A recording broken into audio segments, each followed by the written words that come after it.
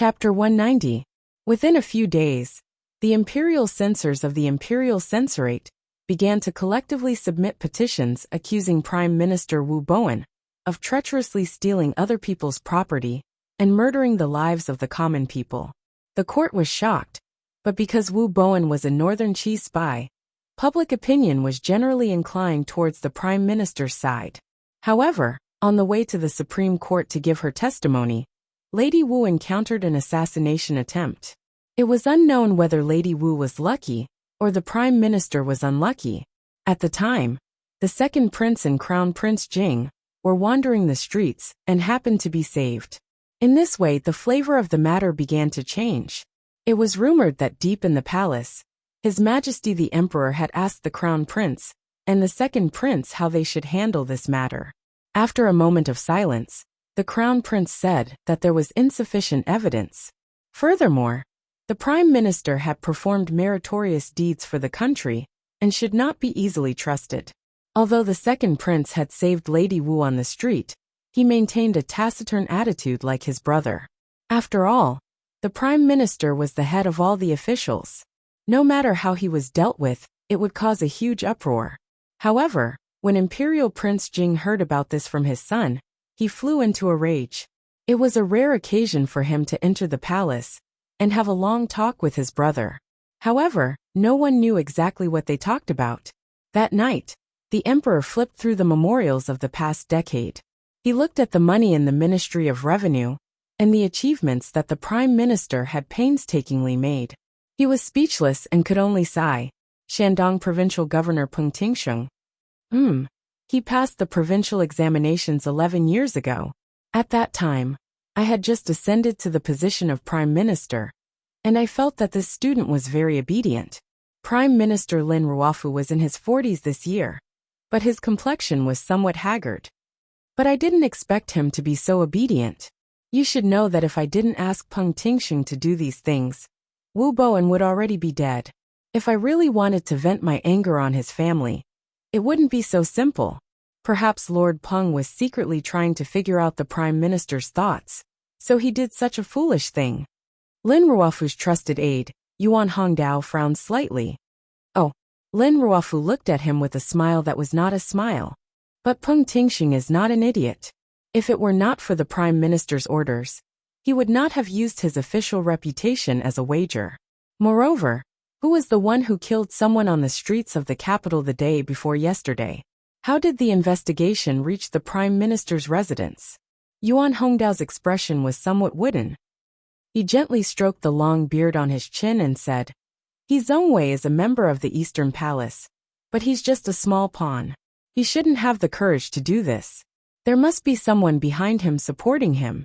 I just don't know if it's the Empress or the eldest princess. It's Yunrui.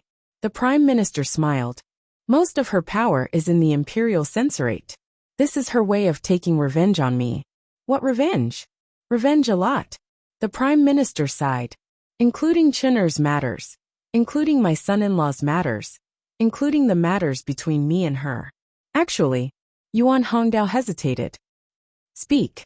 Yuan Hongdao smiled slightly. In truth, it still depends on His Majesty's will. If His Majesty does not believe, the Prime Minister's position will naturally be as stable as Mount Tai. His Majesty will definitely see through such a clumsy method. The Prime Minister smiled. But the question is whether His Majesty is willing to see it clearly. Why do you say that, Prime Minister? So many officials died a few days ago. As the head of the civil officials, I have to take responsibility. The Prime Minister closed his eyes and analyzed. Most importantly, His Majesty does not want me to continue as Prime Minister. Yuan Hongdao replied respectfully. Prime Minister, there is actually still a chance to turn things around. Minister Fan, please speak. Fan Manor and the Overwatch Council have a close relationship. If Chen Pingping is willing to stand on your side, then no matter what the Imperial Censorate does, His Majesty will firmly stand by your side. Lin Ruofu shook his head. His Majesty only wants me to make way. Make way for who? For the Crown Prince, or rather for the future His Majesty. Lin Ruofu was deep in thought. Fan Xian's power is too strong. If I were still in the court, He would be in charge of the Overwatch Council with one hand, the palace treasury with the other, and I would be supporting him from behind. With this kind of power, I'm afraid not even a prince can match up to him. A few days ago, I told Fan Xian that the tallest tree in the forest will be destroyed by the wind. His Majesty's meaning is very clear. He wants to train Fan Xian into a good official, to properly assist the prince who will sit on the dragon throne in the future. Since Fan Xian is going to take the throne, I will naturally have to step down. Lin Ruofu smiled. If I were still here, Fan Xian would be in danger. Yuan Hongdao was slightly surprised, but from the corner of his eye, he saw that there was a faint smile on the Prime Minister's lips, as if he were laughing at something. The sound of Debeo playing in the water could be heard from outside the window. The Prime Minister's expression softened. He stood up and walked to the window looking out. Looking at his simple-minded eldest son, his eyebrows moved slightly. Tomorrow, I will have one or bring Debeo to Fan Manor. Yuan Hongdao waited for the Prime Minister's next words. I will go to the palace and ask for my resignation. I believe that His Majesty will see the hardships of these years and allow me to have a more peaceful old age. Yuan Hongdao was about to say something, but the Prime Minister coldly waved his hand to stop him. He turned his head and quietly looked at Yuan Hongdao. After a long period of silence, Lin Ruofu's voice carried a trace of sadness.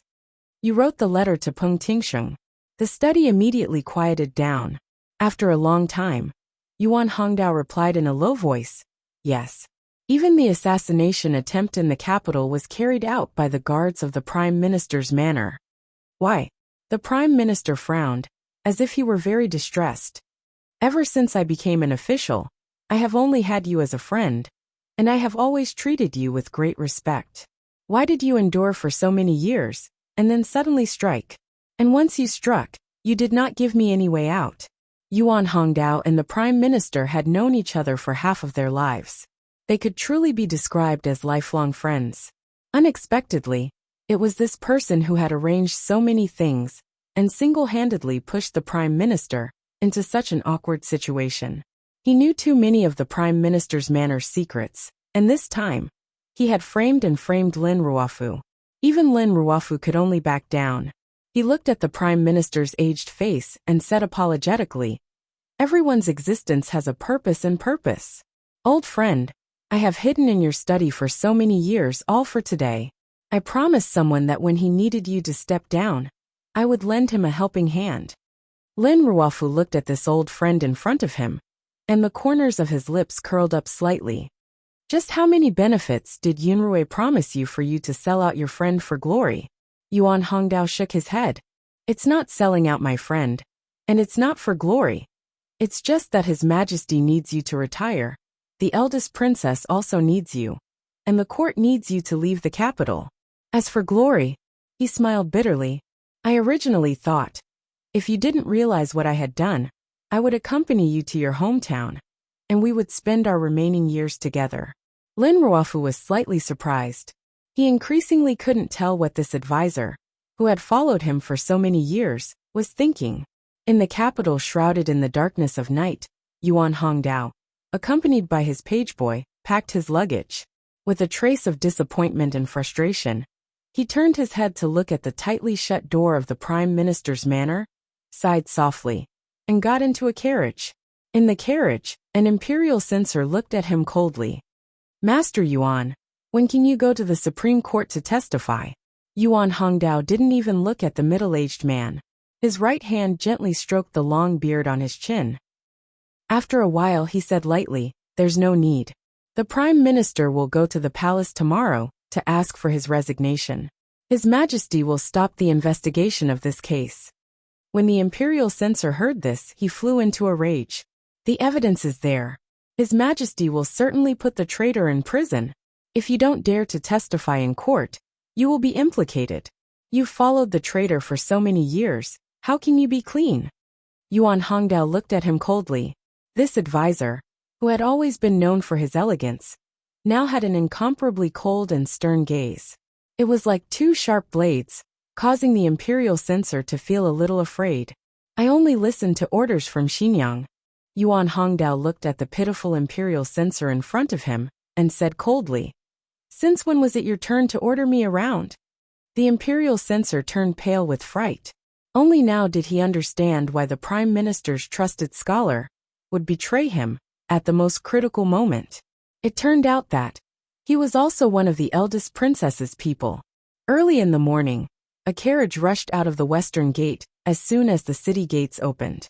Without stopping, it went onto the official road, heading in the direction of Xinyang. Yuan Hongdao pressed down on the sharp sword hidden in the handle of his umbrella. His brows furrowed. He was calculating in his heart how the somewhat insane eldest princess would arrange for him a chess piece that had been hidden for so many years. Once he arrived in Xinyang, in the depths of his heart, he couldn't help but feel a trace of guilt towards Prime Minister Lin Ruofu. After all, they had been friends for decades. They had spent more time together than they had with their families. After hiding in the Prime Minister's manor for so many years, he had finally fulfilled the promise he had made all those years ago. In the process of the Prime Minister's downfall, Yuan Hongdao had played the most dishonorable, but also the most important role. Lin Ruofu had not killed him.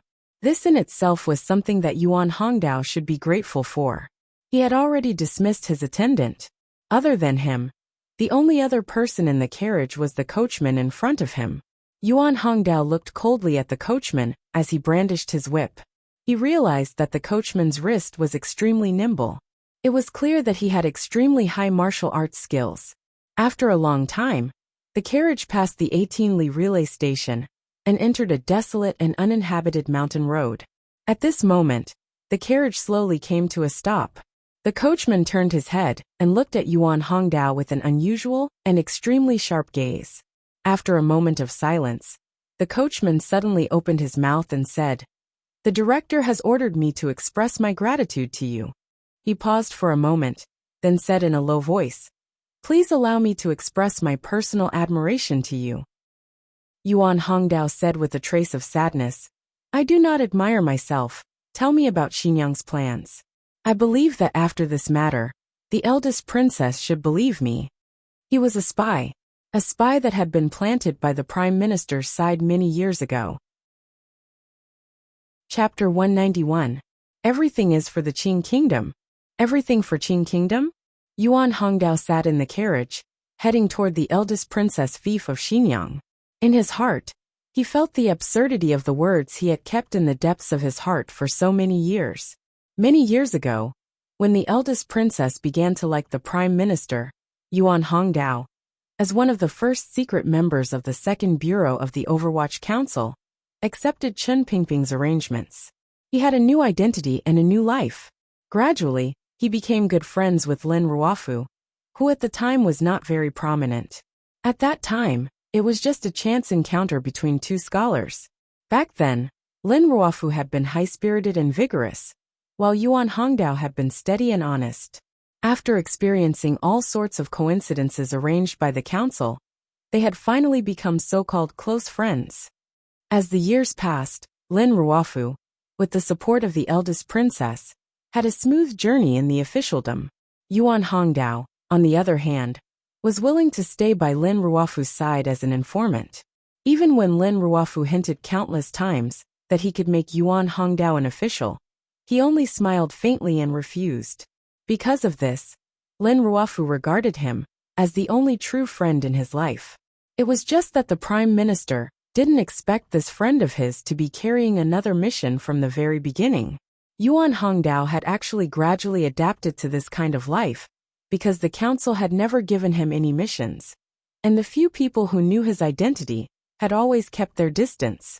During these years, the only thing Yuan Hongdao had helped the Overwatch Council do was help the second young master Lin of the Tsang mountainside courtyard lie, after he had been killed and framed Dongi for the Overwatch Council.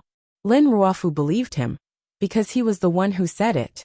Yuan Hongdao had only betrayed Lin Ruofu once in his life, and it was enough for the Prime Minister to dejectedly withdraw from the court. This was the Emperor's will. Through the Overwatch Council, he was told to carry it out. Perhaps the betrayal of his old friend had made the Prime Minister see the world clearly, so the next day he could not be stopped from entering the palace. He even turned a blind eye to Fan Jian's repeated hints. As for the future of the Lin family, the Prime Minister had placed all his hopes on his son-in-law Fan Xian. Naturally, he did not want to drag his in-laws into this mess. In the middle of the 3rd month, the Minister of the Board of Rights, Guo Yu, died, and the Minister of the Board of Punishments, Han Jiwei, was demoted. The Prime Minister asked for forgiveness and retired. His Majesty tried to persuade him to stay, but to no avail. All of the Imperial Censorate's actions regarding Wu Boan's case had disappeared, and Lady Wu's whereabouts were unknown. His Majesty had decreed that He Zhongwei was talented and virtuous. He was to enter the palace and be rewarded. He was exempted from the examination and appointed as the Imperial Censor. Why? Fan Xian sat in the carriage and gently flicked the piece of paper in his hand. This was a report from the Overwatch Council regarding the developments in the court. As the commissioner, although he was far away on the northern border, he had only received the news from Jingdo a few days later than other places. Of course, his father-in-law was not a good official in the purest sense of the word. He was not called a treacherous prime minister for nothing, but Fan Xian still felt that it was absurd. He was the prime minister of a country, and yet he had been silently defeated in the bureaucratic struggle of the Qing kingdom. Fan Xian had to think about the future. Although it seemed that his father-in-law, the prime minister, had not been of much help to him in the past year. He knew that the reason the civil officials of the court had always been patient with him, including the spring examination case, was because of his father-in-law. Other than the 2 ministers who had already fallen, Fan Xian had never encountered a real challenge in the bureaucracy of the Qing kingdom. Fan Xian's question was directed at Xiao En, who was chained and unable to dance. Why? Xiao En analyzed coldly. Because you made a move. The emperor of the Qing kingdom took the opportunity to weaken the power of the civil officials. But how could just 2 ministers satisfy the emperor's appetite? You are the son-in-law of the prime minister, and your reputation has spread far and wide. If the emperor really wants you to take charge of the Overwatch Council in the future, then for the sake of safety, the prime minister must quickly step down. As for how to step down, Xiao En laughed mockingly. If an emperor wants an official to step down, there are countless ways. Besides, your emperor has always been a strange man who likes to use the Overwatch Council. The reason why the emperor of the Qing kingdom was a strange man was because the Overwatch Council was too powerful, and yet the emperor still trusted Chen Pingping. This was an anomaly. Fan Xian shook his head. There is something strange about this case. Even if my father-in-law was pained by the death of my second brother, he had many ways to make Wu Boan die without descendants. As for the assassination of Lady Wu in the capital, it just so happened that the second prince and Li Hongqing ran into each other. Such a foolish method is far from my father-in-law's ability. There is a traitor at the prime minister's side, Xiao En said lightly.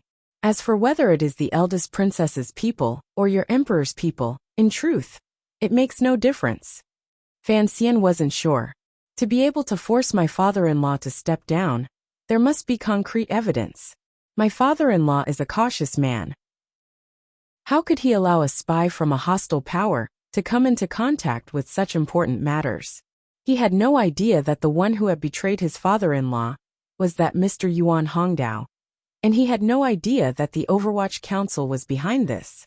Xiao En laughed with some satisfaction. How much do you, young man, know about what is hidden in the darkness? He had the right to say this. Back then, the civil strife in the kingdom of Qing had been orchestrated by this old man. If not for the sudden deaths of the 2 princes, perhaps the kingdom of Qing would no longer exist. Fan Xian's eyelids twitched. In his conversations with Xiao in these past few days, he had discovered that although he had been imprisoned for many years and did not know the distribution of power in the kingdom of Qing, Xiao En could clearly see where the problem lay when Fan Xian explained it to him. He had even guessed exactly what kind of punishment the officials involved would receive in the spring examination case. Xiao En had once said that the prime minister would step down because of this, but there had been no warning, and the spring examination case did not involve the prime minister's manner. The eldest princess, who had a broken relationship with the prime minister, was far away in Xinjiang, So Fan Xian did not believe him. Unexpectedly, Xiaoan had guessed correctly.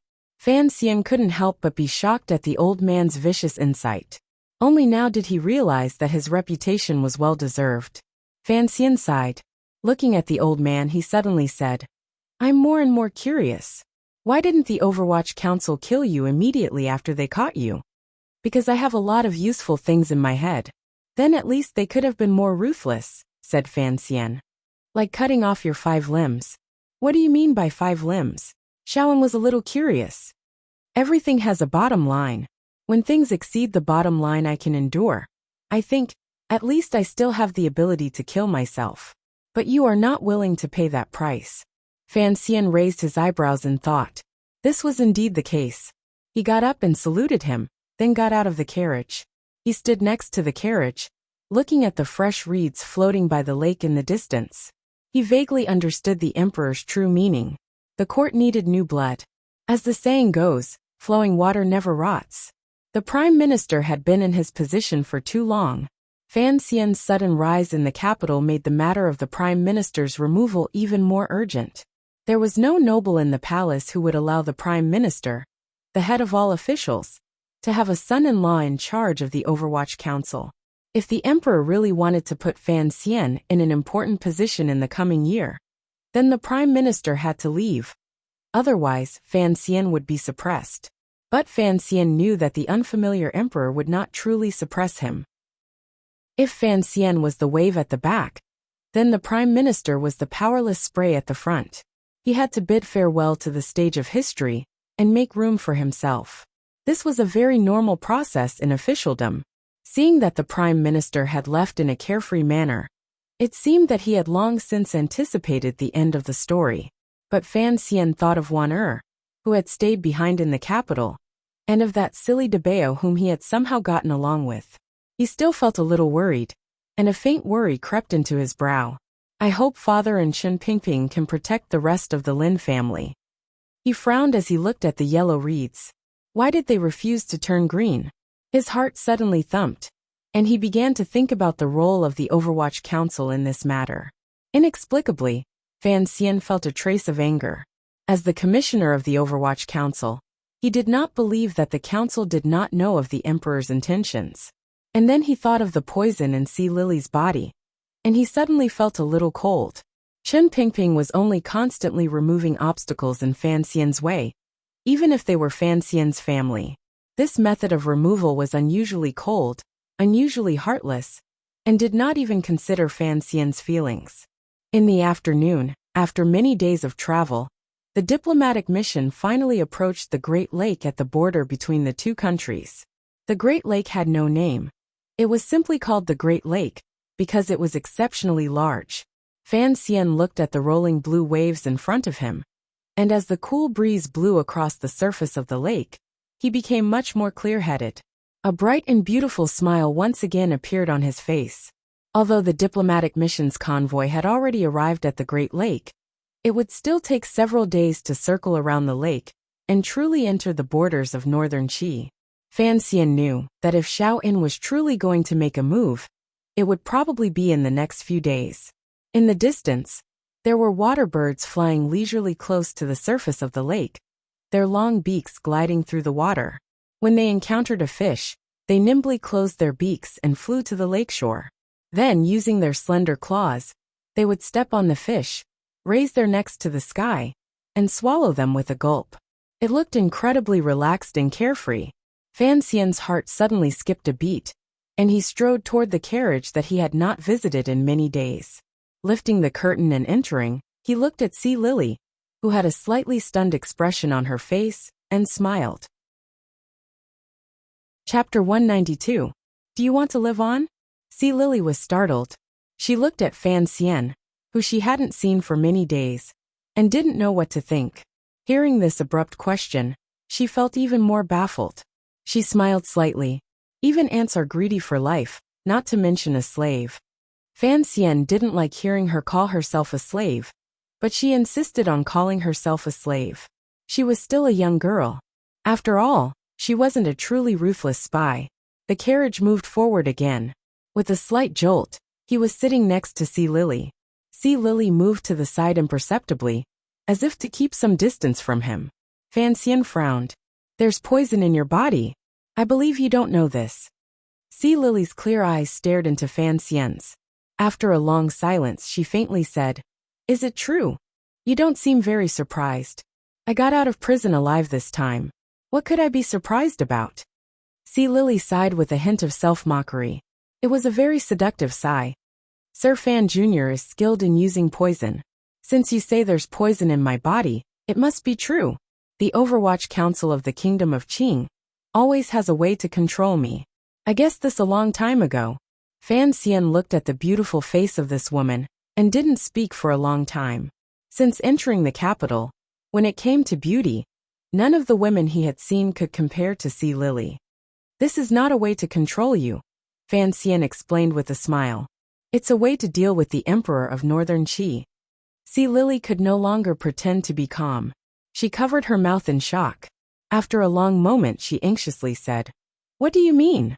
Fan Xian looked at her reaction. For some reason, he felt a faint sense of discomfort. Although he had guessed her reaction, once he realized that the young emperor still held a certain importance in Sea Lily's heart, he smiled slightly and recovered his calm. This poison will pass through your body and infect the Emperor of Northern Qi. Sea Lily stared into his eyes. Suddenly, she bit her lip and said hatefully, Why are you telling me this? Because I know you want to change this matter before you achieve your goal. Fan Xian smiled warmly. So I hope you can tell me exactly what method Chen Pingping used to control you. Sea Lily fell silent and didn't answer his question.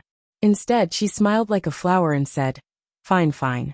Since Master Fan has already told me, I will go to Shangjing and find a way to cure the poison. Thank you very much.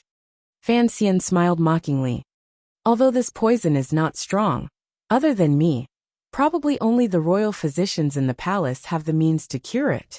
Are you going to tell the royal family of Northern Qi that you have this poison in your private parts? If you really do this, no matter how much affection the Northern Qi Emperor has for you, I'm afraid you will never be able to enter the royal palace. Sea Lily stubbornly said. So what if I don't enter the palace?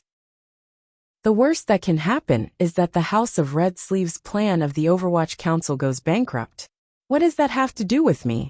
Fan Xian finally became angry and yelled. I've said it before.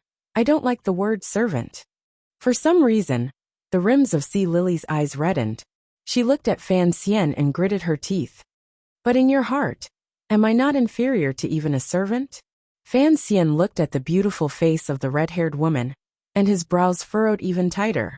He wanted to know what she was thinking deep in her heart. After a while, he quietly said, I think Miss C understands the current situation. Your life, at least for now, is not something you can completely control. As for what happens in the future, that is a matter for the future. Besides, I don't think you've ever thought of those ridiculous things. Ridiculous things? Sea Lily looked at him with a cold smile. Yes, they are indeed ridiculous. Master and I are only a man and a woman who meet by chance on the road of life. Using each other is more real and reliable than being warm to each other. I am very happy that you understand this, Fan Xian replied calmly. Why are you so curious about the agreement between me and Chen Pingping? Sea Lily stealthily turned around and wiped the corner of her eyes with the corner of her clothes. She immediately regained her composure and smiled like a blooming flower. You are the commissioner of the Overwatch Council. You should know the details of the House of Red Sleeves. Fan Xian laughed at himself. I know the plan of the House of White Sleeves very well. I just don't know how Director Chen convinced you. He paused and said, Since you know you are only a pawn used by Chen Pingping to spread the poison, why don't you tell me the whole story? What good would it do me if I told you? Sea Lily forced herself to be calm. Looking at the young, handsome face in front of her, her heart itched with hatred. She didn't know why, but during this short journey, she had gradually become infatuated with the innocent smile that occasionally appeared on his face. But when she thought of his cold and heartless words, hatred rose in her heart. She said coldly, What Chen Pingping can give me, can you give me? Chen Pingping is old. I am still young. After saying this, both Fan Xian and Sea Lily felt that it was inappropriate. This was supposed to be a serious negotiation of benefits, but it seemed to have a hint of flirtation. What Chen Pingping can give me, can you give me? Chen Pingping is old. I am still young. The faint smell of mass flowers permeated the carriage. Fan Xian coughed twice, and Sea Lily's face flushed for a moment before disappearing. The man and the woman had something up their sleeves. Otherwise, they would not have become so embarrassed over such a simple conversation. Sea Lily rolled her eyes. She seemed to understand this as well. It seemed that Fan Xian still had feelings for her. She couldn't help but smile proudly and bashfully. Fan Xian coughed again and explained. Actually, I can guess one thing. You must have a big plan. But Chen Pingping is already old. Perhaps in 2 years he will die. If you are willing to cooperate with me, I think the chances of success will be higher. Sea Lily was a little angry, but she suppressed her anger. After thinking it over, she said, Master Fan, you still haven't told me what I can get out of it. I will cure you of the poison. Once I take control of the Overwatch Council, I will use the power of the North to help you climb up the ranks in the Northern Qi Palace. Sea Lily shook her head and laughed coldly. We are separated by borders. Although the Kingdom of Qing is powerful, and the secret agents of the Overwatch Council are powerful, they can't reach into the Northern Qi Palace. And who told you that I want a position in the Northern Qi Palace? Fan Xian was speechless. Suddenly, Sea Lily's eyes flashed. She waved her hand, as if she were calling a pet. She smiled charmingly. Come closer, sir. This cannot be heard by others. Fan Xian smiled bitterly. He knew that this woman wanted to vent her anger at being ignored these past few days. He smiled and moved his ear closer. Before he could hear a sound, he felt a warm breath on his earlobe. His heart warmed, and he smelled the faint fragrance of her body. He was immediately shocked by what happened next. After a long time, the young man and woman separated. Sea Lily looked at Fan Xian with a smile that wasn't quite a smile. She said quietly, I took a risk to tell Master Fan about this agreement. Dare I ask, sir, can you help me complete this agreement? Fan Xian's brows furrowed like mountains and rivers. He still hadn't shaken off the shock. He shook his head. I don't believe it. Who is Chen Pingping? Even if he had such thoughts, he wouldn't tell you. Sea Lily said mockingly. Even you don't believe it. Of course he isn't afraid of me telling others. Anyway, no one in the world would believe that old cripple had such thoughts. Fan Xian pondered for a moment, and understood the whole story. He smiled. So that's how it is. He looked at Sea Lily and suddenly said, in the early years, there was a rumor in the capital that Miss C was the grandchild of some royal family at the beginning of the country. The people of the capital thought it was just a way for you to raise your social status. Now it seems, it is true. Sea Lily slowly closed her eyes. After a long time, she said quietly, my real name is Li Lizi. Fan Xian smiled and looked at her smooth chin. He couldn't help but gently rub his fingers. He sighed. No wonder the Emperor of Northern Qi doesn't care about your identity. No wonder you were willing to be used by Chen Pingping. But I have to advise you. You are a girl. Compared to those sinister old snakes, you are too tender. Be careful. If you can settle down in the palace of Northern Qi, first let go of your plans with Chen Pingping, and ignore him. Sea Lily looked into his eyes. She was a little surprised and a little warm. She smiled sweetly. Thank you for your concern, sir. But I have already told you the contents of the agreement. When will you cure me? Fan Xian smiled. Starting tomorrow, I need to prepare some materials. Also, after this diplomatic mission, I will think of a way to take over from the council. The safety of your brother, or more accurately the Crown Prince. Please do not worry. Under my watch, the Crown Prince will not sneak into the Kingdom of Qing from Northern Qi again. Sea Lily was silent. She stood up in the narrow carriage, and with great difficulty, curtsied to Fan Xian. In the carriage in front of them, Shaowen's white hair was tied up tightly like steel thorns. The old man sat silently in a chair, his hands in a strange position, like a lotus flower about to bloom. The pinky of his left hand was slightly curled up, pressed against the edge of the toilet bowl. The strong zhenqi in Shaowen's body slowly began to circulate. A faint fishy smell covered up the strange smell in the carriage. A drop of thick, black liquid was forced out of his meridians, which were gradually recovering. It flowed along the tip of his pinky and slowly into the toilet bowl. Chapter 193. After that drop of concentrated venom slid into the toilet bowl, the light in Xiaowen's eyes gradually brightened. His hands clasped together and made another gesture, gradually calming the chaotic flow of Jinqi in his body. In the Overwatch Council, he had always been tortured and poisoned. The bald former head of the 7th Bureau understood his physical condition very well, so he had a good sense of propriety in his actions. He had always allowed Xiao En to wander around the edges. After leaving the capital, Fan Xian's methods were even more tyrannical, directly injecting poison into his veins. This caused Xiaowen's bodily functions to be greatly damaged. But just like what Fei Jie had said to Fan Xian when he was young, the key to using poison was still in the word go. It did not necessarily mean that the stronger the poison, the better the effect. After all, Fan Xian lacked the experience of dealing with a special case like Xiaowen. He didn't seem to realize that after 20 years of torture, Xiaowen's body had already contained hundreds of different kinds of poisons. These poisons had formed a certain balance in his body, preventing him from dying, and preventing him from finding a way to expel the poison with Jinqi. But this time, what Fan Xian had used was like a mountain-splitting axe, chopping into the intricate knots. Although the knots brought Xiaowen great pain when they broke, it also gave this powerful figure, who had immersed himself in the art of poison for decades, a chance to undo them. Xiaowen's lips curled up slightly.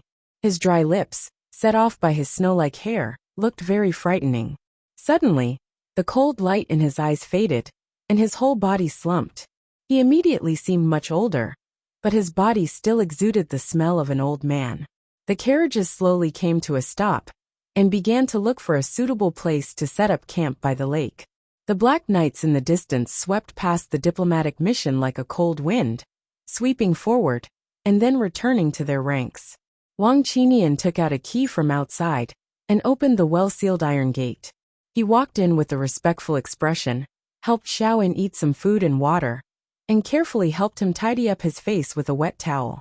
Finally he asked, "Do you want to comb your hair today?" Xiaowen shook his head. A cold light flashed in his eyes, but it weakened.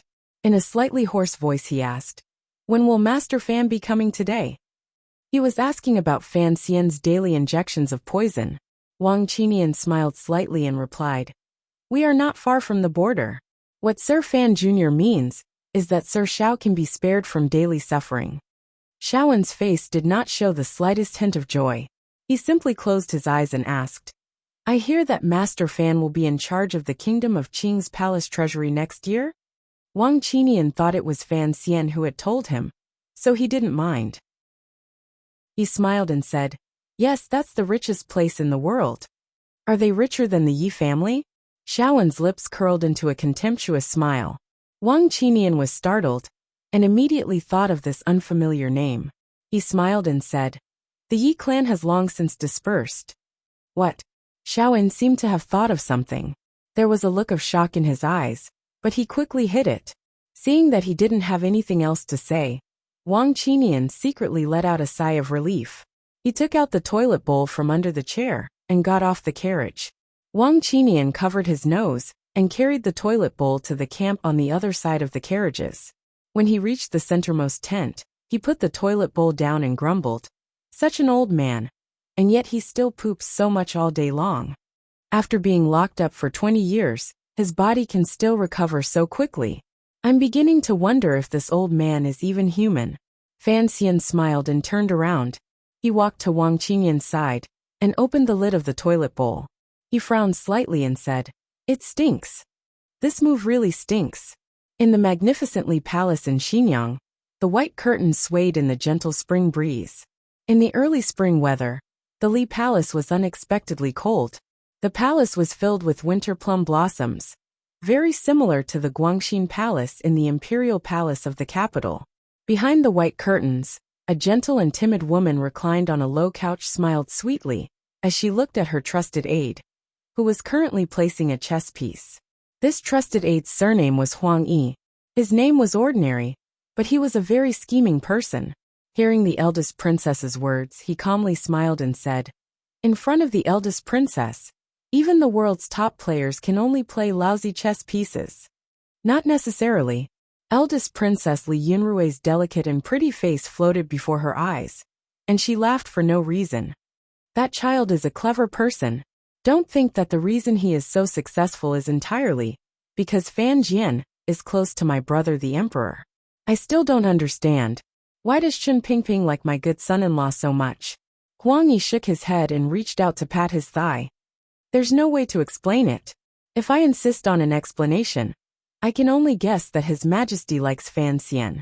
My brother the emperor likes that girl Chen. It's possible that he loves her because of her. Furthermore, Fan Xian is both a scholar and a martial artist. He has one face for my brother the emperor. The eldest princess smiled weakly. It's a pity that he thinks he's clever, but in the end, he still made a lousy move. The rear of the diplomatic mission circled around those small vassal states. On the surface, it seemed much safer, but in reality, the vast grasslands and vast lakes were the best places to escape. According to reports, the Black Knights are there. I also know that. The eldest princess smiled. So it's up to Xiao In whether or not he can escape. Why would Xiao In want to escape? Huang Yi frowned in thought. According to the agreement between the eldest princess and Shang Shanhu, as long as Xiao In can return home and make a comeback, the court, master and disciple will join forces. There is a 40% chance that they can overthrow the royal family of Northern Qi. Xiao In is not easy to control, just like Chen Pingping. The eldest princess smiled. If he returns to the north, he will be completely under the control of the royal family of Northern Qi. Perhaps he will be imprisoned for another 20 years, until he dies of old age. He will not be of any help to our plan with Shang Shanhu. I gave up my own reputation, and that poor official Yan Bingyan, in exchange for Xiao In's freedom. Only then will Shang Shanhu fulfill his promise. I will not allow anyone to ruin this. What if Shang Shanhu goes back on his word? He is, after all, a great general of Northern Qi. Would Xiao In be willing to throw his life away for Northern Qi? And if I make a move, even if Shang Shanhu doesn't rebel, the idiots of the Zhan family will force him to. Huang Yi smiled. The eldest princess's plans are flawless. No one can match up to you. Don't flatter me. The eldest princess covered her mouth and smiled shyly. I am far inferior to my brother the emperor. She suddenly sighed. Her gaze pierced through the layers of white gauze, and no one knew where it landed. Her incomparably beautiful face looked a little dazed. Her eyebrows were like a painting, and her expression was like that of a fairy. To the side, Huang Yi couldn't help but stare. The matter of the paper last time had a great impact on the princess's reputation.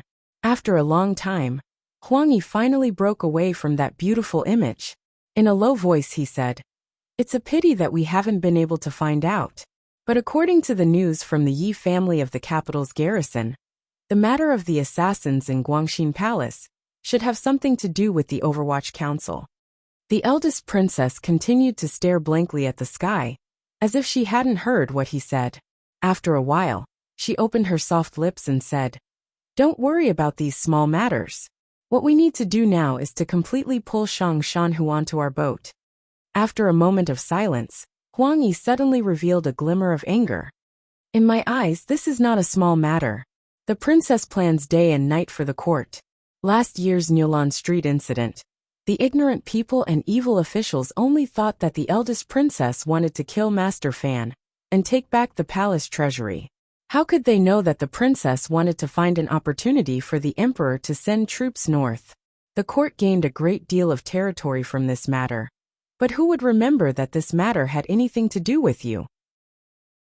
The eldest princess Li Yunrui's brows gradually showed annoyance. She waved her hand and said, "No need to say more." Huang Yi looked at the eldest princess's beautiful face and said with determination, "Let's talk about the matter of Yan Bingyan. Originally, the princess only planned it in secret. Unexpectedly, it was exposed by those lowly people. Now the people of Qing Kingdom all think that the princess is in cahoots with foreign countries. Do those stupid people not understand that, given the princess's status, even if she was in cahoots with foreign countries, what benefit would there be? People always only see the surface of things. They don't know how much benefit the princess's secret arrangements will bring to the court. The eldest princess looked at him coldly. After a moment she suddenly said, "When Yuan Hongdao arrives, let me know." Huang Yi wanted to say something, but stopped. After a moment, the eldest princess giggled. In a soft voice she said, "The world laughs at me for being too crazy. I laugh at the world for not seeing through it. As long as the emperor is well, and the kingdom of Qing is well, I don't care about those things." Huang Yi's heart trembled. He vaguely felt something, but he trembled and didn't dare say anything. Chen Pingping should have his own plans. The eldest princess smiled. I believe that cute child Fan Xian also has his own plans. Actually, everyone's goals for the outside world are similar. It's just that there are some differences internally. If Shaoan doesn't escape this time, then when he arrives in Shangjing, have our people contact the diplomatic mission, and have Fan Xian cooperate with us. Huang Yi was shocked. How could he join hands with the enemy? As if guessing what he was thinking, the eldest princess was extremely weak. She said with hidden mockery, "There are some things that you shouldn't think about. Are you saying these things today to move me?" A trace of ridicule flashed through her beautiful eyes. "In this life, what I hate most is being moved by common people like you. I wouldn't dare." Huang Yi was sweating profusely. He raised his head to look at the eldest princess. "Then should we temporarily stop Yin Xiaoyi's plan regarding Sir Fan Jr.? Why should we stop it?" The eldest princess looked at him with a smile. That chill made Huang Yi lower his head. "I like Fan Xian very much. This son-in-law of mine has not disappointed me. So I don't want him to be too far away from me. Dead or alive, he should be a very beautiful little boy." The most indescribably beautiful woman in the kingdom of Qing slowly raised her face. Her beautiful features were incomparably resolute. Who said that women couldn't shine on the world stage? Since there had been one before, she could definitely become the second. Chapter 194. In the past, Fan Xian had never truly looked at Sea Lily with his heart. He didn't even care for her beautiful face, because Fan Xian himself had a very something face. Ever since they had left the capital, this long journey had, for some reason gradually, this woman had left a faint mark in Fan Xian's mind. Perhaps it was because of her pitiful past, or perhaps it was because the methods of the Overwatch Council were too cruel, or perhaps it was because, as the former head of the 7th Bureau had said when he first entered the council's prison, Fan Xian's methods may be cruel, but his heart was still soft. At least it was easy for him to soften. He reminded himself more and more not to have tender feelings for the fairer sex. But all the more he felt that Sea Lily was pitiful. This kind of pitifulness was not faked, but a natural feeling brought about by the fate of her life. It was completely different from that of the eldest princess, who was as beautiful as a mortal. Over the past few days, Fan Xian had taken out the medicine he carried with him, and found a few suitable plants in the fields by the lake. Somewhat woodenly, he concocted the antidote. This was his promise to Sea Lily, since Sea Lily had told him about Chen Pingping's idea. Although he didn't know if it was true, he would cure Sea Lily. As for the white and red sleeves, they were not within Fan Xian's scope of consideration. What he considered was simpler and more direct. After a few days of treatment, Sea Lily did not appear to have changed, but she went to the toilet more often. Fan Xian waited quietly to one side, which made the girl feel a little embarrassed. The diplomatic mission's carriages gradually turned east, circling the lake. In another 2 days, they would arrive at Wudu, where the Northern Qi army would come to take over the defense. Actually, the Northern Qi people call this lake the North Sea. Sea Lily stood by the lake, running her fingers over the coarse reeds. Fan Xian looked at her and asked, "When did you go to Northern Qi?" "When I was very young. My parents took me and my brother and ran for our lives. The Overwatch Council hunted us down, and most of my grandfather's trusted aides were dead. No one dared to take us in." Sea Lily smiled bitterly. "Actually, I don't have much of an impression of my grandfather, although I know he was the prince most likely to inherit the throne." Fan Xian calculated the time. At that time, it should have been a few years since the assassination of the Qing prince. He couldn't help but fall silent. Out of the corner of his eye, he watched Sea Lily's clothes flutter gently in the lake breeze. He smiled slightly, thinking that his mother had killed this girl's grandfather. He couldn't let her know about it. Sea Lily sighed and combed her hair, which had been messed up by the lake breeze. She frowned and said, "Because we were pursued by the Overwatch Council. My father died under the blades of the palace guards. My mother took my brother and I and luckily escaped. In such a big world there was nowhere to go. After much thought, we fled to a foreign country and finally settled down in northern Qi."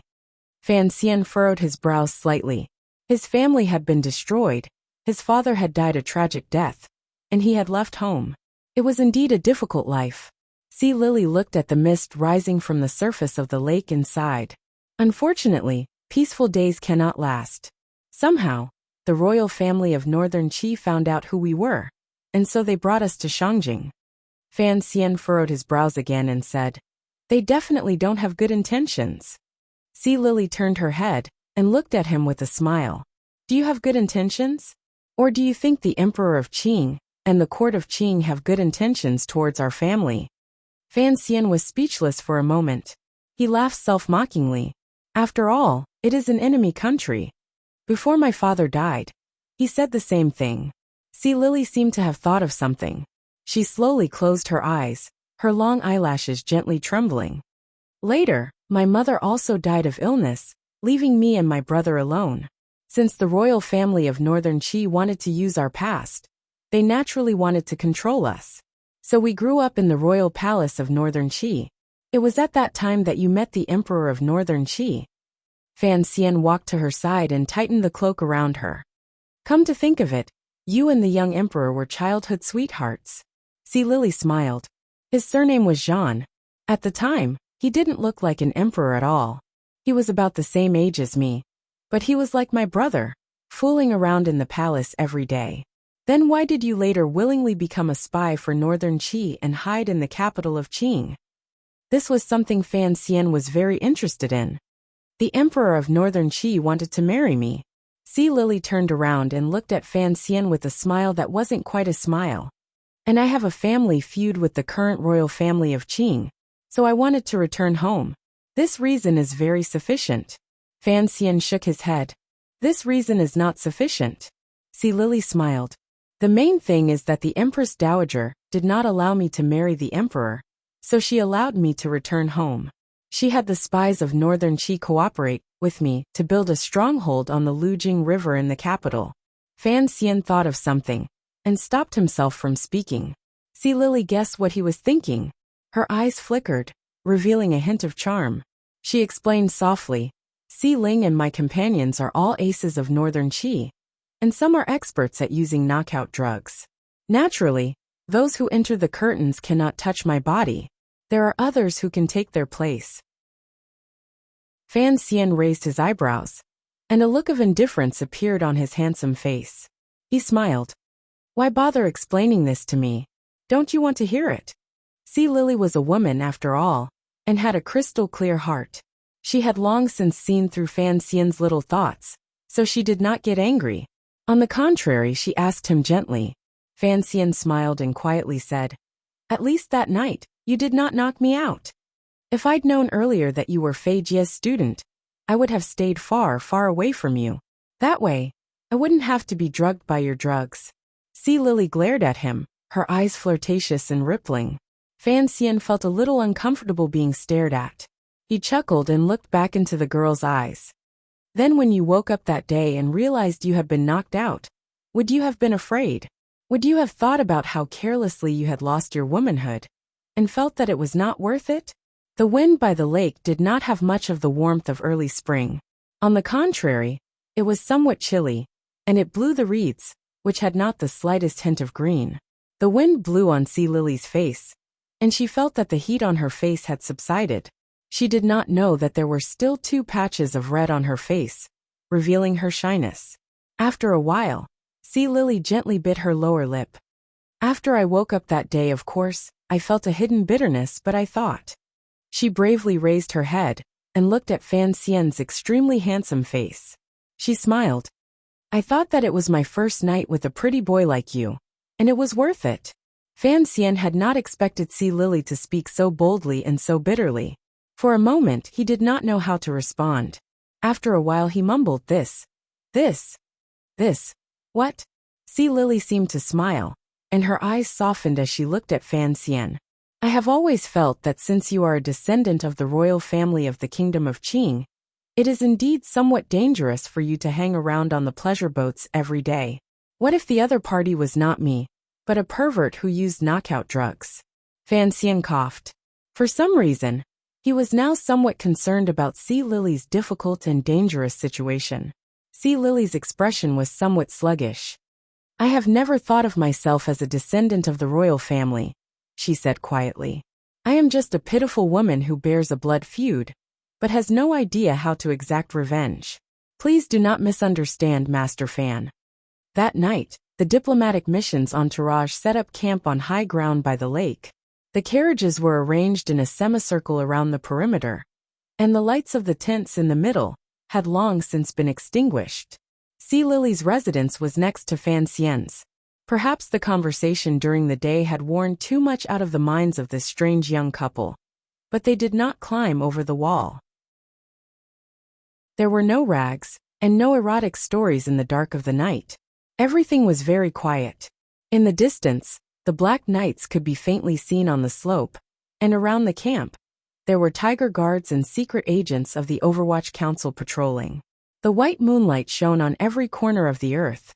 There were no clouds, no wind, and no stars that night. The silvery moonlight was like the gently brushing hands of a fairy, caressing the people in the camp, urging them to quickly sleep in order to prepare for the arduous journey tomorrow. Fan Xian would not allow Xiao En to get out of the carriage, so he still sat in the well-sealed carriage. The moonlight shone on the black carriage, reflecting a strange light. Deep in the night, the entire camp seemed to have fallen into a dark and sweet dream. A black shadow floated to the side of Xiao En's carriage like a gust of wind. He took out a key, dipped it in an oiled cloth, and then inserted it into the keyhole of the carriage door. The key entered the hole without making a sound. It was a sign of the care taken. The carriage door was pushed open, and Xiao En slowly raised his head to stare at the nightwalker at the door. The iron shackles that should have bound his hands and feet had long since been undone, and were placed smoothly on the floor of the carriage. Xiao En stepped out of the carriage. His long white hair fell over his shoulders, competing with the moonlight in the sky for its silver splendor. He looked around coldly and frowned slightly.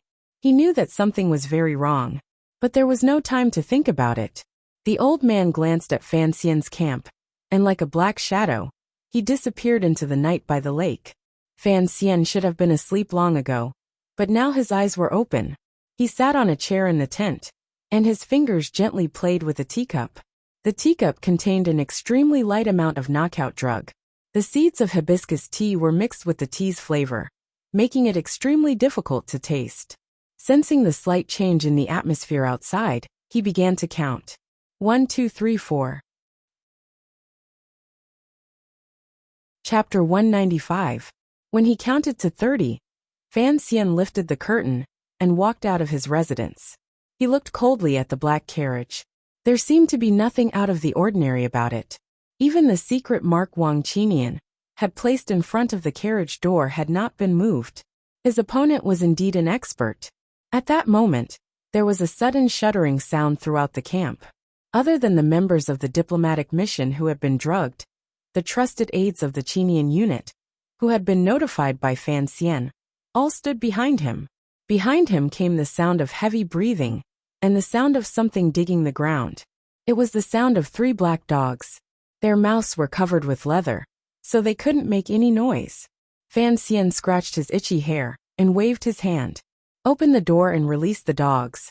Wang Qinian calmly waved his hand, and his subordinates loosened the ropes. The 3 black dogs, who had been locked up for a month, could no longer control their violent bestial instincts. Following the faint scent that entered their nostrils, they silently went berserk. Their 4 toes dug into the ground, and they became 3 black shadows that fiercely pounced out of the camp. At that moment, there was a flash of cold light. Countless poisoned weapons flew toward the bodies of the dogs. With a series of clanging sounds, the rain-like hidden weapons met with a gust of wind and fell to the ground far away. Immediately after, The gust of wind rushed toward the assassins who had launched a sneak attack. There were several tearing sounds, and after a few miserable cries, the bodies of 2 assassins were cut into 3 pieces. Their heads flew into the air, and blood sprayed everywhere. A long knife rose from the ground, piercing through the air, and cutting into the armpit of the last assassin. With 2 swishing sounds, the assassin's arms were like white lotus roots dipped in syrup. They were separated from his body and fell to the ground, bouncing a few times. The leader of the Tiger Guards, Gouda, sheathed his long knife and held it behind his back. The 6 Tiger Guards behind him sheathed their knives as well. They stood neatly in the middle of the camp in the darkness, looking very handsome. But now was not the time for posturing. Wang Qinian had already leaped to the side of the assassin whose arms had been cut off. His leap seemed ordinary, but in the blink of an eye, he had covered a distance of several dozen feet. The Overwatch Council's reputation as a pair of wings was not in vain. With quick movements, Wang Qinian fiercely stabbed the iron rod in his hand into the assassin's mouth. After a series of stirring, an extremely unpleasant sound rang out. Wang Qinian reached into the assassin's already bloody mouth and pulled out the poisonous tooth. He carefully wrapped it in a cloth, then took out a round wooden ball from his bosom and stuffed it into the assassin's mouth to prevent the assassin from biting off his tongue and committing suicide. The assassin's arms had been chopped off, and blood flowed like a river. He was in so much pain that he wished he was dead. After being stuffed by Wang Qinian, tears, snot, and saliva flowed into his mouth. He looked incomparably miserable and terrifying. The enemy actually managed to sneak into the courtyard. Wang Qinian frowned as he looked at the assassin's face and realized that it was a familiar face. Fortunately, the method of hiding poison is the same as in the yard. He then turned to his subordinate and said, "Heal him. Do not let him die. Treat him well, and make sure he confesses." The subordinate responded in a low voice, but he asked curiously, "Master Wang, you've already broken all his teeth. Will the poison enter his body?" Wang Qinian was startled. He had been a civil official for so many years that he was indeed a bit rusty. He hurriedly took the wooden ball out of the assassin's mouth and washed it with clean water. He then fed the assassin a few antidote pills that Commissioner Fan had given him. Seeing that he was about to put the wooden ball back into the assassin's mouth, the subordinate finally couldn't help but say, "His teeth are all broken. How can he commit suicide by biting off his tongue?" Wang Qinian was greatly embarrassed. He turned his head and scolded, "I like to stuff wooden balls in his mouth. Can I?" While the camp was bustling with noise and excitement, Fan Xian had already tied up his sleeves and trousers. He flipped the back of his hat over to hide his face, and under the cover of his black clothes, he disappeared into the night. The 7 Tiger Guards, with their amazing bladesmanship, followed him in the direction of the 3 tracking dogs. There was no sound along the way, and they didn't startle the moon in the sky. They only caused the reeds to sway gently. The camp was guarded by the people of the Overwatch Council, and the Black Knights had left a squad outside. Fan Xian was at ease. Although the poison he had injected into Shaoan's body was tyrannical, the most important thing was that even though Shaoan had used his powerful Jinqi to expel it from his body, it still left a faint smell in his pores. Shaoan couldn't smell it himself, but the dogs could. In some ways, humans were indeed inferior to dogs. A dark cloud appeared on the horizon, and the moonlight immediately dimmed. Only the sound of the night wind brushing against the surface of the lake and the swaying of the reeds could be heard. Fan Xian's entire body was wrapped in darkness. Only a pair of bright eyes could be seen. After discovering that Shaoan had succeeded in expelling the poison, Fan Xian had taken the initiative to plan this operation. After all, no one in the diplomatic mission dared to oppose his idea, and the members of the Overwatch Council, who knew the inside story, followed his lead. But this was also a very risky operation. If Shaoan really did take the opportunity to escape, Yan Bingyan naturally wouldn't be able to return. A poisonous snake would forever remain in the darkness, waiting to deal a fatal blow to a specific person in the kingdom of Qing.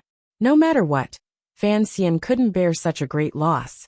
Suddenly, a few strange noises came from the reeds in front of him.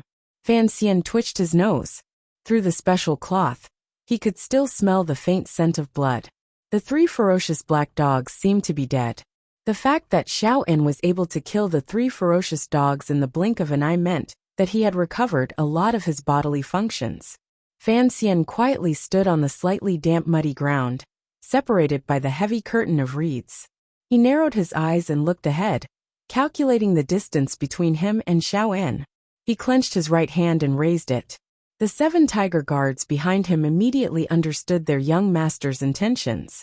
They looked at each other, then scattered into the reeds, not daring to get too close to Xiao-En. At this moment, Xiao-En was definitely aware that someone was chasing after him. But this old man clearly hadn't forgotten all of his escape techniques, even after 20 years in prison.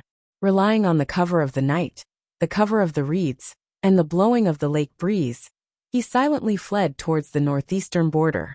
Fan Xian knew that there must be someone there to receive Xiao-En. He calmly flew forward, the tyrannical Jinshi in his body gradually circulating. His feet touched the slightly damp muddy ground, and his whole body shot forward like an arrow, scattering the reeds that came his way. Occasionally, he would stop and carefully examine his surroundings. His fingers lightly slid across the reeds, which were clearly freshly broken, and his eyes fell on the steady footprints he had left in the mud. Xiao-En was circling. Fan Xian was circling. In the darkness of the night, the hunter and the prey were one in front and one behind, but no one knew when the roles would be reversed. For Xiao-En, he had to break away from the diplomatic mission's control and meet up with the people on his side. For Fan Xian, he had to seize this opportunity that he had single-handedly created. Gradually, Fan Xian's eyes, which were not covered by the black cloth, grew brighter and brighter. The marks that Xiao-En had left behind were becoming more and more obvious. It seemed that he was old and weak, and no longer as brave as he had been in the past. Furthermore, the poison he had injected these days had not been for nothing. Passing through the reeds by the lakeside, he came to the edge of a short fir forest. Fan Xian frowned. His extremely sharp eyes, even in the darkness, could still see that the footsteps on the edge of the forest were somewhat disorderly. He didn't dare to be careless. He slowly retreated, making a large circle, and entered the short fir forest from the side. Suddenly, a mournful whistle rang out in the darkness. A black rope sprang up from the shallow grass at the foot of the forest. It wrapped around the ankle of a man. It was a tiger guard who had followed Fan Xian into the forest. The tiger guard's entire body was still in the air, but his body had already bounced up with great strength. With a twist of his right hand, the long knife on his back swung out with a clang, cutting the black rope in half. The tiger guard's entire body fell forward with the force of the black rope. It looked like he was about to land on solid ground. A crossbow bolt flew at him. Startled, he raised his long knife and knocked the bolt away with a clang. His entire body struggled backwards, retreating half a step from where he had expected to land. The tip of his foot relaxed, and only then did he discover that there was a pit in front of him. In the pit, there were a few sharp branches that formed a simple trap. Fan Xian stood close to the tree and released his finger from the trigger.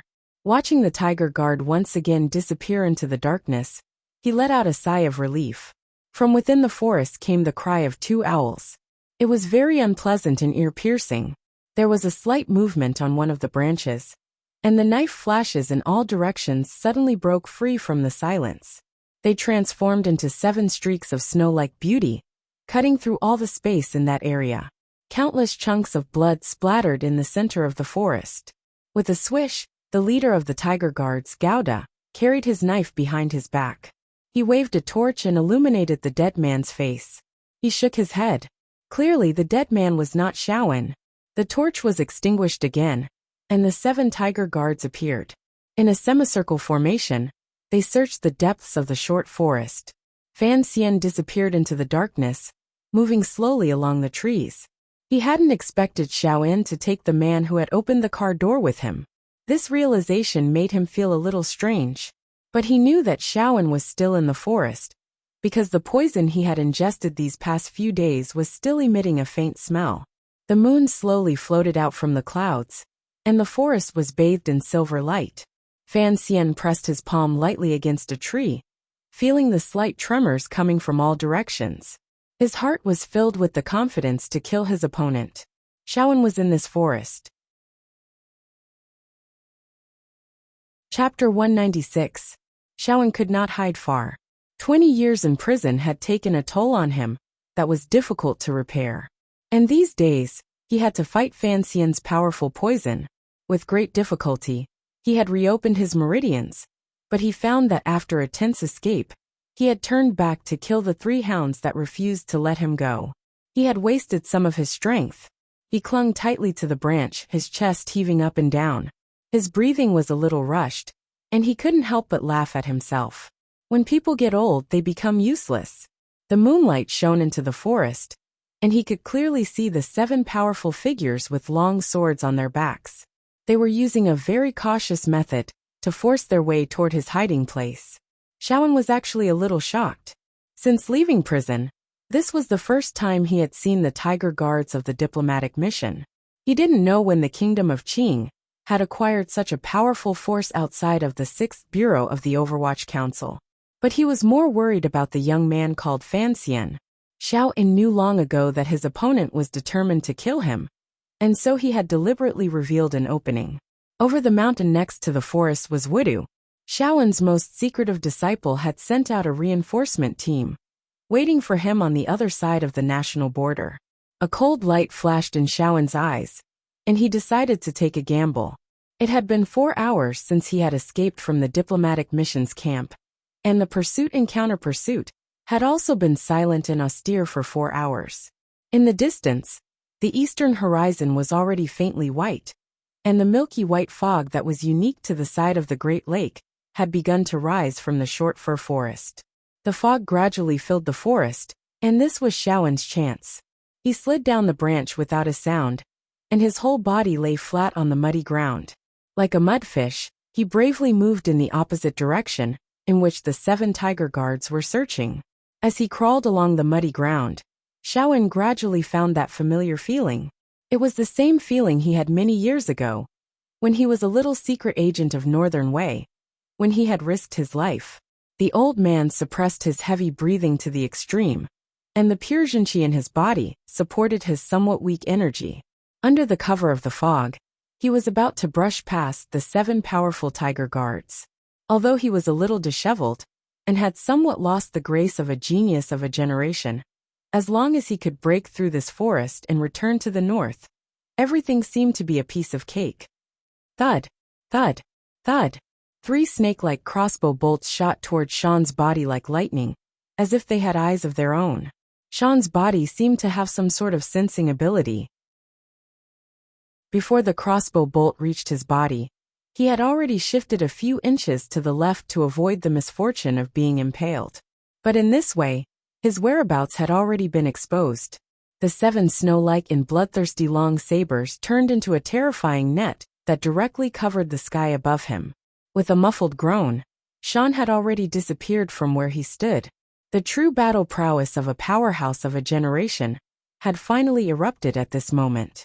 The air in the forest crackled, and in the blink of an eye, the old man had already floated to the side of the 7 long swords.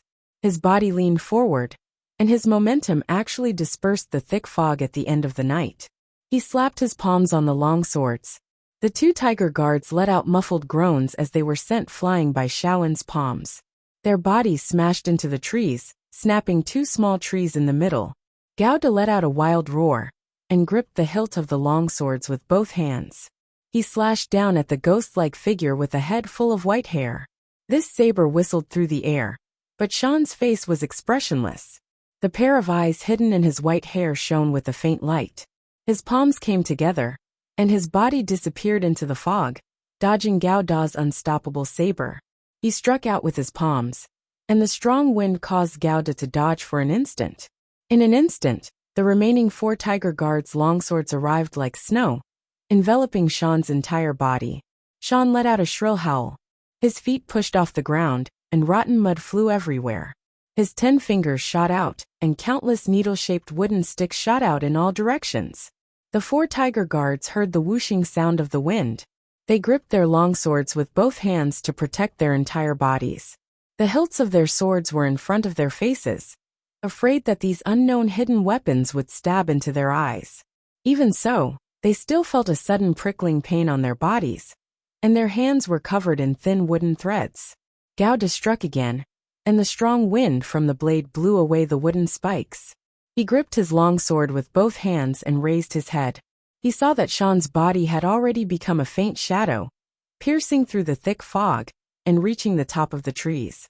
With a crash, the newly grown leaves were scattered in all directions by a powerful force. Fan Xian's body, shrouded in black clothing, was like a stone from the heavens.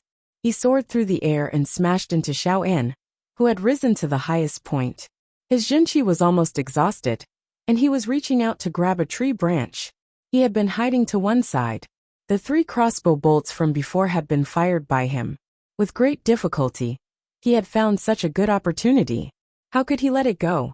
In the time it takes for a spark to fly off a flint, he and Xiao-en had already collided. He reversed his elbow and raised his wrist, and the slender dagger, glowing with black light, fiercely stabbed towards the old man's throat. But at this moment, Fan Xian suddenly realized that Xiao-en's eyes, hidden in his messy white hair, were unexpectedly calm. Xiao-en's entire attention was focused on Fan Xian. He had been waiting for this moment. Another sharp cry rang out from the withered lips of this old man, who desperately longed for freedom. His 2 hands quickly intersected, and cleverly caught Fan Xian's knife-wielding wrist. His other hand was like a venomous snake spitting out its tongue, stabbing toward Fan Xian's exposed eyes outside the black cloth. The 2 of them did not stop, and fiercely slammed into the tree. It seemed that Xiao-en had even calculated this force. He purposely stopped his elbow, and used the recoil to increase the speed at which he was digging towards Fan Xian's eyes. The old man's fingers were thin and withered, and looked terrifying. Fan Xian's eyes lit up. In the thick fog, 2 hands of different skin colors twisted together like a towel. A strange feeling flashed through Xiao-en's eyes, as if he did not know how the black-clothed Fan Xian had reached out with his hand. This was a prediction of the enemy's attack. This was the good result of Wu Zhu's teachings. No matter how terrifying Xiao-en was, he was not as terrifying as Wu Zhu. Fan Xian grunted. His right hand tightly wrapped around Xiao-en's wrist, and a violent wave of Jinqi entered his opponent's body. His empty hand swept out, and a beam of light cut through the white fog. It was the edge of a knife. Xiao-en straightened his palm, shaking Fan Xian's wrist. He raised his knee towards Fan Xian's lower abdomen, and pressed down with his right thumb.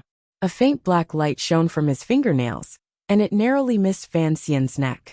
When Xiao-en's thumb moved, Fan Xian twisted his body, relying on the endless Jinqi in his body to force his way out of the way.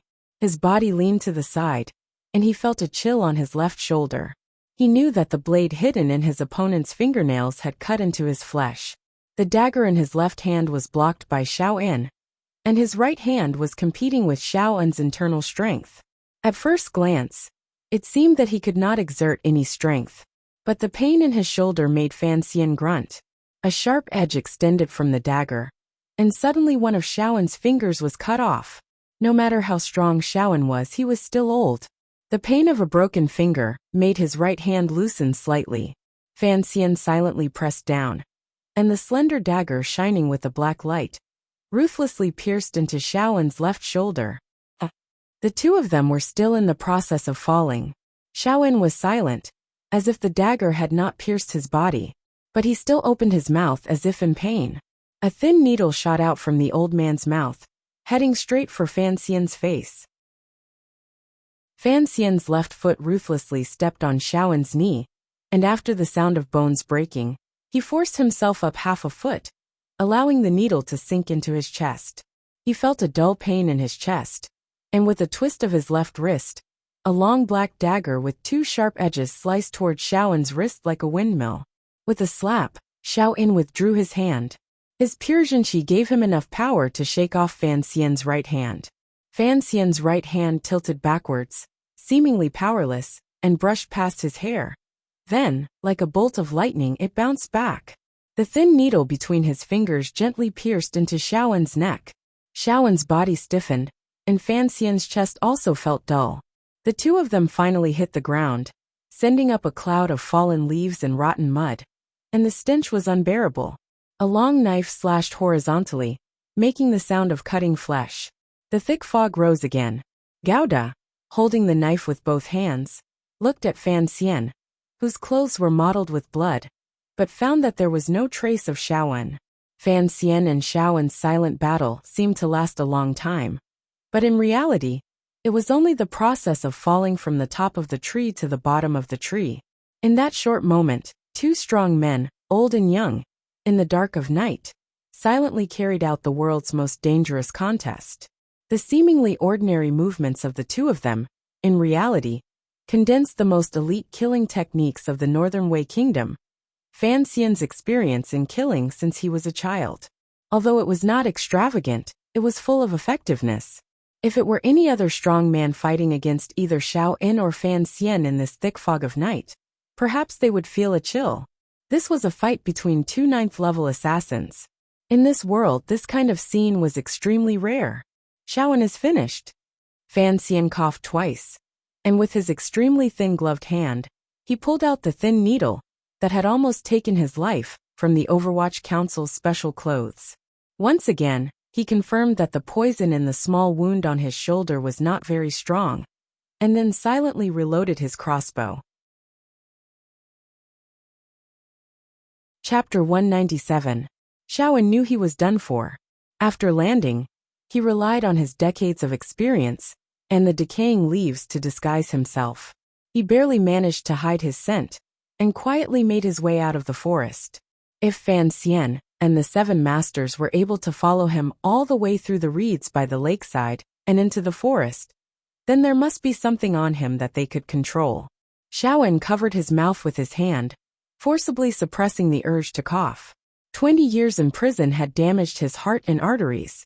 As he fell from the tree, he could clearly and sadly feel that his brain reacted slower than his body. If it were 20 years ago, he believed he could have easily killed Fan Xian while he was falling. Even if there were 7 sword-wielding masters under the tree, as long as he had the familiar North Sea fog to accompany him, Xiaowen was still confident that he could easily escape. It was just that everyone would grow old one day. The wound on his shoulder could not be stopped. The strange dagger in Fan Xian's hand had a strange edge, and blood continued to flow. Xiaowen felt his body grow weak, but his eyes flashed with a hint of a smile, as if he had seen through something. He tore off a piece of his clothing, and with a twist of his hand, pressed down the wound. His kneecap had also been broken into several large pieces. The sharp pain stimulated his mind, allowing this old spy chief to continue making his way through the thick fog. After falling from the tree, Gouda, the leader of the Tiger Guards, had sliced open his abdomen. Although he had dodged quickly, he could not stop the wound from gradually expanding, and his black clothes gradually became bloody. Although Xiaowen had suffered many and serious injuries, the one that truly made him feel helpless was the thin needle in his neck. He did not dare to pull it out, not knowing what the consequences would be. He only felt the blood vessels in his body gradually congeal, and his speed of advance also slowed. His pale old hand still resolutely pulled out the mushroom from under the tree, chewed it a few times and swallowed it. This type of sequoia mushroom could replenish the blood and disinfect it. This short fir forest was a place he had been very familiar with decades ago, so he had chosen to escape from here. Unexpectedly, he still could not escape from that young man's methods. The sky gradually brightened, but the thick fog still did not dissipate. The white morning light diffused in the fog, exuding a holy aura. Blood finally dripped from the old man's body. Although the sound of the blood dripping onto the ground was faint, he knew that those young men were following him like ferocious tigers in hiding. They could charge out at any time, but he didn't know why they hadn't made a move yet. But Xiaowen knew that he was finished. No one knew what kind of power supported this old man, who had suffered 20 years of torture, and had suffered a few heavy injuries today, to push his body through the fog-shrouded short fir forest, climb over the mountain, and step on the vast, slightly wet meadow. Finally, he saw the land that belonged to Northern Qi. The town called Wuda shone brightly in the distant sunlight. Xiaowen sighed and sat down dejectedly. He used his hand to move his right leg, which had already been shattered at the knee to the left. He coughed twice. In that town, the only thing that reflected light was the glazed tiles. Although this was the countryside, and they could not afford to use glass, Shawan had known for many years that there used to be a glazed factory a dozen miles behind the town. After it had fallen into ruin, the townspeople had picked up some fragments and placed them on the roofs of their houses. No matter when or where, people always needed to arrange some light for themselves in a gloomy world. Shawan was the same. He narrowed his eyes and looked at the glowing shards, thinking that after 20 years, the town did not seem to have changed much. On the plains outside the town, a battle had long since ended. The troops that had come to Shawan's aid had been completely slaughtered. About 200 black knights stood like a lifeless black wall on one side of the plains. A few more black knights made their way through the pools of blood on the battlefield. When they saw an enemy that was still alive, they struck them with their swords. Muffled sounds rang out incessantly on the battlefield. Those young men lying in pools of blood on the meadow should be Huer's subordinates, right? Shawan squinted at the scene and suddenly felt tired. He coughed again. He had long since understood Fan Xian's plan. Although that handsome young man still lacked much experience, he had the courage to act. Fan Xian had chased him all the way to Widu, and naturally he wanted to frame the Northern Qi soldiers who had died horrible deaths in the meadow. A slender dagger was silently handed to him. The chill on the blade made goosebumps rise on the back of the old man's neck. "You're not as strong as I thought." Fan Xian's calm voice came from behind him. Shawan pursed his dry lips and laughed bitterly. "I'm not as strong as I thought either. Given your experience, it shouldn't have been difficult to determine that this was a trap. Why did you still jump in?" This was the thing that Fan Xian had been most confused about during his night of pursuit. Shawan did not answer him. He only remained silent. He did not tell the young man that because of Wang Qinyan's unintentional words, he had thought of a little girl and a temple. "Why haven't you made your move?" Shawan's voice was abnormally cold. He looked at the unusually quiet town in front of him. "You and I are both in this line of work. You should know that the longer something drags on, the easier it is for it to change. I just suddenly felt that I seemed to have made a mistake." Fan Xian tightened his grip on the dagger. His eyes, which were not covered by the black cloth, showed a trace of confusion. "I thought that the eldest princess would send someone to receive you. I didn't expect that it would only be Northern Qi. I don't know any eldest princess." Shawan seemed to have long since cast aside the matter of life and death. He only took a deep breath of the fresh air of the meadow. It had been many years since he had smelled something so natural. In the Overwatch Council's prison, all he could smell was rust and hay. After so many years, he had grown tired of it. Fan Xian suddenly felt that something was strange. His eyes stared daggers at the back of the old man's head. "Let me remind you again. Since you want to kill me, and have chosen to do so on the border, it would be best if you acted immediately. That way, you can pin the blame on the troops below," Xiao In said coldly. "Otherwise, when the fake Northern Qi receptionists arrive, and you want to kill me again, you will have to consider the life and death of your comrade." Fan Xian narrowed his eyes. This plan to kill Xiao In on the border was a risk. More accurately, it was a risk with Yan Bingyun's life. Since Northern Qi's General Shang Shanhu had sent people to help Xiao In escape, then in the chaos of battle, Shawan's death should be a reason that the young emperor of Northern Qi could accept, and had to accept. The key was that the diplomatic mission was backed by the powerful military power of the Qing kingdom. But to Fan Xian's great disappointment, Yan Xiaoyi's army did not appear on the battlefield. If he could not kill the eldest princess, then what was the point of killing Xiao In? Thinking of something, Fan Xian tightened his grip on the dagger. His knuckles were pale. "Why do you all always think I'm still a tiger?" Shawan did not turn his head, nor did he look down at the tip of the dagger. He smiled and said to himself, "I'm just a skinny tiger without teeth. It's just that I know a few things that others don't, and that's why I've been able to survive until now. In the kingdom of Qing, I'm a prisoner. Now that I've returned to the north, I'll still be a prisoner in the fake Northern Qi. Naturally, I have to fight. At my age, I don't really fear death, but I do fear not having freedom. Perhaps I understand now why Director Chen was willing to send you back. and then wanted me to kill you. Fan Xian didn't seem to care about Xiaowen's warning. He continued to speak in a casual manner. This is a trial. Mr. Xiao once said that I am very talented and very strong. It's just that I've never challenged a truly strong individual. You are the first truly strong individual I've ever challenged. Xiaowen shook his head. He still maintained his sitting posture. No, I've long since ceased to be a strong individual. I've only been bluffing along the way. As for Chen Pingping, the old man suddenly laughed with extreme resentment and delight. He actually doesn't know anything. He only knows that he can't kill me, so he can only lock me up. He doesn't know why he can't kill me, and he certainly doesn't know what he should learn from me. He thinks he can scheme against the world, but in reality, he's just a pitiful little fool. The old man was very agitated as he spoke. He coughed, and his wounds had long since reopened. Blood sprayed everywhere, falling onto the fresh grass. Somewhere in the grass, it trembled slightly in the wind. What secret do you have? Fan Xian's face was expressionless, but he quietly changed his direction. What do you know? I've been locked up for 20 years, and I haven't said anything. Even Chen Pingping lost his patience, and brought me out to be your prey in the trial of adulthood. Xiaowen laughed mockingly. Do you think I'd tell a yellow-haired kid like you?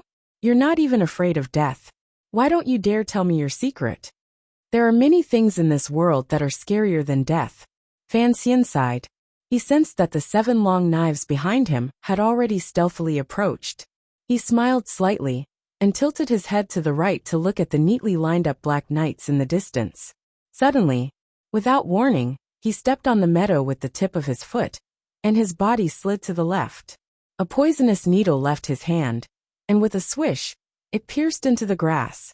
His body was already in midair, as if he were dancing in the air.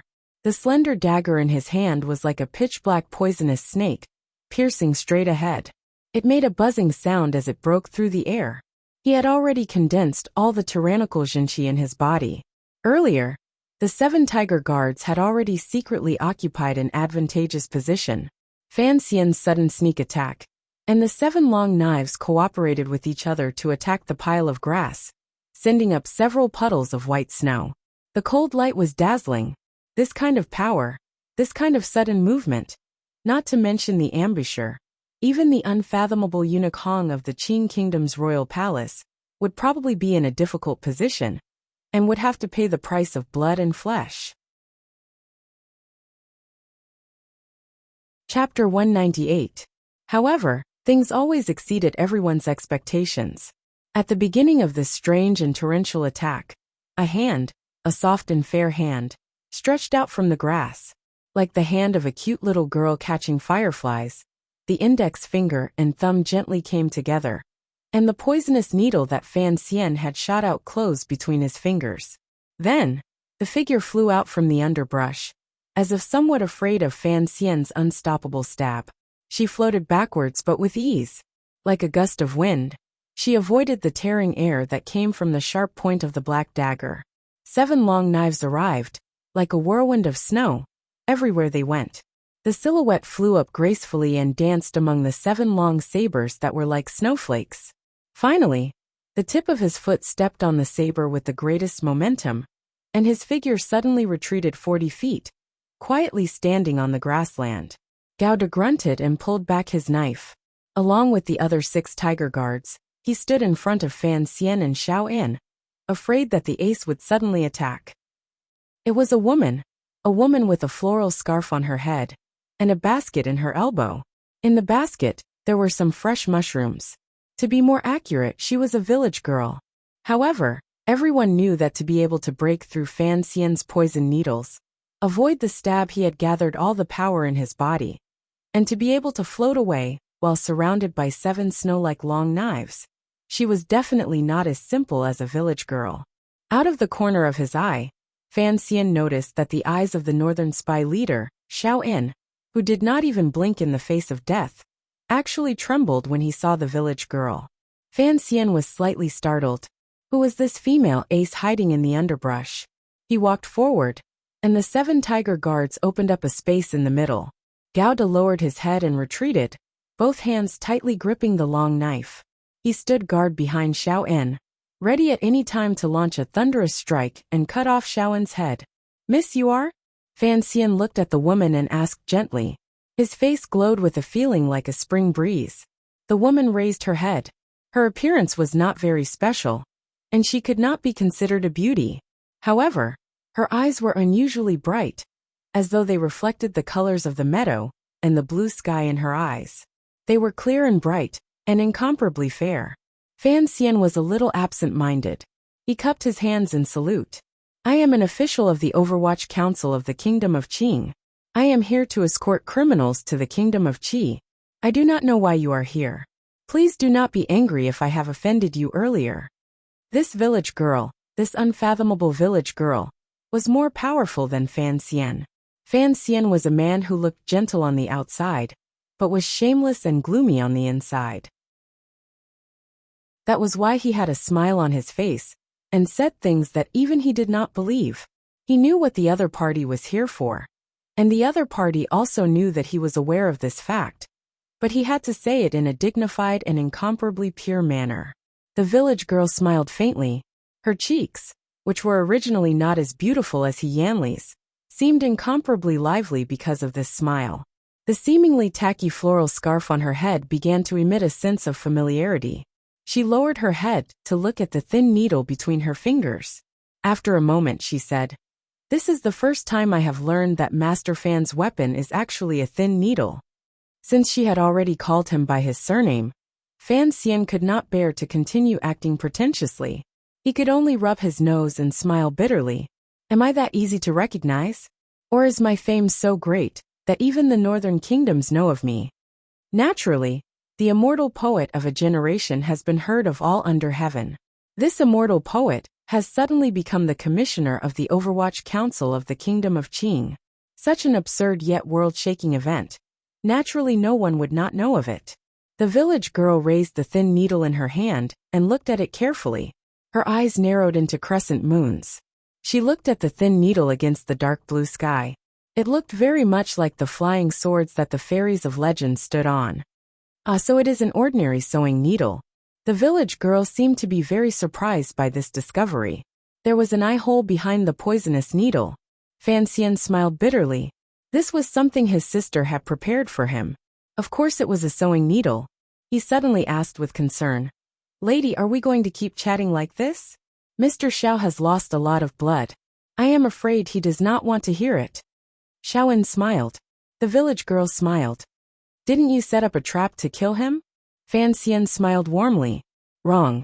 It was the rebel army of Northern Qi, who wanted to break the peace treaty between the two countries.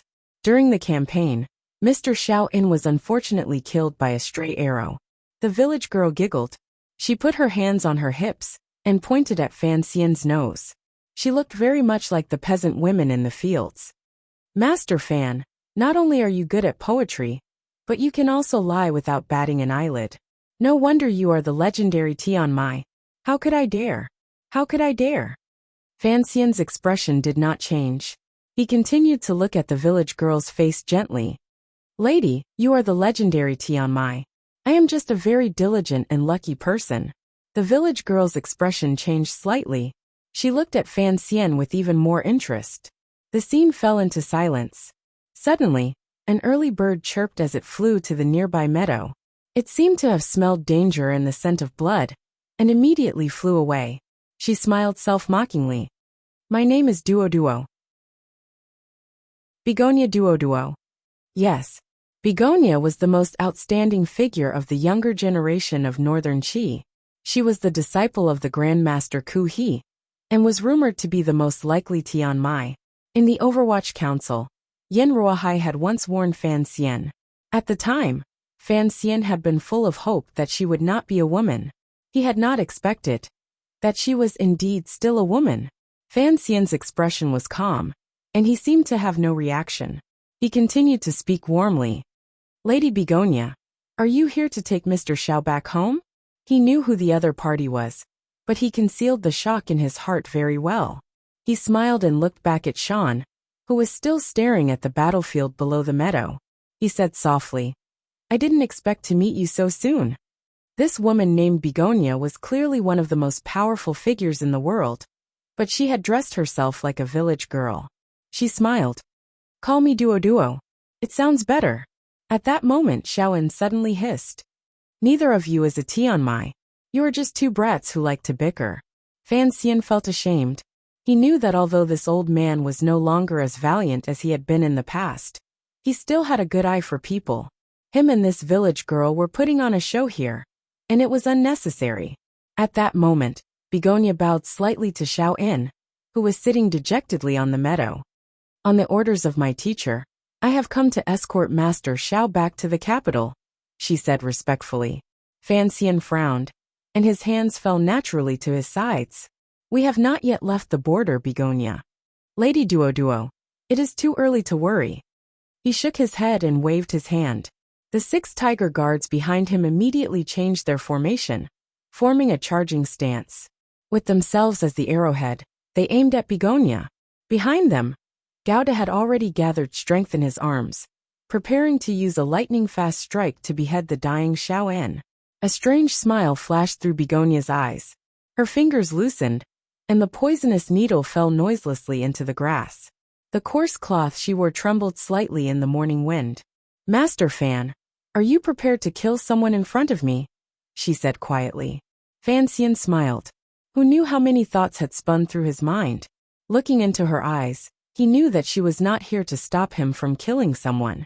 She was probably here to watch him kill someone. He didn't know what kind of secret Xiaoan had. To be able to make Imperial Advisor Ku, he changed his principle of not meddling in worldly affairs for many years, and send this woman, who clearly had the strength of a superior 9th-level martial artist, as an assassin. In this world, there are times when you need to make a very difficult decision in a very short period of time. Fan Xian had spent a lot of effort to lure Xiaoan into a dead end, creating this perfect opportunity to kill him.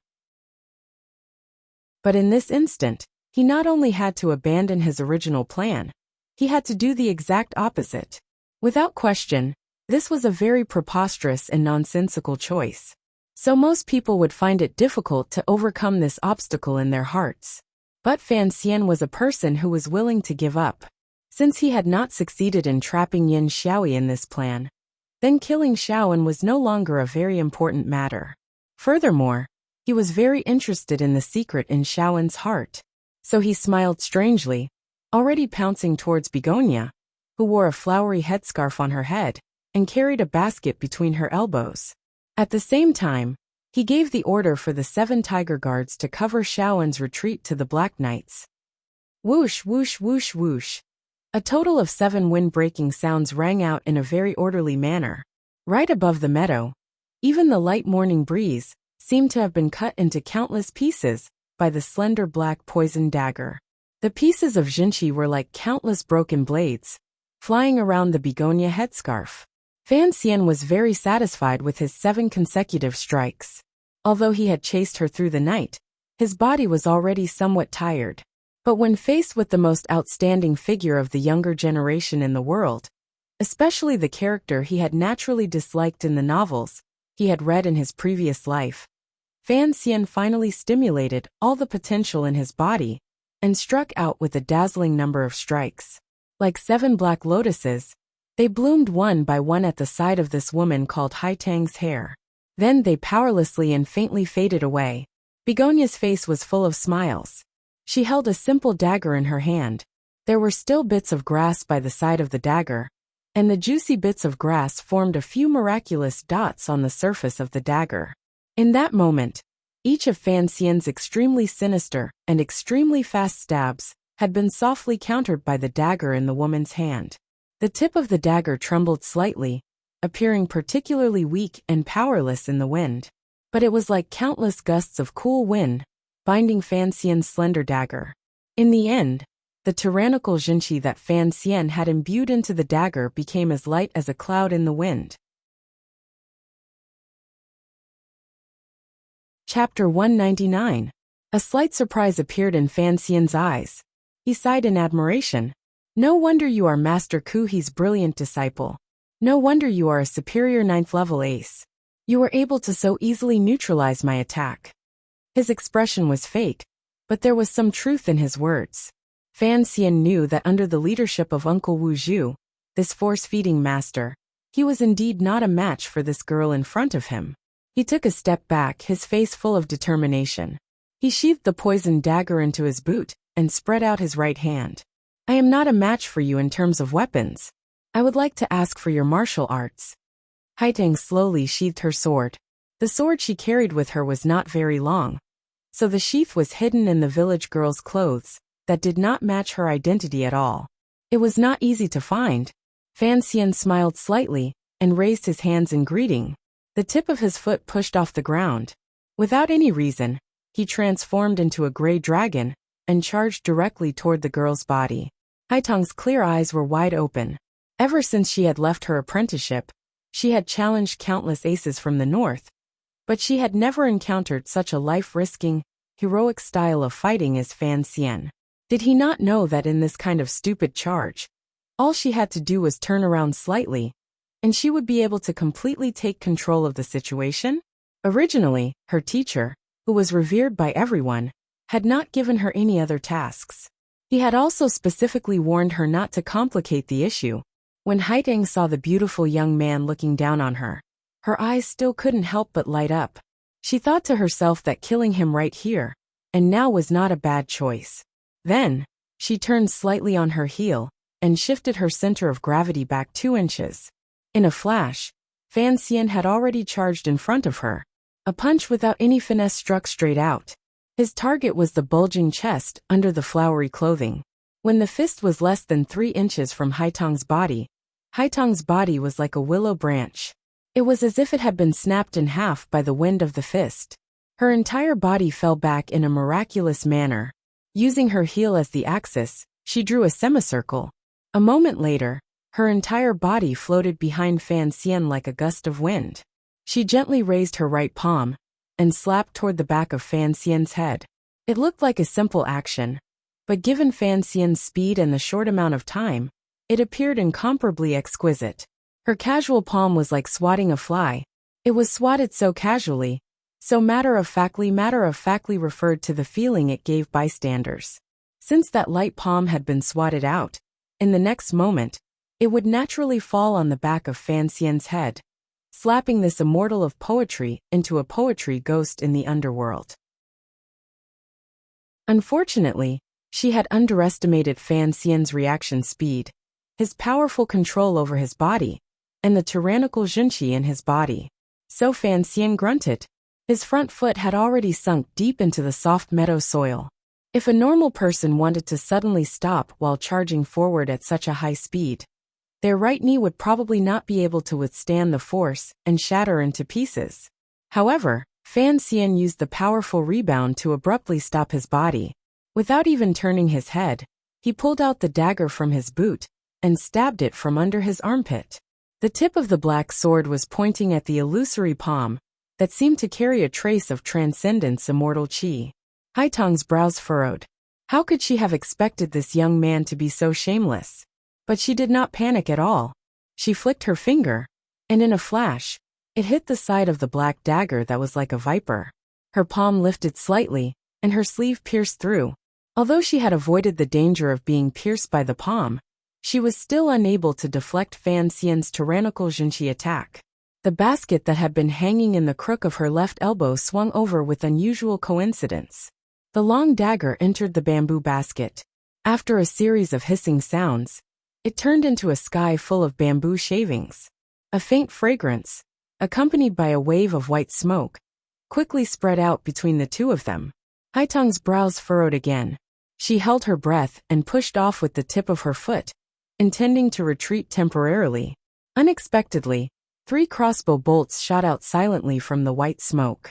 By the time she discovered them, they were already a foot in front of her. If it had been a normal 9th-level ace, they would have had to hold their breath after their breath had been slightly disturbed. Inevitably, they would have felt a bit depressed in their chest and abdomen. Suddenly encountering Fan Xian's crossbow technique, it would have been difficult to dodge. But Haitang was a legendary Tianmai. She waved her hand coldly, and the flowery cloth that had been wrapped around her head opened with a whoosh. It flattened in front of her face, unmoving in the wind like a piece of iron. Clang, clang, clang. The 3 crossbow bolts seemed to have hit an iron plate and shattered inch by inch. The flowery cloth in Haitang's hand also dispiritedly and powerlessly shattered into several pieces. Fan Xian's sneak attacks had all failed. Haitang slowly pulled out the dagger from her clothes. Her face was expressionless. She flipped her hand and threw it. The dagger was like a bolt of lightning, splitting the faint poisonous smoke. It followed a strange path and suddenly appeared in front of Fan Xian. Fan Xian's hands crossed, and the tyrannical Jinqi in his body rushed out. With a snap, he caught the dagger between his palms. He felt a burning pain in his palms. He knew that his opponent's pure Jinqi was still attached to the blade of the dagger. It was incomparably sharp. A shadow floated over. Haitang's figure seemed to be not a hair slower than the flying dagger. Immediately after, she arrived on Fan Xian's body. Very calmly, she gripped the hilt of the dagger and gently turned it. The blade was incomparably sharp. It was about to cut Fan Xian's palms. Fan Xian gave a muffled grunt. He circulated his Jinqi to his palms, making it impossible for Haitang's dagger to turn around. Haitang furrowed her brows slightly. She seemed to be surprised that the Jinqi coming from the dagger was so tyrannical, but she did not make any extra movements. She naturally pulled out the dagger and stabbed it toward Fan Xian's face. It was a very simple movement, and a very natural movement, but it made Fan Xian feel that he could not dodge it. His palms hurt slightly. The dagger between his palms had already disappeared. In the next moment, it had arrived between his eyebrows. Haitang let out a low cry. Her face was full of anger. Her entire body floated up. Below her abdomen was the black dagger that Fan Xian had pulled out from somewhere. 2 young warriors, one standing on the meadow, the other flying in the air. Fan Xian's sharp strike caused Haitang's natural strike to fail. Her body quickly spun in a circle on Fan Xian's body. The flowery clothing on her body opened up like a flower. It was somewhat dazzling. A hand reached out from the flower and slapped toward Fan Xian's chest. Fan Xian's eyes narrowed slightly. He did not dodge. His right palm carried a tyrannical and barbaric Jinqi and slapped toward Haitang's soft chest in the flower. Haitang retreated again. She tilted her body and struck out with her sword. A number of clangs rang out. As the wind from the palm gradually died down, the tips of the 2 swords collided countless times. A moment later, Haitang lowered her head slightly. Her right hand held the sword and slid back. The cloth wrapped around her hair had long been shredded into several pieces. At this moment, her black hair flowed down like a waterfall. Although she was still wearing the coarse clothing, the way she held the sword was as elegant and beautiful as a fairy from the 9th heaven. There was no trace of a village girl's temperament. On the other side, Fan Xian stared at her. His hand tightly gripping the dagger was trembling slightly. A feeling of defeat rose in his heart. His moves were not as good as this woman's. But even the tyrannical Jinqi that he had always been so proud of seemed to be at a complete disadvantage in front of this woman's calm and pure Jinqi. In reality, Haitang was even more astonished. Ever since she had left her apprenticeship, she had met who knew how many experts. Fan Xian was clearly not the strongest. His strength was at most at the threshold of the 9th level. But it was Fan Xian who had put her in the most difficult position. Fan Xian was only unwilling to show weakness in front of a woman. This was a sour feeling in his bones. Haitang was a peerless warrior above the 9th level. If he had been facing Yin Xiaoyi, perhaps he would have fled long ago. But facing a village girl, he had stubbornly and stupidly chosen to attack. Fortunately, his method of attack was extremely shameless. It was completely different from a battle between ordinary strong warriors. Haitang stared at his handsome face and suddenly showed a look of disgust. Among the younger generation, Master Fan can be considered an expert. But your methods are so shameless. Where is the spirit of martial arts? She was right. Earlier, Fan Xian had said that they would compete in martial arts, but he had used a dagger to mount a sneak attack. In the end, he had used poison smoke and crossbow arrows, dragon claws to grab breasts, and performing on the street with a sword. Haitang had never seen such a shameless person. Fan Xian took 2 deep breaths and calmed the slightly disorderly breath in his chest. He forced a smile. I have never been a martial arts master. Naturally, I will not abide by any Jianghu rules. I am the commissioner of the Overwatch Council of the Kingdom of Qing. I am an official. You are from northern Qi. Now that you have trespassed our borders and are standing on Qing soil, I only need to capture you and punish you. What methods do I use? Haiding was silent. She seemed to agree with his explanation. She slowly closed her eyes and took a deep breath. That unusually natural and beautiful aura began to strengthen around her body. The dew in the meadow beside her seemed to be jumping with joy. It struggled down the grass and turned into a faint mist. Fan Xian narrowed his eyes. He knew that when he had struck her chest with his palm and stabbed her private parts, he had angered this proud daughter of heaven. Like a gust of wind, or like a glimmer of light, this early morning spring wind blew gently on the meadow. The tip of Haitong's dagger followed the wind, borrowing the light and shadow. It was incomparably gentle and natural as it stabbed towards Fan Xian. This second attack was gentler than before, but Fan Xian knew that it was also more dangerous. His legs were a bit numb. The aftereffects of a night of fierce fighting had finally flared up. Furthermore, he was facing a 9th-level peerless warrior. He knew that he could not fight her head-on. He did not have that strength. So Fan Xian abandoned the dagger and pulled back his palms. Narrowing his eyes slightly, he no longer attacked. Relying solely on every bit of contact between his skin and the air, he began to dodge that seemingly natural dagger. Many years ago he had done this. At that time, Wu Zhu had held a wooden stick. Today he had done it again. His opponent had held a dagger. Wu Zhu could hit him, but Haitang was not Wu Zhu. Even if she was a peerless warrior above the 9th level, she was still far from Wu Zhu. Chapter 200. The dagger in Haitang's hand was like the breath of the wind, wrapping around Fan Xian in strands.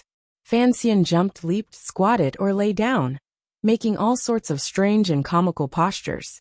Between each pose, he used his powerful body control to ensure the consistency of the postures. The tip of the dagger pierced the mud next to his left ear, pierced through the grass under his right pinky, and picked up the dewdrop by his throat. It just couldn't pierce his body. A strange look gradually appeared in Haitang's eyes. She had practiced martial arts since she was a child, and her talent was peerless. She was confident that the dagger in her hand had long obtained the way of nature. Other than the 4 great grandmasters, she had never looked upon anyone else as a threat. The young man before her, Fan Xian, was no match for her in any way. But why was it that even though he was in such a sorry state, the dagger in her hand was still lacking? Every time she was about to stab him, his body seemed to predict it, and at the most dangerous moment, he would move a few inches away. The sweat on Fan Xian's forehead was already dripping.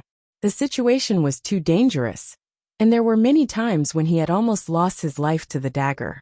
Although the dagger in his opponent's hand was not as fast or accurate as Wu Zhu's, it was truly marvelous. He felt a bit of regret. He shouldn't have dodged. He should have done what he had done earlier and fought to the death, using his valiance to overwhelm his opponent's indifference. But the situation had come to this, and there was no other way. In this moment of life and death, Fan Xian rolled on the wet grass, dodging in a sorry state. He had no chance to complain about Wu Zhu's level of education and his own lack of talent in martial arts. With a sharp sound, a black arrow pierced through the air, heading straight for Haitang's face. Haitang's entire attention was on Fan Xian. Seeing that she was about to kill him, she only lightly turned around, and the arrow swept past her cheek. Immediately after, 2 more arrows, and then 3 more.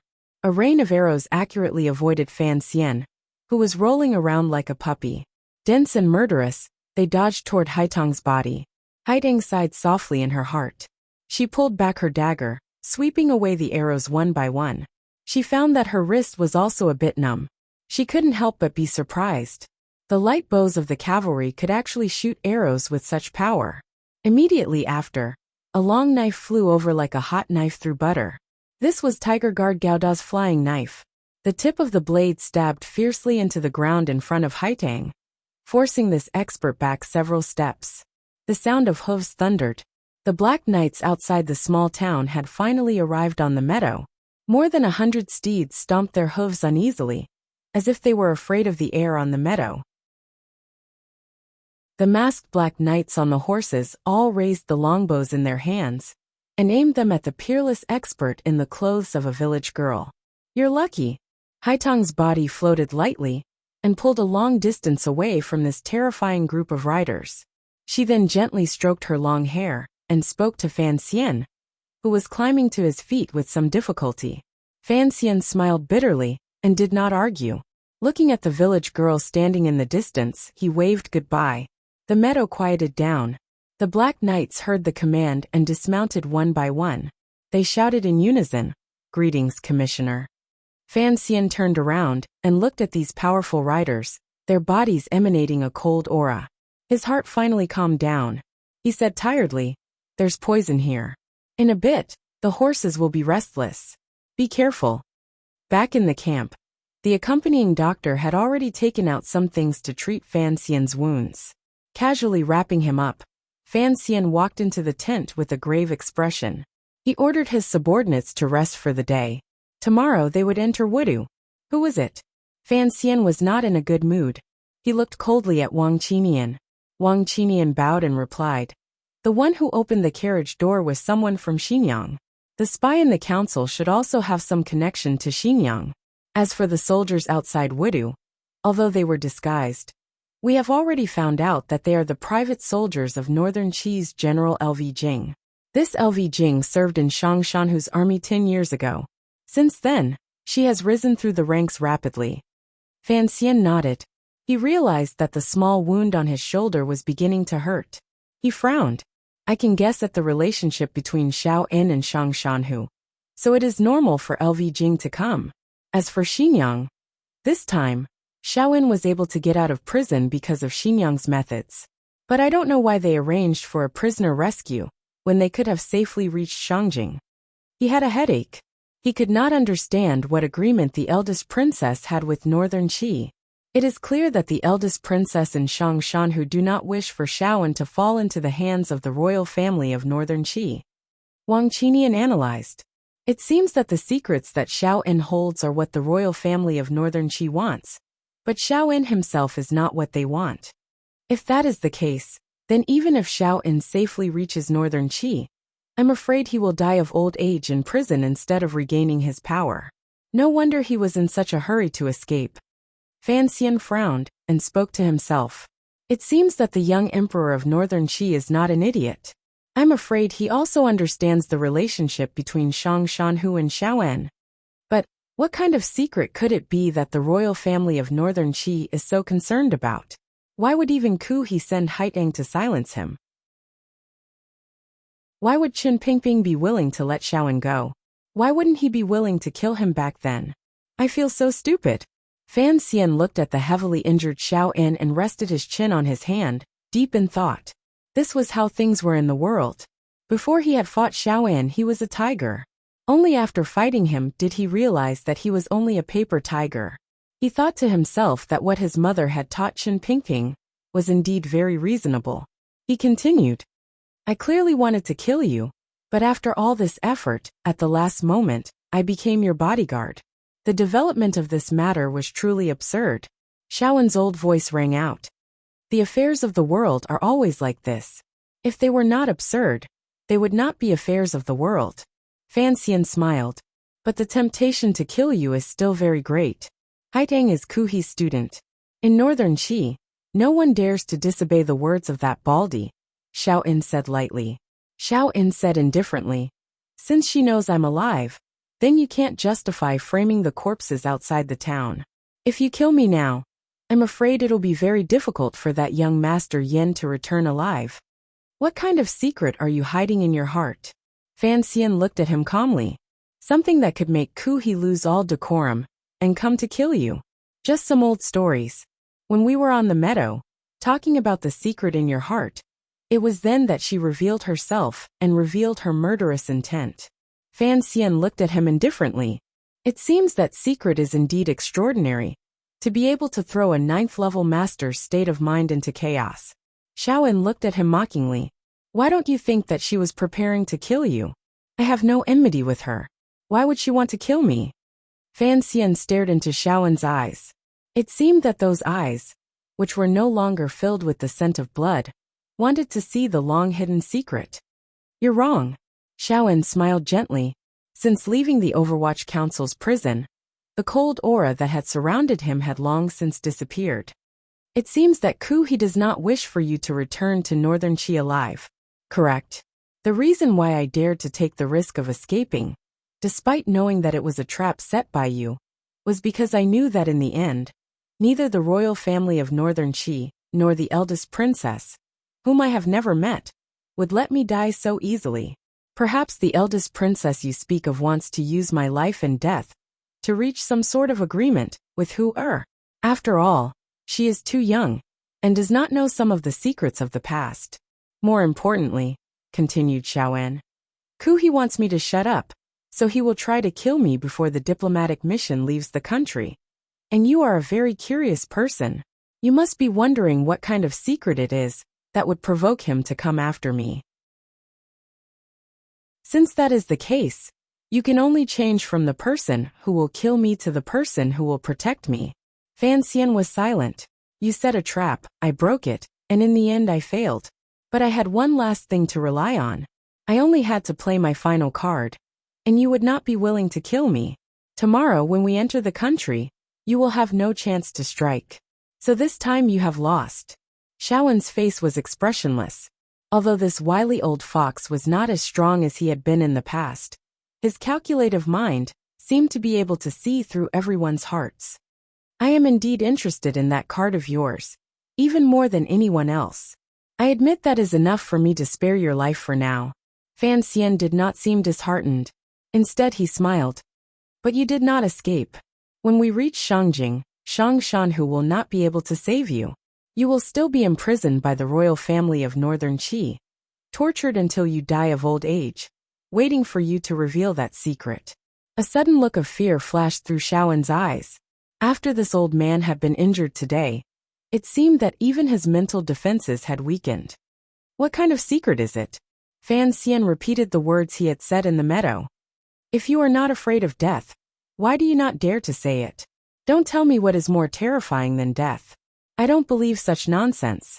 It seemed that Xiaowen had only just discovered the coldness in the depths of Fan Xian's heart. He smiled and closed his mouth. Fan Xian suddenly closed his eyes and thought for a moment. His hand moved like the wind, and he gently removed the poisonous needle from Xiaowen's neck. Ever since this needle had been inserted into Xiaowen's acupoint in the fir forest, it had not been removed. As the needle slowly left Xiaowen's body, the old man suddenly gave a muffled grunt. A pained expression appeared on his face, and the wounds on his body began to bleed. This needle can block the circulation of your blood, but in reality, it is also helping to staunch your bleeding. After it is removed, you will probably only be able to count to 20 before you die from excessive blood loss, Fan Xian said softly. He gently moved the needle between his fingers. This is the only weapon that I have trained in, so I have always been very careful with it. Blood flowed from Xiaowen's body, soaking his clothes and dripping onto his chair. The old man's face grew paler, and the smell of old age on his body grew stronger, as if it were gradually transforming into the smell of death. But his mouth remained tightly shut. Drip drip. After an indeterminable amount of time, Fan Xian slightly frowned. His fingers stretched out like lightning, and once again pierced into another acupoint of Xiaowen's, helping to staunch the bleeding. Then, he carefully smeared some knockout powder on the half-conscious Xiaowen's nose. Chapter 201. The bitter smell entered his nose, and Xiaowen slowly woke up. He looked at Fan Xian with an indescribable expression, and said with difficulty, I believe Chen Pingping must be very disappointed in you. If you want to kill me, you kill me.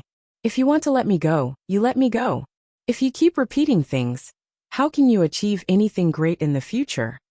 Fan Xian's face was full of indifference. Everyone else thinks I will kill you, but I won't. What's there to be afraid of? As long as I can obtain the information I want at the end of the story, I am happy to be a repeated villain. Although he said this, he still slowly lowered his eyes. He knew that Xiaoan was using his curiosity to his advantage. He knew that Xiaoan had a secret that even the royal family of Northern Qi and a grandmaster were interested in. If he were to kill Xiaoan, he would not be satisfied. His plan to kill Xiaoan had been ruined by an inexplicable secret, and by an inexplicable village girl. Fan Xian was not the least bit depressed. He had learned from a young age to endure and accept the disharmony between plans and changes. After a while he suddenly smiled. If I capture Zhuang Mohan to threaten you, will you reveal that secret? Xiaoan slowly raised his head, and there was a trace of shock in his lifeless eyes. It seemed that he had not expected the young man in front of him to know that he and Zhuang Mohan were brothers. Of course, a venomous snake like you, someone who only thinks about your own survival, would probably ignore Zhuang Mohan, even though he has done many things for you. Fan Xian continued to look at Xiaoan with that oppressive smile. Suddenly, he had a thought and said coldly, "So if there is a chance in the future, I hope you will tell me this secret. Otherwise, if I find out the secret of the temple, I will personally kill Zhuang Mohan." The temple? The temple. After 2 consecutive attacks, Xiaoan made a hoarse sound from his throat. He raised his weak arm and pointed at Fan Xian, his eyes full of shock. It seemed that he wanted to know how Fan Xian knew that the secret he was guarding had something to do with the temple. Fan Xian satisfied Xiaoan's curiosity and said softly, "This deduction is based on my confidence in Chen Pingping. You say that Chen Pingping does not even know the secret you are guarding. That is simple. I believe that in all the world, the only thing Chen Pingping does not know is the matter of the temple. Since you have such a big secret, then I will protect you from being killed by Haitang." Fan Xian said with a hint of mockery. He could not help but think of his uncle with the black cloth. He thought that if Wu Zhu's memory were recovered, wouldn't going to the temple be like going home? This was just what he was thinking, but he still couldn't kill Xiaoan right now. One reason was that Haitang was nearby, and it would be difficult to use the surprise attack outside the town as an excuse. On the other hand, because of his mother, Fan Xian really wanted to know where the temple was. Furthermore, it seemed that the damned Uncle Wu Zhu would never be able to find his past. He spoke to the sinister Xiaoan. "Since you dared to run he said, and Fan, and Xiao Fan. Because he had Fan and Fan, and he Fan." Fan Xian got back into the car. Facing the sinister Xiaoan, he calmly said, "Since you dared to escape, and I can't bear to kill you, I'll have to break your legs as the price. I am not Chen Pingping. Your so-called secret is not like chili peppers in my food.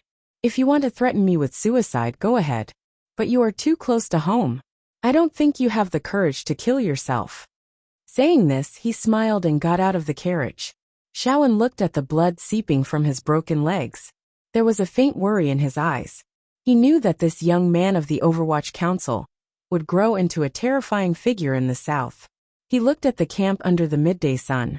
He thought about how his plan was far from perfect, and how it had produced an absurd result. Fortunately, while Xiaoan was in a state of shock, with the help of the sleeping incense, Fan Xian was able to confirm that Xiaoan's secret had something to do with the temple. Otherwise, he would have formed an irreconcilable enmity with the swordsman Haitang. This plan would not have been worth it. In the distance, the restless neighing of the horses could be heard from the Black Knight's camp. Fan Xian squinted and looked in that direction. He knew that the poison he had placed on the meadow was beginning to take effect. He waved his hand to summon a tiger guard, and had him go to the Black Knights to pass on the order. If there are maras, then it will be easy. If that doesn't work, then get some clean water and wash them. The tiger guard took his orders and left. Fan Xian smiled, and got in to see Lily's carriage. He slumped back into the chair. Strangely, facing this woman, even though he knew that she was one of the masterminds who wanted to kill him last year, he still felt incomparably relaxed. It was as if the faint fragrance in the carriage had already become some kind of excellent medicine under the effect of habit. Sea Lily helped him take off his blood-stained clothes and carefully washed him with warm water. The towel slid across Fan Xian's naked and well-proportioned body, It was slightly hot. Have you seen Haidang? Fan Xian suddenly asked with his eyes closed. Si Lily frowned. She seemed to be recalling her life in the Northern Qi Palace. Kuhi's female disciple. Si Lily suddenly understood. You mean Duoduo? Fan Xian frowned. I met her today. He then told her what had happened and frowned. I thought she would be like a fairy. Who would have thought that she was like a village girl? The way she spoke and the way she put her hands on her hips. It was hard to tell that she was a powerful master. Duoduo is not an ordinary person. Si Lily looked at him worriedly. She has been obsessed with martial arts since she was a child. As for poetry, calligraphy and painting, she has no interest at all. Instead, she opened a vegetable garden in Kuhi's courtyard. Every day, aside from practicing martial arts, she grows vegetables and flowers. Fan Xian was a little surprised. This kind of behavior was quite similar to that of King Jing. He guessed why Haitang would live such a life. The martial arts of Kuhi's branch followed the path of harmony between man and nature. They paid particular attention to being close to nature. Since Haitang had a talent for cultivation, it was only natural that she would hide in the vegetable garden every day. It seemed that her village girl appearance was not a deliberate act. Be careful. She's very powerful. Si Lily teased Fan Xian. She used a dry towel to dry the water on his body. I reckon that you almost didn't make it back today. That was indeed the situation at the time. But Fan Xian raised his eyebrows. With a strange smile he said, although my martial cultivation is not as good as hers, if we really fought, I think that at this time, she would probably feel much worse than me. Si Lily looked at him with a smile. After you enter the border of Northern Qi, if Haidang comes to kill you, I won't speak up for you.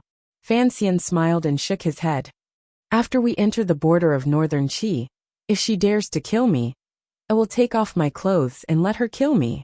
That is, if she isn't afraid of starting a war between the two countries. He suddenly looked at Si Lily's soft body, and thought of that night on the pleasure boat. He thought of the medicine he had used that time. He couldn't help but think of Haitang, whose whereabouts were unknown.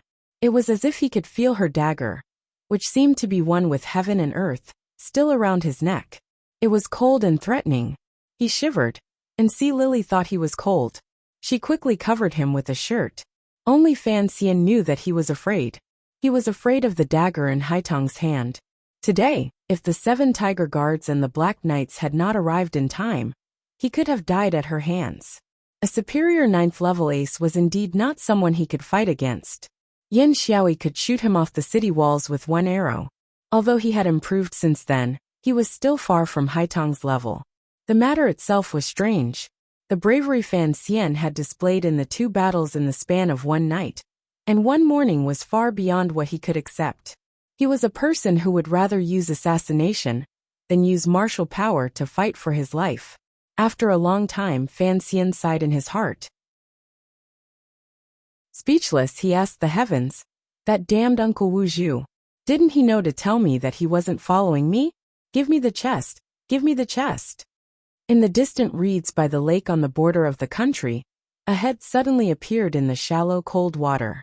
The lake water flowed down along the hair.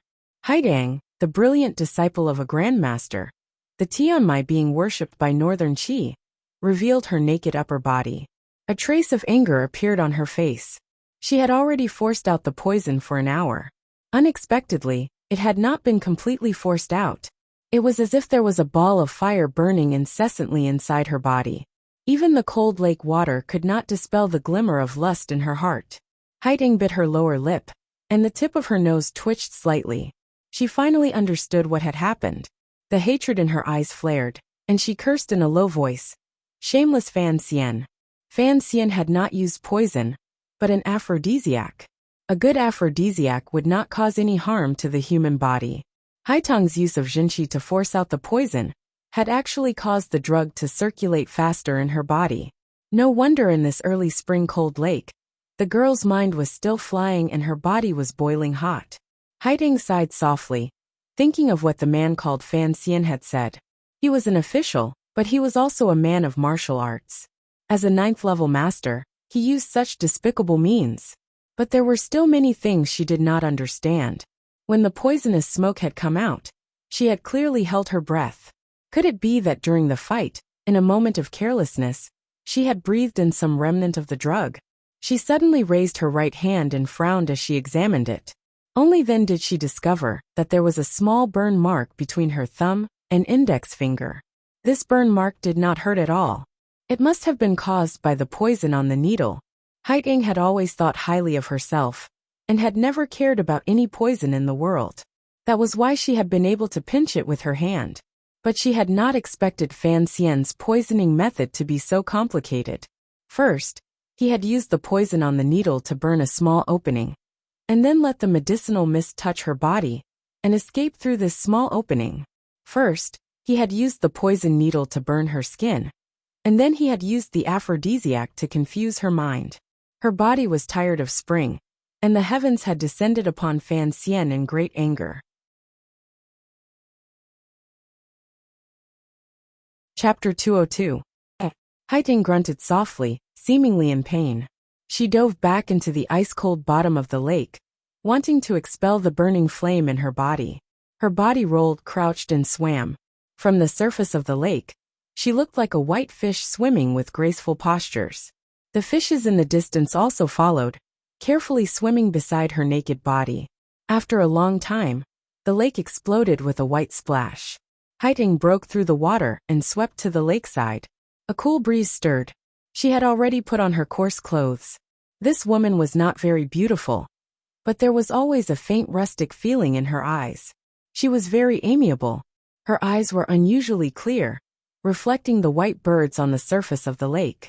At this moment, however, there were two traces of anger in them. Fan Xian, I'm going to kill you. It was clear that the poison had failed again. Fan Xian awoke from his meditative state and strolled leisurely through the camp. Northern Qi's ambush troops had already been slaughtered by the Black Knights, and the corpses on the battlefield were the best proof.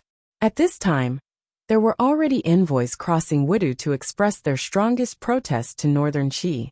It's a pity. Wang Qinian followed behind him and sighed. It wasn't easy to calculate the location of the other party's attack, and push the blame for Shaowen's death to the other party. All kinds of evidence have also been arranged very well.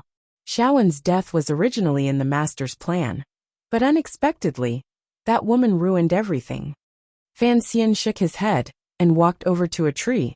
Looking at the mist drifting over from a distant valley, he said quietly, "Perhaps I ruined her plan. Although Shaowen didn't die in the right place at the right time, it's fine.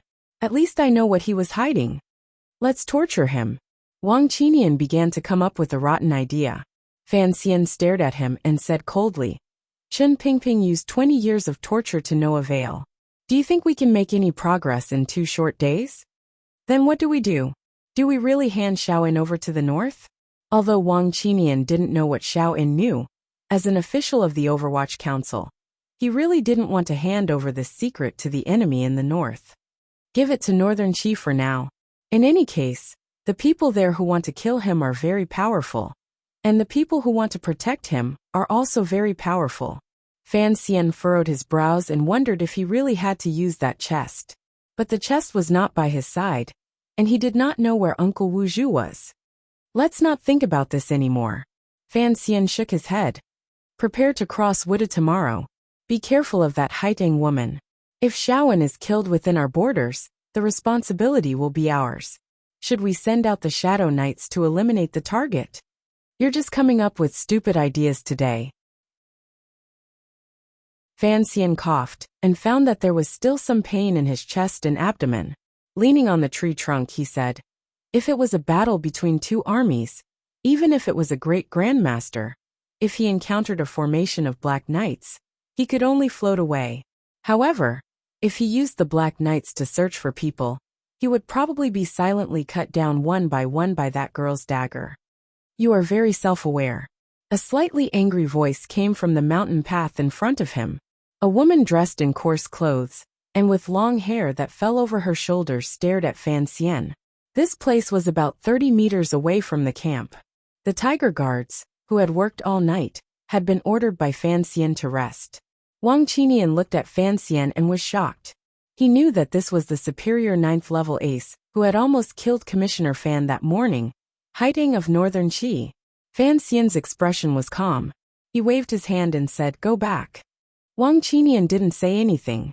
He ran back to the camp with his head down, thinking that he had to quickly wake up Gauda and the other silent aces. The horses of the Black Knights were in heat today, and he didn't know what had befallen them. Fan Xian tilted his head slightly and looked at Haitang. "Aren't you afraid he'll call for help?" he asked quietly. "Aren't you afraid I'll immediately kill you? This isn't morning. I believe I can cut Master Fan down in 3 rounds. You can try, if the poison in your body is cleared." Fan Xian's tone was somewhat frivolous. Haitang bit her lip and looked at Fan Xian with clear eyes full of resentment. After a while she spat out 2 words. "Shameless." Fan Xian gently licked his dry lips and narrowed his eyes at Haitang. With a face full of shamelessness, he quickly responded, "Thank you. Give me the antidote." "Why should I? If you don't give it to me, I'll kill you," Haitang said fiercely. Fan Xian's sharp eyes saw that there was some panic in the girl's eyes. "If you kill me, you'll be soaking in the North Sea every day." Fan Xian seemed somewhat unrestrained. The negotiations were in a mess. No one was willing to admit defeat, and no one was able to proceed to the next step of the exchange of benefits. The man and woman stared at each other like 2 children throwing a tantrum. They looked at each other under the tree on the mountain road, and it looked somewhat comical. "Did you kill Xiaoen?" Haitang suddenly changed the subject.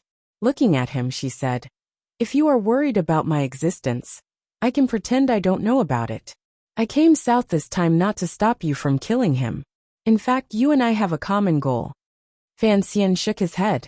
"I really do want to kill Xiaoen, but since you want to kill him, I have to keep him alive." "Why?" "There is no reason." Fan Xian naturally wouldn't tell her. He also wanted to know the secret in Xiaoen's heart. Haitang was furious. With a clang, she drew her sword. Today, the sword no longer had its natural gentleness. The sword's aura soared to the sky, and it accurately cut a tree that had sprouted without flowers. The corners of Fan Xian's eyes twitched. Although his face remained calm, deep in his heart he was shocked. If this village girl really wanted to kill him, he really wouldn't know what to do without the Black Knights and the Tiger Guards by his side. Suddenly, Haitang's eyebrows twitched. She walked towards the back of the mountain path and turned her head to Fan Xian. "I don't like dealing with random people. Are you coming? Are you coming?" What kind of invitation was this? Was it the abyss of death, or a sweet pile of sugar? Fan Xian smiled and clasped his hands behind his back. He followed her. As an official of the Overwatch Council, there was no other person who would act as willfully as he did. To put it more seriously, this was an irresponsible act that didn't take his own life seriously. Watching the man and woman disappear at the end of the mountain path, there were a few swishing sounds. Several figures flew out from behind the branches of the trees and gathered together. Gauda carried a long knife. He frowned at the mountain path and asked Wang Qinian, "Master Wang, we should follow them." Wang Qinian's face showed some worry. Master is exceptionally wise, but a bit too lustful. Fan Xian naturally didn't follow because he coveted Haitang's beauty. He just knew that his following conversation with this woman couldn't fall into the ears of outsiders. Otherwise, Haitang would fly into a rage out of humiliation. She would no longer be threatened by him, and even if she had to die, she would kill him. "I can detoxify this poison."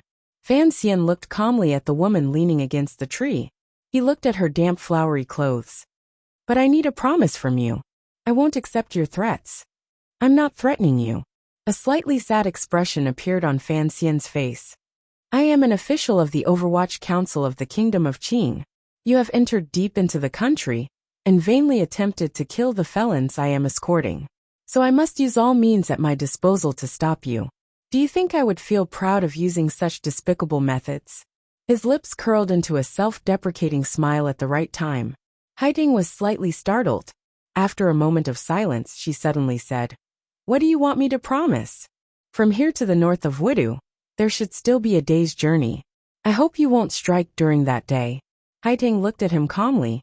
"You know very well that once you enter the kingdom of Qi, I can't strike again." "Why?" Fan Xian appeared surprised. "Because I am a citizen of the kingdom of Qi. I must consider the people of this country. I cannot break this agreement in my own country. If I anger the royal family, and the two countries go to war again, the dead and wounded will not be the unarmed people. A faint look of worry appeared in Haitong's eyes. But I don't want Xiao En to return to northern Qi alive.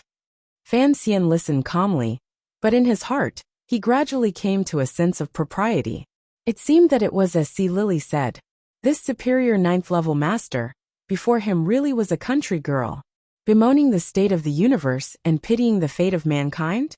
This was the good moral character that Fan Xian liked most in his enemies. Why did you kill Xiao En?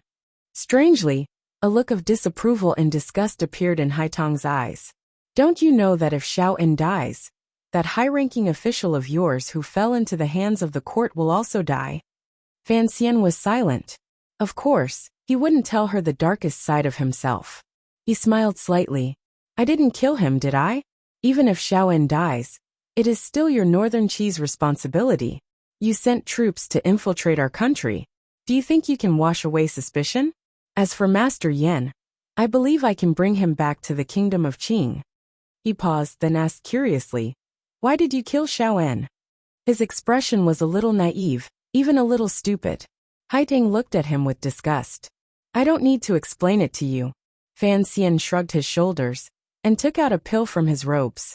The aphrodisiac that you have is something I developed myself, he said quietly. You cannot force it out with Jinqi. Having said this, he tossed the pill far away. Haitong's expression was one of anger, then embarrassment. She was angry again and again, her expression changing constantly. She caught the pill and looked at him coldly. I didn't agree to it. Why are you willing to give me the antidote? Fan Xian sighed and turned his body so that his wide and solid back was facing the woman behind him.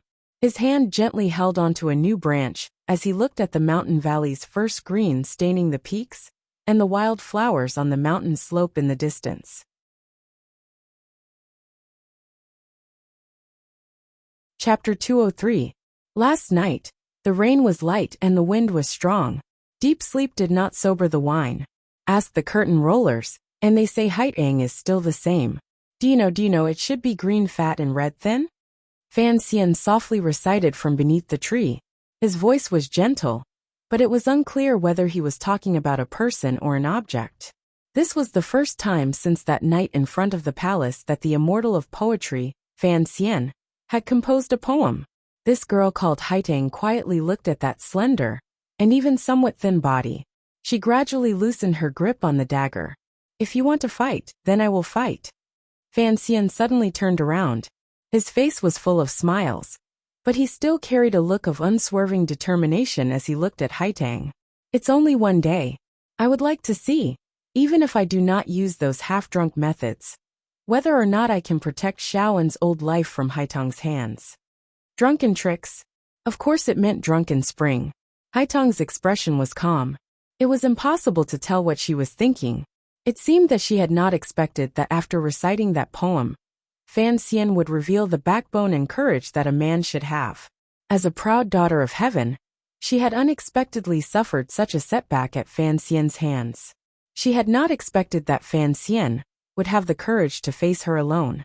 At this moment, she truly did not understand the young official in front of her. She could not help but frown slightly, but it seemed that she was interested in something else. She quietly said, Master Fan, I have heard that you will no longer compose poetry. Why are you in the mood today? When I see the pine, I think of winter. When I see the chrysanthemum, I think of autumn. When I see the crabapple, I think of... Fan Xian swallowed the word spring just in time. He looked at Haitong with a smile. Poetry is at the end of the road. It is useless for the country and its people. I have some reputation for poetry in the kingdom of Qing, but I do not have the patience to recite these lines on Sundays. This poem was written by chance after a storm last year.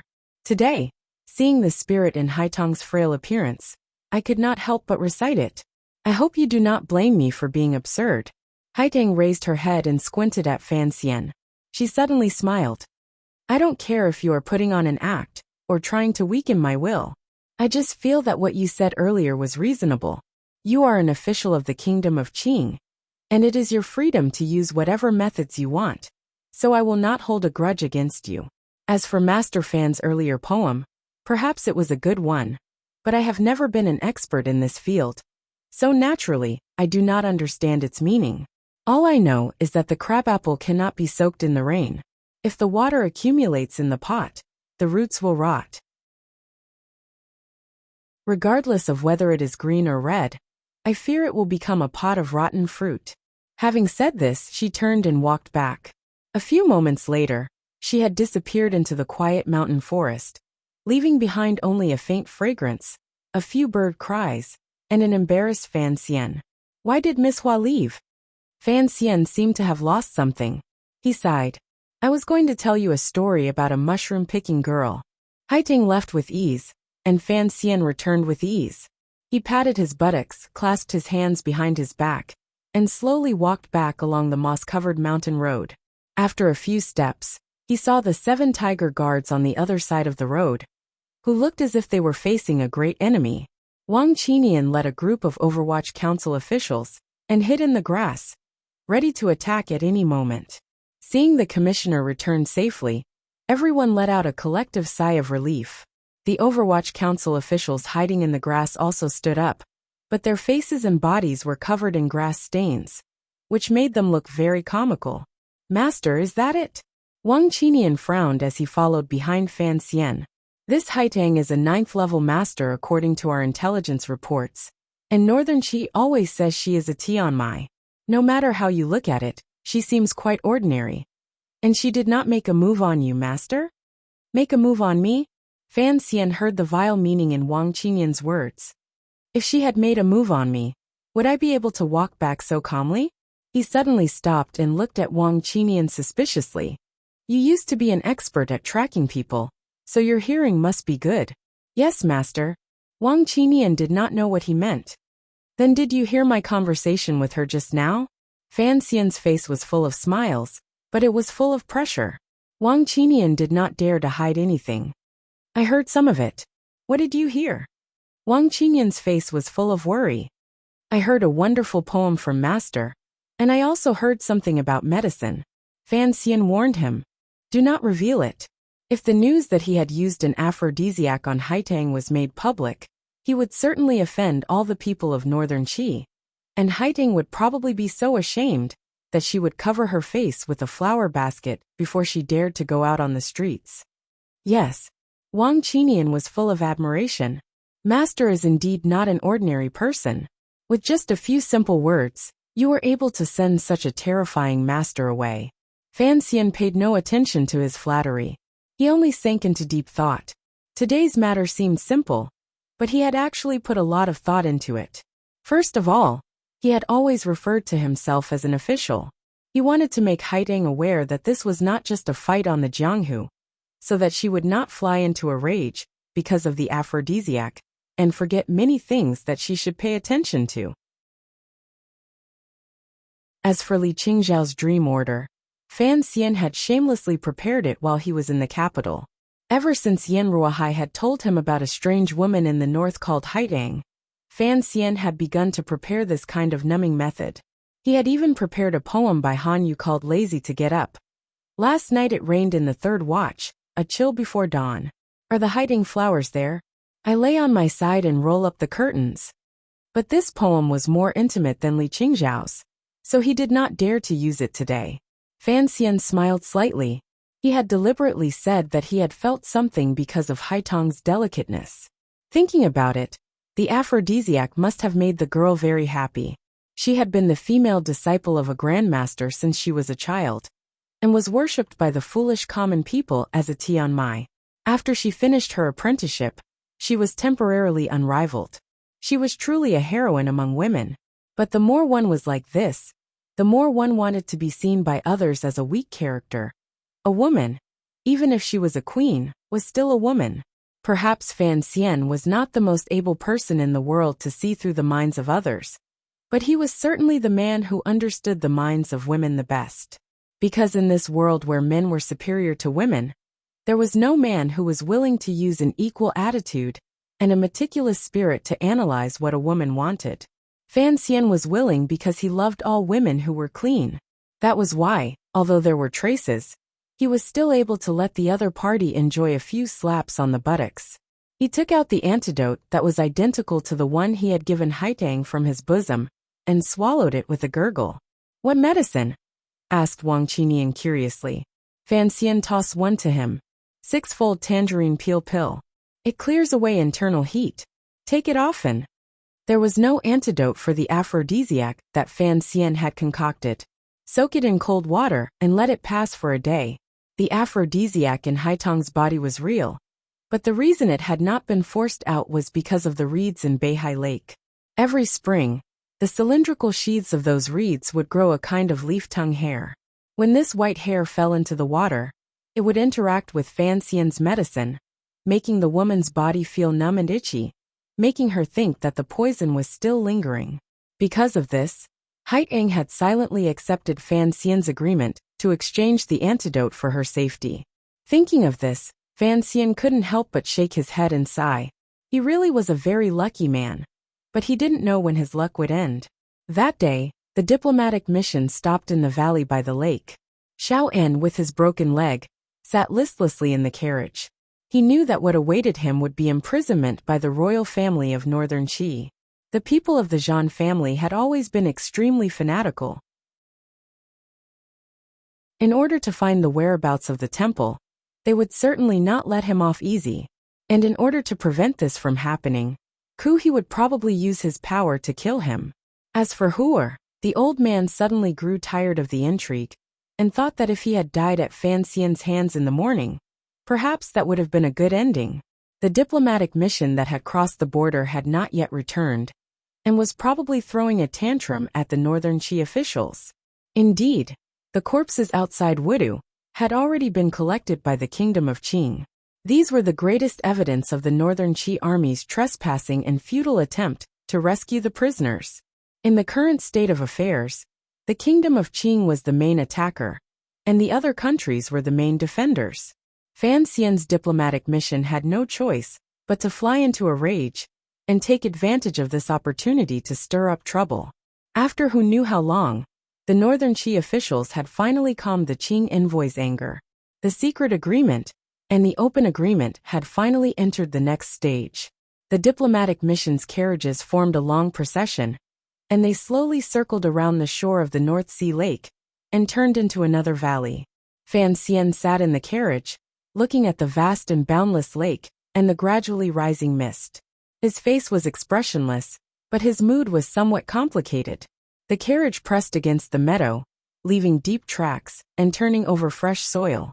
The four-wheeled carriage was moving with great force, and only then did it not sink into the wet meadow. Before entering the town, Fan Xian boarded Sea Lily's carriage for the last time. The two of them looked at each other in silence. After a while, Fan Xian said quietly, "After entering Northern Qi, it will be inconvenient for me to visit you." Sea Lily nodded slightly, and her expression became much calmer. She said softly, "It has been hard on you all this way, sir." Fan Xian looked at the woman's soft and beautiful face, and the smooth curves of her body. He tilted his head slightly, as if he was about to say something. In the end, he reluctantly closed his mouth and left the carriage. The meadow outside the town of Wudu still bore the bloody traces of yesterday's battle. In the deepest patch of grass beneath the mound, there were still broken limbs and weapons. Fan Xian leaned against the carriage window and looked at the marks in the grass. He thought of the terrifying killing power of the Black Knights yesterday and was secretly shocked. The corpses of the Northern Qi people had already been transported back to their country. As for what compensation they would have to pay in the future, that was not something Fan Xian needed to consider right now. The carriages entered the town, but they did not stop. Under the gazes of the numb townsfolk, they slowly moved along the stone road, heading northeast. The curtain was still open. This was Fan Xian's personal habit. He liked to sit in the carriage and look at the people and scenery along the way.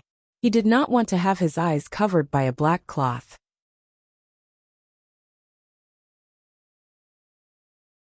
Chapter 204.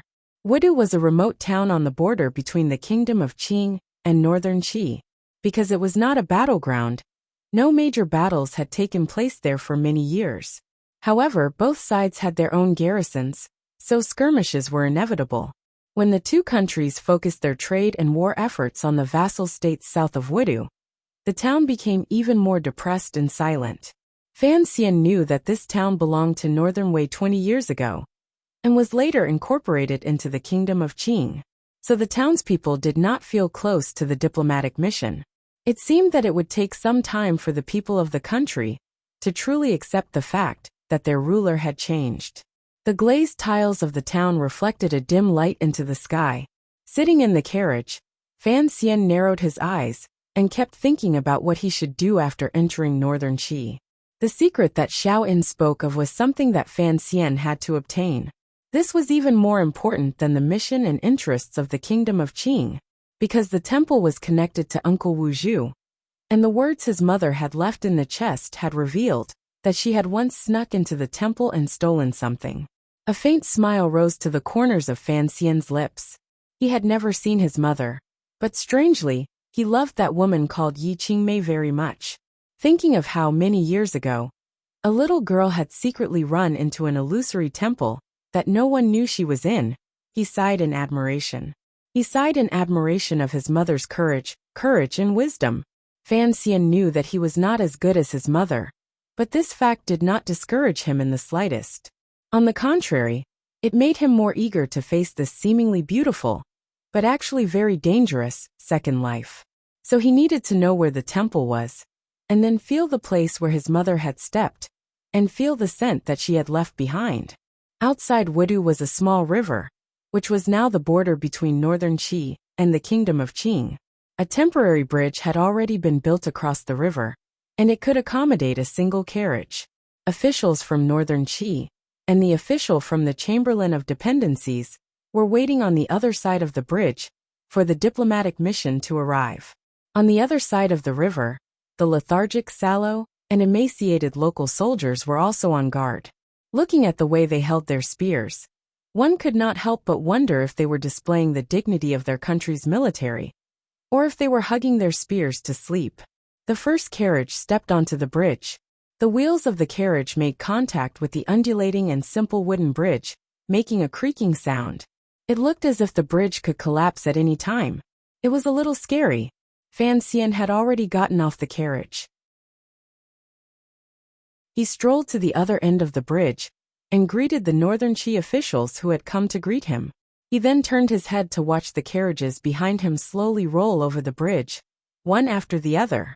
The bridge seemed to be increasingly unable to withstand the continuous violence, and the creaking grew louder. Seeming to notice Fan Xian's worry, the Northern Qi official hurriedly explained, "I have. There is no problem." Fan Xian nodded. He knew that when two countries interacted, everything was judged by strength. There was no need for him to be overly friendly with this low-ranking official. His mind was mainly focused on the convoy of carriages. If Haitang truly wanted to silence Xiao In, then this bridge would be her last chance. As the female disciple of the Grand Master Ku He, she had to be responsible for her master's reputation, as well as the safety of the people of Northern Qi. So she could not act within the borders of her country. Suddenly, Fan Xian's heart skipped a beat. He slowly turned around and saw a forest of poplar trees on the southeastern bank of the river.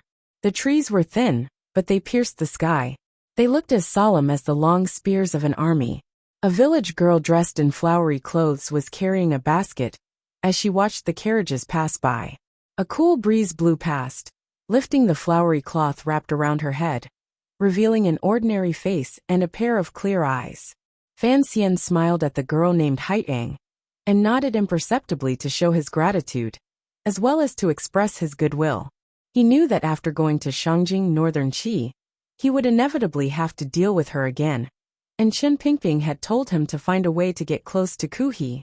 Haitang was different from what Fan Xian had imagined when he was in the capital. She was not as beautiful as Shi Feishuan, but she was more beautiful than Shi Feishuan. The former beauty referred to her appearance, while the latter referred to her temperament. Fan Xian had always believed that there were no fairies in the world. If there were, then they must be female ghosts in disguise. Although Haitang had come to assassinate Xiao En, and had once wanted to kill Fan Xian still admired her. On the one hand, he admired the girl's powerful and natural strength. On the other hand, when Haitang had pointed at Fan Xian's nose like a shrew on the meadow, her country girl vibe had really made Fan Xian like her. The carriage stopped beside Fan Xian. He lifted the curtain and entered, not looking at the riverbank again. Crossing the river and through the forest, the convoy of carriages arrived on the official road under the protection of the Northern Qi army. Fan Xian sniffed the air and looked at the green trees on the side of the road. He felt a little strange. Had he left the country? How come he didn't feel anything at all? The formation on the official road was rather frightening. To the left and right of the convoy were two groups. One group was made up entirely of women. There were young maids, nimble middle-aged servants, and old gloomy nannies.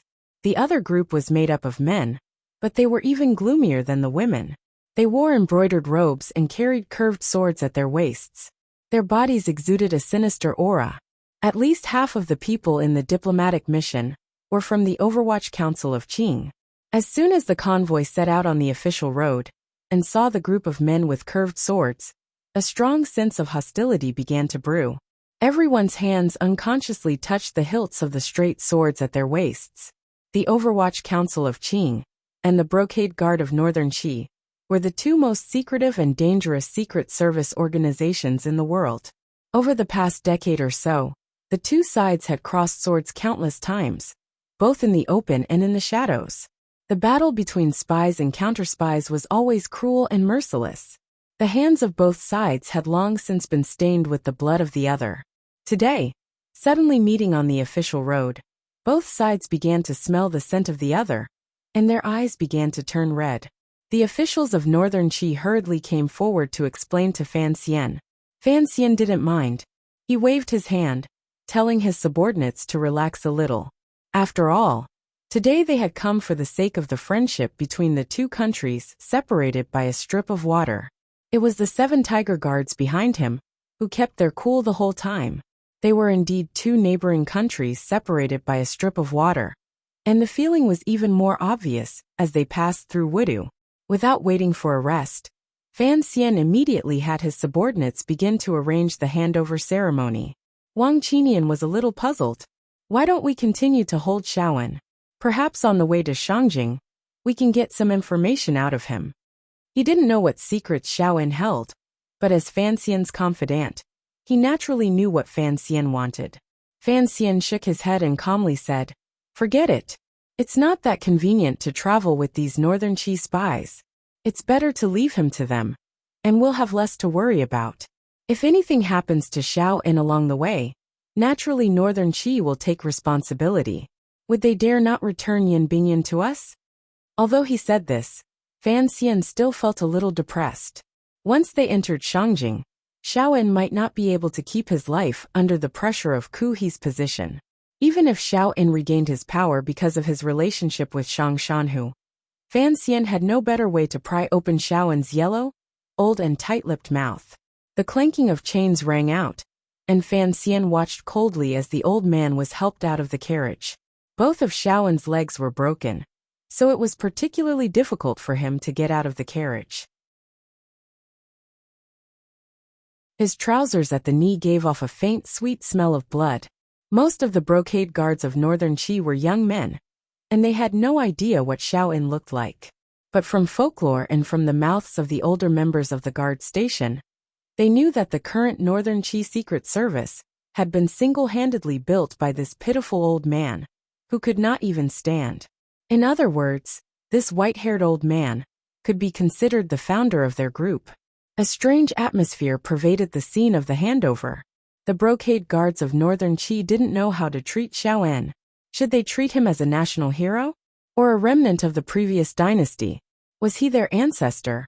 Or was he a serious criminal that they had to watch out for in the future? After a moment of silence, the emotion that flowed through everyone's blood finally gained the upper hand. On the official road, the brocade guards dismounted in unison and half knelt to the ground. They saluted the old man and said, "Greetings, Master Xiao." Following the loud salute, a valiant and familiar power, seemed to return to Shaoen's body. He looked at his disciples on the official road and narrowed his eyes. His silver hair danced in the wind. His withered lips parted slightly, but he didn't say anything. He just waved his hand calmly. It was this wave that made Fan Xian, who was observing from behind, feel a chill in his heart. Shaoen straightened his body. His iron-like shoulders seemed to have regained the strength to bear the weight of the world. On the other side, the maids from Shangjing had long since boarded Sea Lily's carriage. No one knew how they had managed to carry so many ornaments and utensils with them.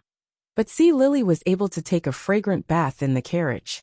After a long time, the carriage door opened, and Sea Lily stepped out, stepping on a soft embroidered stool.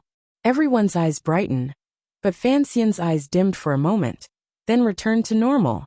A pair of slender, jade-like hands hung lightly outside the wide, light green sleeves. Her voluptuous curves were perfectly accentuated by her gorgeous clothes. Her black hair was lightly tied up, and she wore a simple ebony fork. Her red lips were a shade of vermilion, and her eyes were bright and clear. This was Sea Lily, the peerless beauty who had easily captured the heart of the emperor.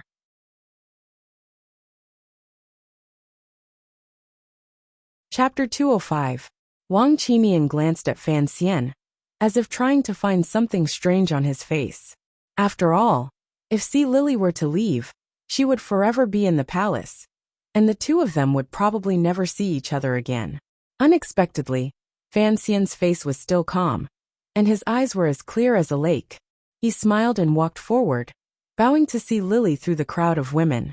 Just as he was about to say something, a pair of disdainful eyes stared at him from the side. Fan Xian was a little annoyed. He turned his head and saw that it was an old nanny dressed in clothing that clearly had some status. Before he could speak, the old nanny spoke coldly and disdainfully. Southern Qi official, Lady C has now set foot on our territory. She no longer needs to be reprimanded by you, right? Fan Xian frowned, wondering where this was coming from. Then he heard the old woman whisper to herself in disdain. This official of the southern court dares to stare at a young lady. He has no manners at all. This old nanny was an old member of the royal palace, and had always had a high status. When Sea Lily was a child living in the royal palace in Shangjing, northern Qi, she had served her. This time, the northern Qi emperor was heartbroken that Sea Lily had suffered in Qing, and was afraid that she had been wronged by Qing officials on the way here. So he had ordered the old nanny to come to the border and let Sea Lily recover. Fan Xian frowned again. Suddenly, he walked toward the carriage where Sea Lily was standing.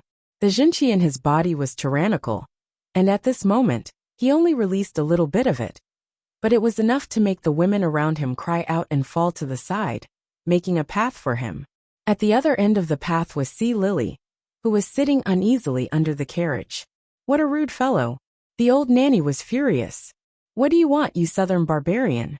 Someone kick this man out. Hearing this, the brocade guards and officials from northern Qi hurried over. A few of them were unprepared to draw their scimitars from their waists. The northern Qi official who received the diplomatic mission knew of Fan Xian's background. He was the son-in-law of the prime minister, the eldest son of the minister of state, the consort of the Qing emperor, and the immortal poet who had provoked northern Qi's Zhuang Mohan into vomiting blood. This was no ordinary official. In last year's battle, northern Qi had suffered consecutive defeats, and in this diplomatic agreement, they were the guilty party. How could they dare to be rude to such an important person?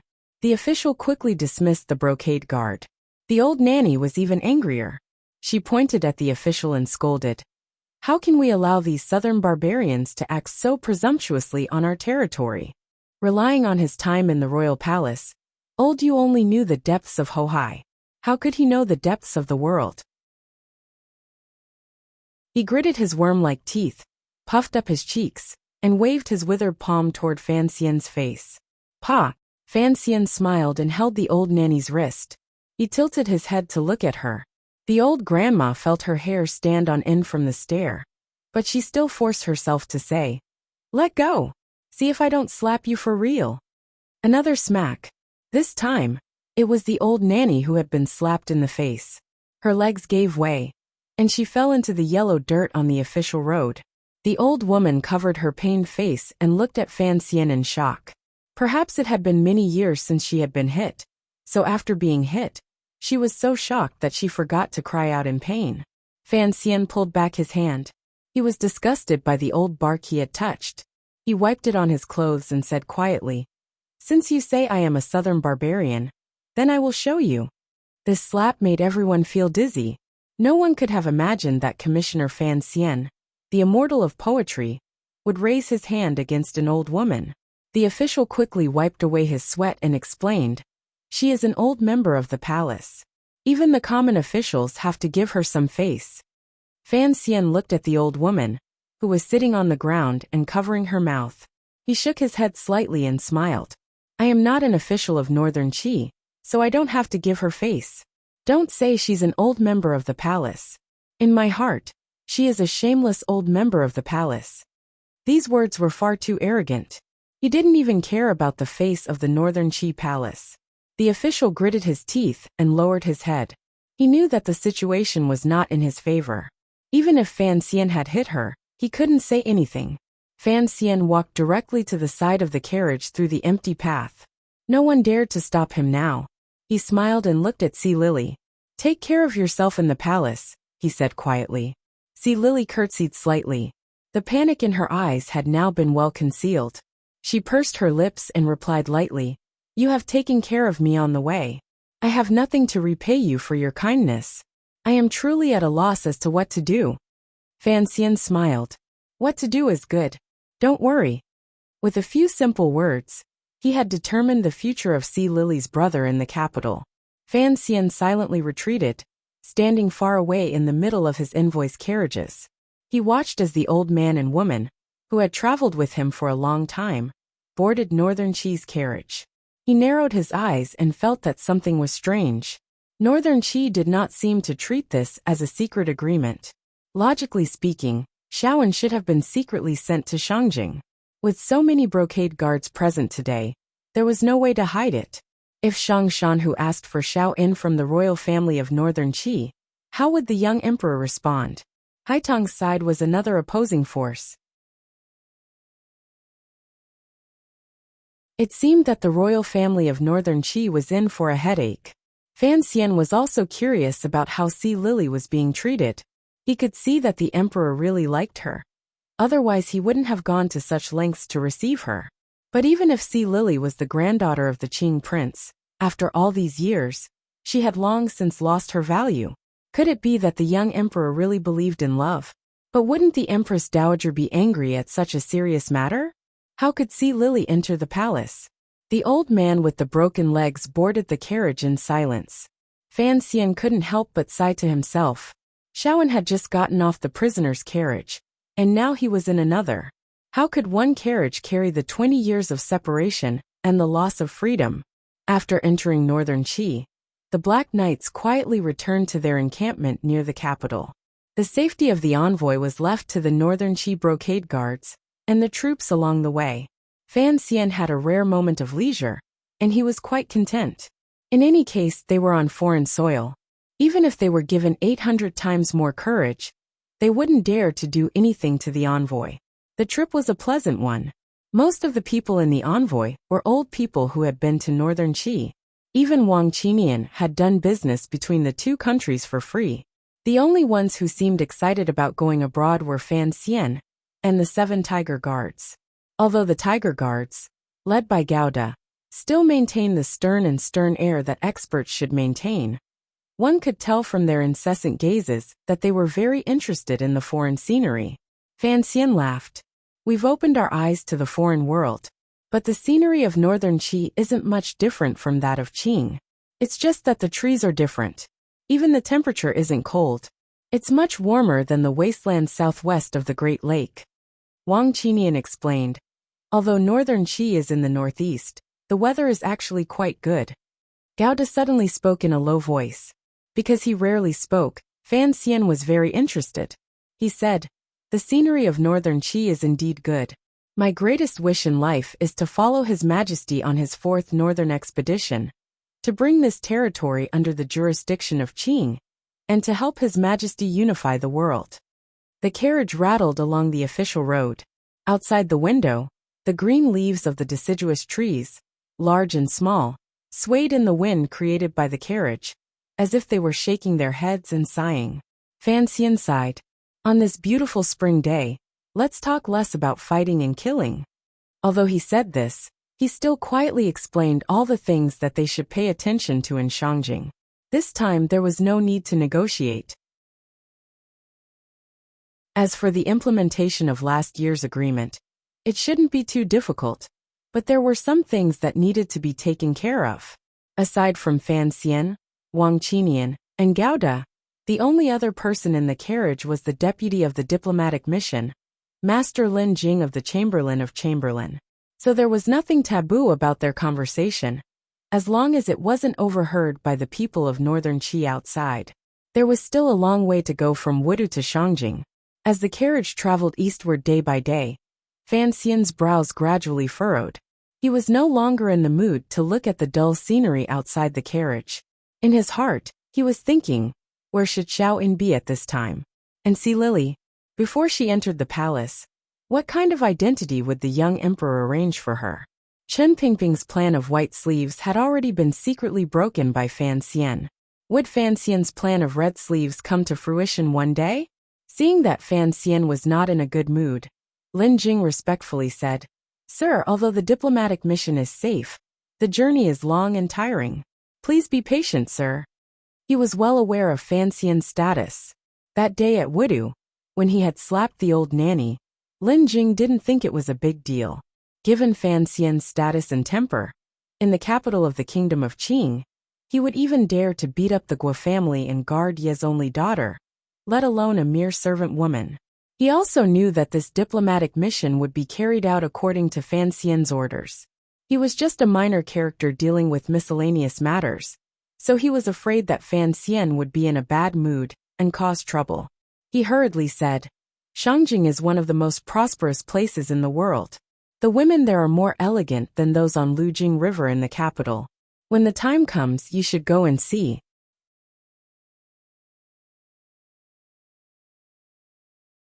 Chapter 206.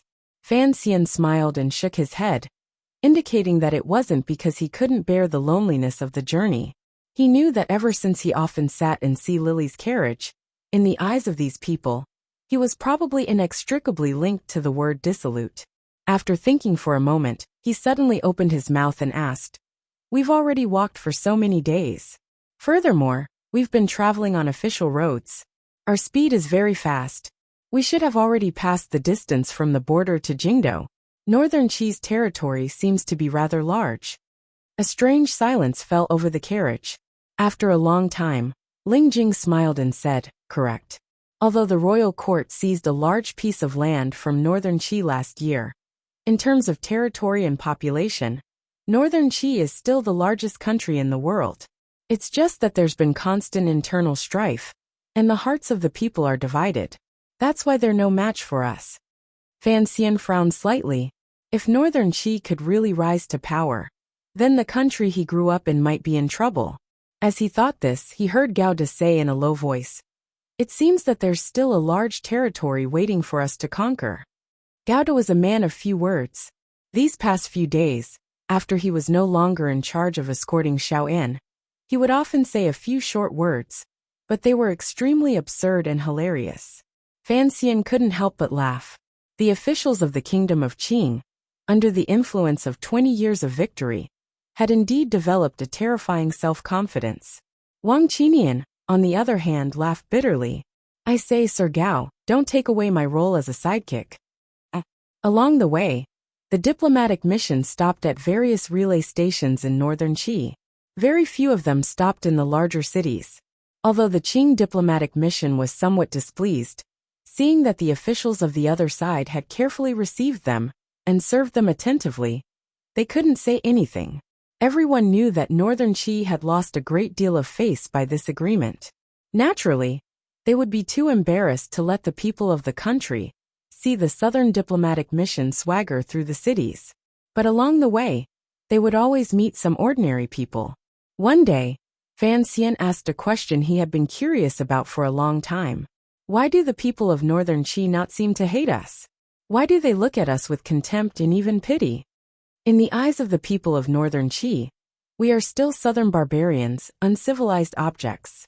Ling Jing smiled. As for the war between the two countries, the royal family of northern Qi has kept it a secret. Although the people of the north know that the kingdom of Qing is extremely powerful, they still look down on us. Fan Xian shook his head and sighed. If you cover yourself with a black cloth, just pretend that you're not afraid of the dark. After all, Northern Qi is the successor of Northern Wei. They always think of themselves as the rightful ruler of the world, and naturally look down on other countries. This was the truth. Although the Northern Wei Empire had been destroyed 20 years ago, it was still the most powerful country in the world. It had cast its shadow over all the smaller countries in the surroundings.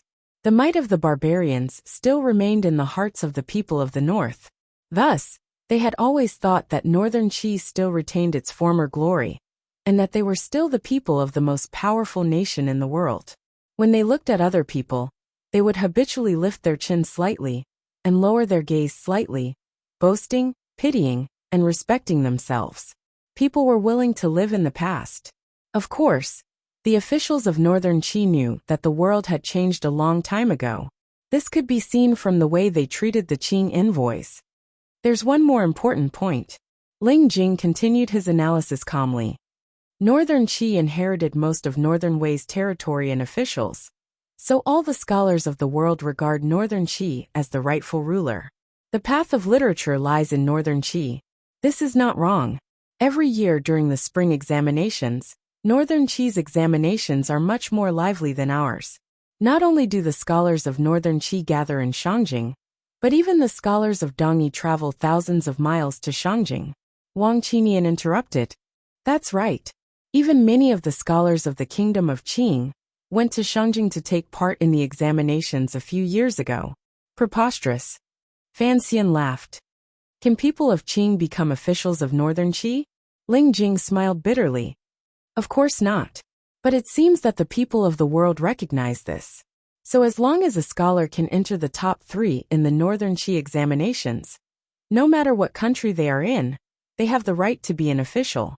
Even our kingdom of Qing is no exception. Sir, you were once a professor of the Imperial College. Surely you know of Xu Wu? Fan Xian nodded. Ling Jing sighed. Xu Wu the scholar took the examinations in Northern Qi. His teacher was Zhuang Mohan. That's why he calls himself Zhuang Mohan's student. Sir, think about it. Xu Wu the scholar clearly passed the imperial examinations in Northern Qi, and yet he was able to return to Qing to become an official. You can see that Northern Qi's literary style is flourishing. Fan Xian laughed and shook his head. No wonder His Majesty has been trying so hard to make a name for himself. It's probably because he can't stand this kind of vexation. Correct? When it comes to martial arts, no one can compare to our kingdom, Ling Jing said. It's just that when it comes to literature, there have never been any true talents. Literature is the end of the road, Fan Xian said. Ling Jing thought of something and laughed. Of course. Sir Commissioner, you appeared out of nowhere and provoked Northern Qi's Zhuang Mohan into vomiting blood. After that, I'm sure no one would dare say anything to our kingdom of Qing. Wang Qinian repeatedly said yes, and Gao Da also nodded. Although Fan Xian's rise in the capital did not necessarily make all the powers feel comfortable, on the level of the outside world, to be able to have another talent outside of the battlefield, who could suppress Northern Qi's arrogance, was presumably a situation that all the people of Qing wanted to see. This kind of boring journey without the company of beautiful women was boring. Fan Xian hoped it would end sooner. However, the long road seemed to have no end. The carriage's 4 wheels stirred up yellow dust, rising up on the wide road like a yellow dragon. However, it was firmly bound in the middle of the road by the 2 rows of trees on the side of the road, unable to leap out. It looked like it was pitifully struggling, twisting incessantly. The leaves of the trees that blocked the dust on both sides of the road varied in size. But overall, compared to the leaves of the kingdom of Qing, they were much wider. The trunks were thick, and there were trees every few feet. Fan Xian stuck his head out of the carriage window and squinted. Facing the wind, he watched the trees flash past his eyes. For some reason, he thought of that world that he hadn't thought of in a long time. He still remembered many years ago, when he was on the train to Beijing, passing through Hebei. At that time, on both sides of the tracks, there were trees like this, and they were thrown backward in this boring manner. There was no dust at the window because Fan Xian, as the envoy, was sitting in the first carriage. Naturally, the ones who ate the dust were his pitiful subordinates and Northern Qi's reception officials. Without any warning, a black shadow appeared at the end of the road. It abruptly piled up on top of the gradually tapering line of trees. It looked somewhat frightening. Fan Xian thought it was a dark cloud, and couldn't help but smile.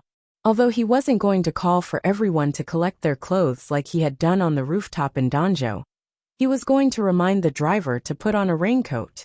The carriage gradually moved forward. Everyone finally saw the dark shadow clearly. At this moment, the clouds suddenly parted, as if to welcome guests from afar. They cast down the warm light of the spring sun, shining on the shadow. So it was an enormous city. This city was even taller and more majestic than the capital of the kingdom of Qing. It was built with large pieces of limestone, and its 30-foot-tall walls were slightly slanted. But it still gave everyone who had come from afar an indescribable sense of oppression, as if the walls could crush them at any moment. There were still buildings with double eaves on the walls, perhaps used as corner towers. Soldiers were walking back and forth on the high walls patrolling. A solemn and majestic feeling emanated from this huge city wall. The area in front of the city gate had long been cleared. There were no idle commoners lingering there.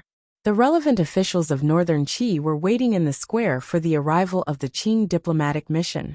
On the official road, the carriage gradually slowed. Fan Xian narrowed his eyes and pulled his head back from the window. He hadn't thought that the capital would appear in front of him in such a shocking manner. He wasn't prepared at all. They had arrived in Shangjing, Northern Qi. The ceremonial music began, and both sides greeted each other. The Northern Qi officials wore bright and luxurious clothing, while the Qing diplomatic mission was tired from the journey and couldn't help but look tired. Comparing the two, it was very obvious. Fan Xian calmly looked at all the complicated procedures in front of him. Only when it was time to introduce himself did he nod slightly in acknowledgement. In the eyes of the Northern Qi people, this handsome young official was an arrogant little man. But Fan Xian didn't care at all what kind of impression he left on them. His attention was completely focused on the buildings of Shangjing, Northern Qi. This enormous city had stood on this piece of land for who knew how many years, and how much wind and rain it had weathered. The edges of the huge limestone had been weathered, but it still stubbornly maintained its hardness. Fan Xian felt a little emotional. His emotion was different from that of other travelers.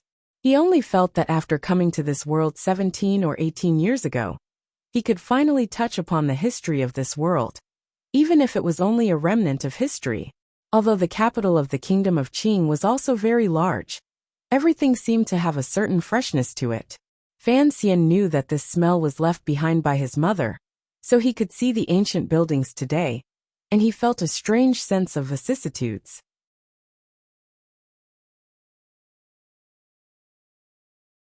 Chapter 207. Greetings, Commissioner. The one who interrupted Fan Xian's thoughts was the Qing envoy stationed in Northern Qi, Master Linwen. Fan Xian looked away from the mottled walls. In this country, it would be better to call me Envoy Fan. Linwen was slightly taken aback. He had always been far away in a foreign country, so he did not know the details of what had happened in the capital. But he knew that Commissioner Fan was a popular figure in the court. He had not expected his first greeting to be rebuffed. Looking at Fan Xian's expression, Linwen could not help but think that this young official was relying on his father's influence, and was pompous. He could not help but worry. Lin Jing smiled. Master Fan, what you mean is, since we are here to declare our friendship, we should not use the identity of the Overwatch Council, lest the other party be unhappy. Linwen finally understood. He smiled. As you wish, Master Fan. Fan Xian turned his head to look at the official stationed in Northern Qi. His face was upright, but he looked somewhat familiar. He could not help but feel puzzled. Standing to the side, Lin Jing explained, "Lord Lin Wen is this one's cousin." Fan Xian was enlightened. So that's how it is. Father and son go to war, and brothers fight tigers. With you two here, I believe this mission will go smoothly. A Northern Qi official walked over, and the three of them stopped talking. They turned to study the marks on the walls of Shangjing, and the routes the ants had taken. It was not until the official walked behind them that Lin Wen suddenly noticed him. "Brother Wei Hua, you came today?" he asked with surprise. Fan Xian turned and looked at the official named Wei Hua. He smiled. It was not convenient for him to say anything. Wei Hua cupped his hands in greeting. He seemed to be quite familiar with Lin Wen. "If it were not for receiving your envoy, I'm afraid I would still be enjoying myself in Lixiang Courtyard." Fan Xian was delighted. It seemed that this person was just like Li Hongcheng. They both had the same taste. Lin Wen hurriedly introduced him to Fan Xian. "This is Master Wei Hua, the junior minister of Honglu Temple." He then introduced Wei Hua. "And this is..." Unexpectedly, Wei Hua waved his hand with a faint smile. "Master Fan is famous throughout the world. There is no need for Brother Lin to introduce him." Fan Xian was slightly taken aback. He cupped his hands. "I do not deserve this title. Master Fan is too modest." Wei Hua's features could be considered delicate, but there was a sense of unruliness in his eyes. He didn't look like an official, but more like an arrogant scholar. A dignified immortal of poetry, unexpectedly became the commissioner of the Overwatch Council. Next year, I'm afraid he'll be in charge of the palace treasury of the Southern Court.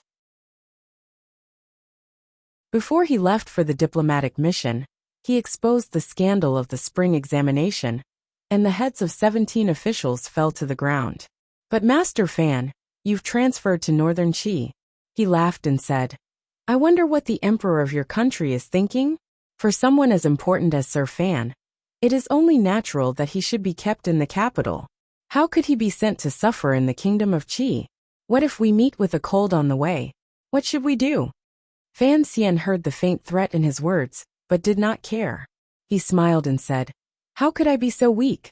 Wei Hua noticed that this talented young official seemed to be very interested in Shangjing's walls. He couldn't help but proudly say, "This city has been built for 300 years, and has never been attacked by an enemy. Does Master Fan think it is very grand? How does it compare to the capital of Qing?" Fan Xian smiled and said, "Of course it is grand, but it seems a bit old. It seems that your country needs to find a time to repair it." As the two men spoke, they secretly mocked each other. Everyone was silent. After a while, Wei Hua said quietly, "Master Fan, you have come from afar. Naturally, I must play host. After the official business is done, I hope you will do me the honor." Fan Xian looked at him and wondered why there was always a hint of enmity in his words. But this enmity did not reach the level of hatred. He couldn't help but be curious. He had never met this person before, so how had he offended him? Lin Wen laughed and said, "Let Envoy Fan know that this Master Wei Hua is the eldest son of the Marquis of Ningho, who went on a diplomatic mission to the Southern Court last year. Envoy Fan had a drinking contest in the palace last year, and the Marquis was unable to hold on and passed out. After returning home, he never forgot about it, saying that the Southern Court had produced a powerful young man. Not only was he good at poetry, but his capacity for liquor was also astonishing. Master Wei Hua often listened, and naturally wanted to compete with you. So that's how it is."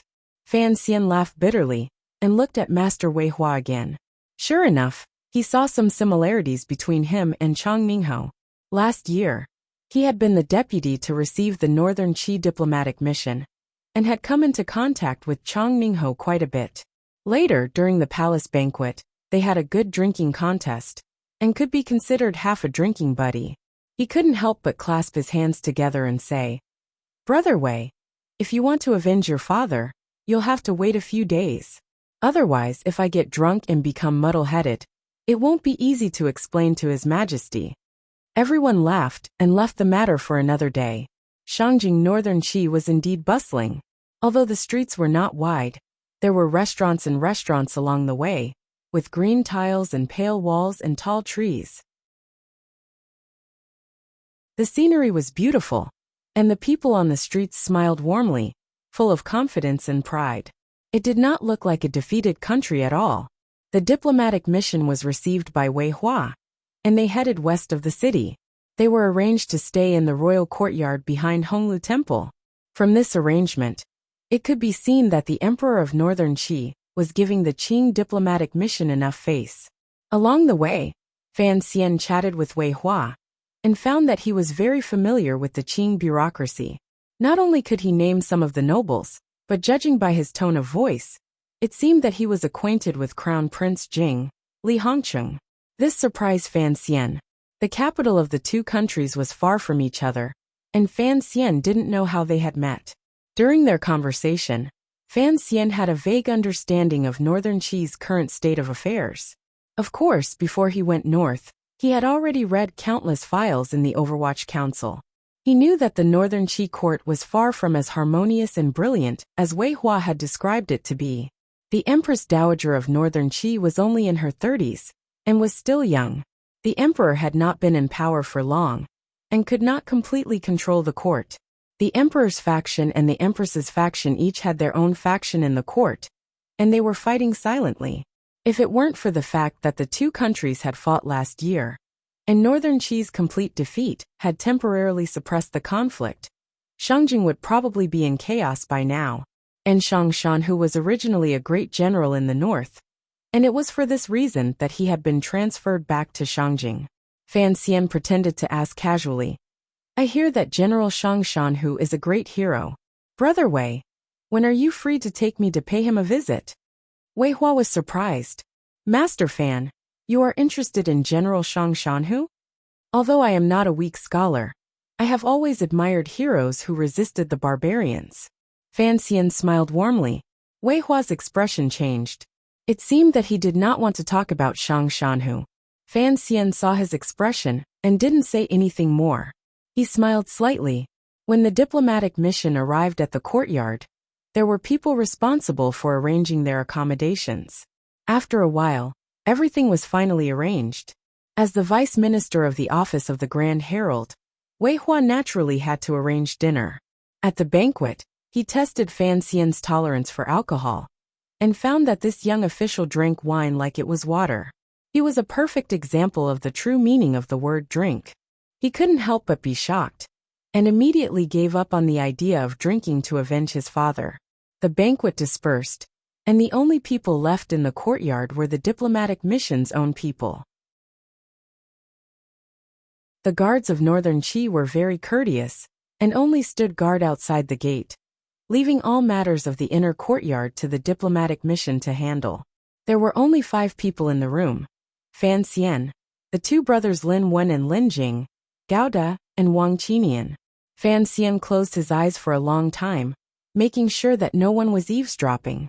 Then he said quietly, "We are in the heart of an enemy country. Be careful what you say and do." The 2 brothers, Lin Wen and Lin Jing, were indeed rather quiet. They nodded slightly in agreement, but seeing that Wang Qinian and Gao De seemed to be Fan Xian's confidants, they probably did not know much about the current situation in Northern Qi. Lin Wen thought for a moment, then slowly opened his mouth to report the recent situation in Shangjing to Fan Xian. "Shang Shanhu has an idle post?" Fan Xian frowned. This was completely different from what he had expected.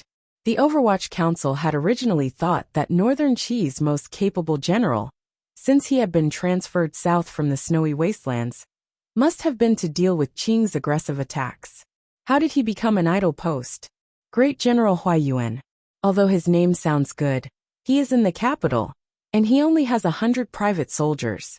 In the capital, there is the Shangjing garrison, the 3 commanders, and the general of the cavalry. Great General Huayuan has an extra word, and his position is respected, but he has no soldiers in his hands. Even if Shang Shanhu has the bravery of the world, he can only obediently sit on the floor, holding the concubine and sighing. Lin Wen said with a trace of mockery, "A tiger is raised in a cage. No matter how powerful it is, it can only scare people."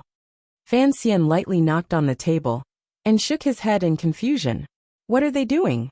Moving this guy back to the capital and not letting him go to war and keeping him like this. Does Northern Qi have too much money and nowhere to spend it? Lin Wen sighed.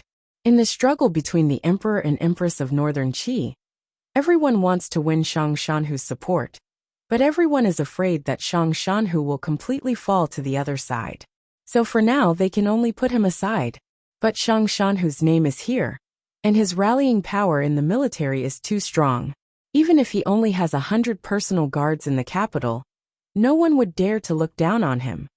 Fan Xian shook his head and sighed. No wonder only a few private soldiers came to Widu. I was wondering. Helping Xiaoan escape was such a big thing, and Shang Shanhu would not be so careless. Lin Wen was startled. He did not know what had happened to the diplomatic mission on the way. Lin Jing quickly explained in a low voice. Lin Wen was shocked. Seeing that Fan Xian did not seem to be injured, he relaxed. What is the relationship between General Shang Shanhu and Xiaoan? Fan Xian fell silent. After a while, he said quietly, if the council's judgment is correct, Shang Shanhu should be an orphan that Xiaoan adopted.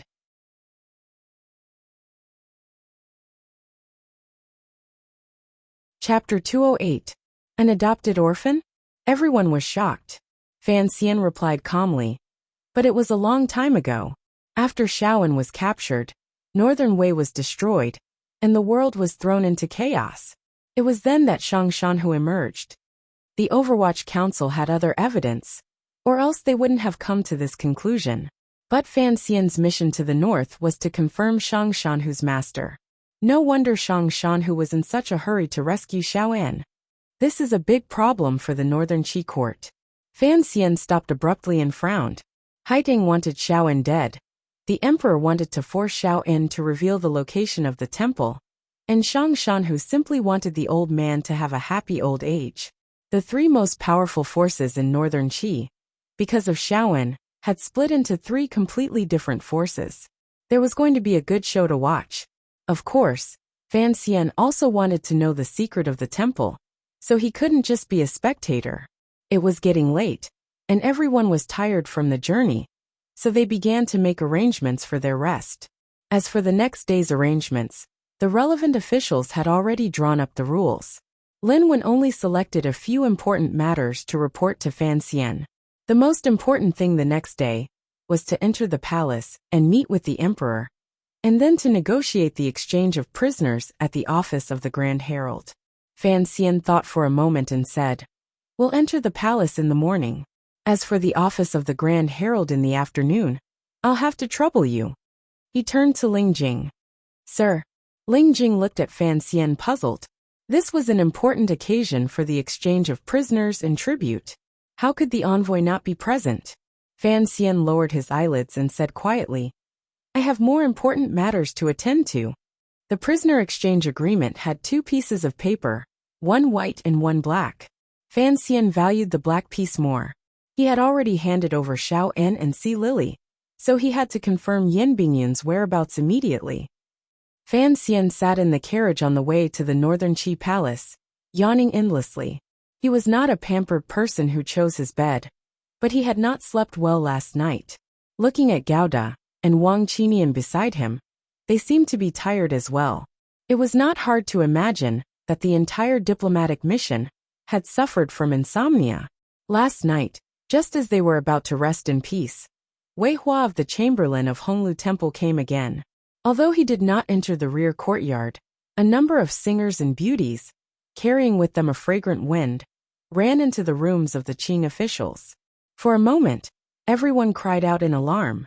How could Fan Xian have known that Northern Qi had such a custom? He was shocked. Although the girl kneeling at the foot of the bed was beautiful, and her large, watery eyes were extremely alluring, Fan Xian could not bring himself to do something so absurd on his first day in Shangjing. He had no choice but to ask her to leave. Naturally, not many people were able to sleep well after the commotion. However, a songstress entered Ling Jing's room and didn't come out.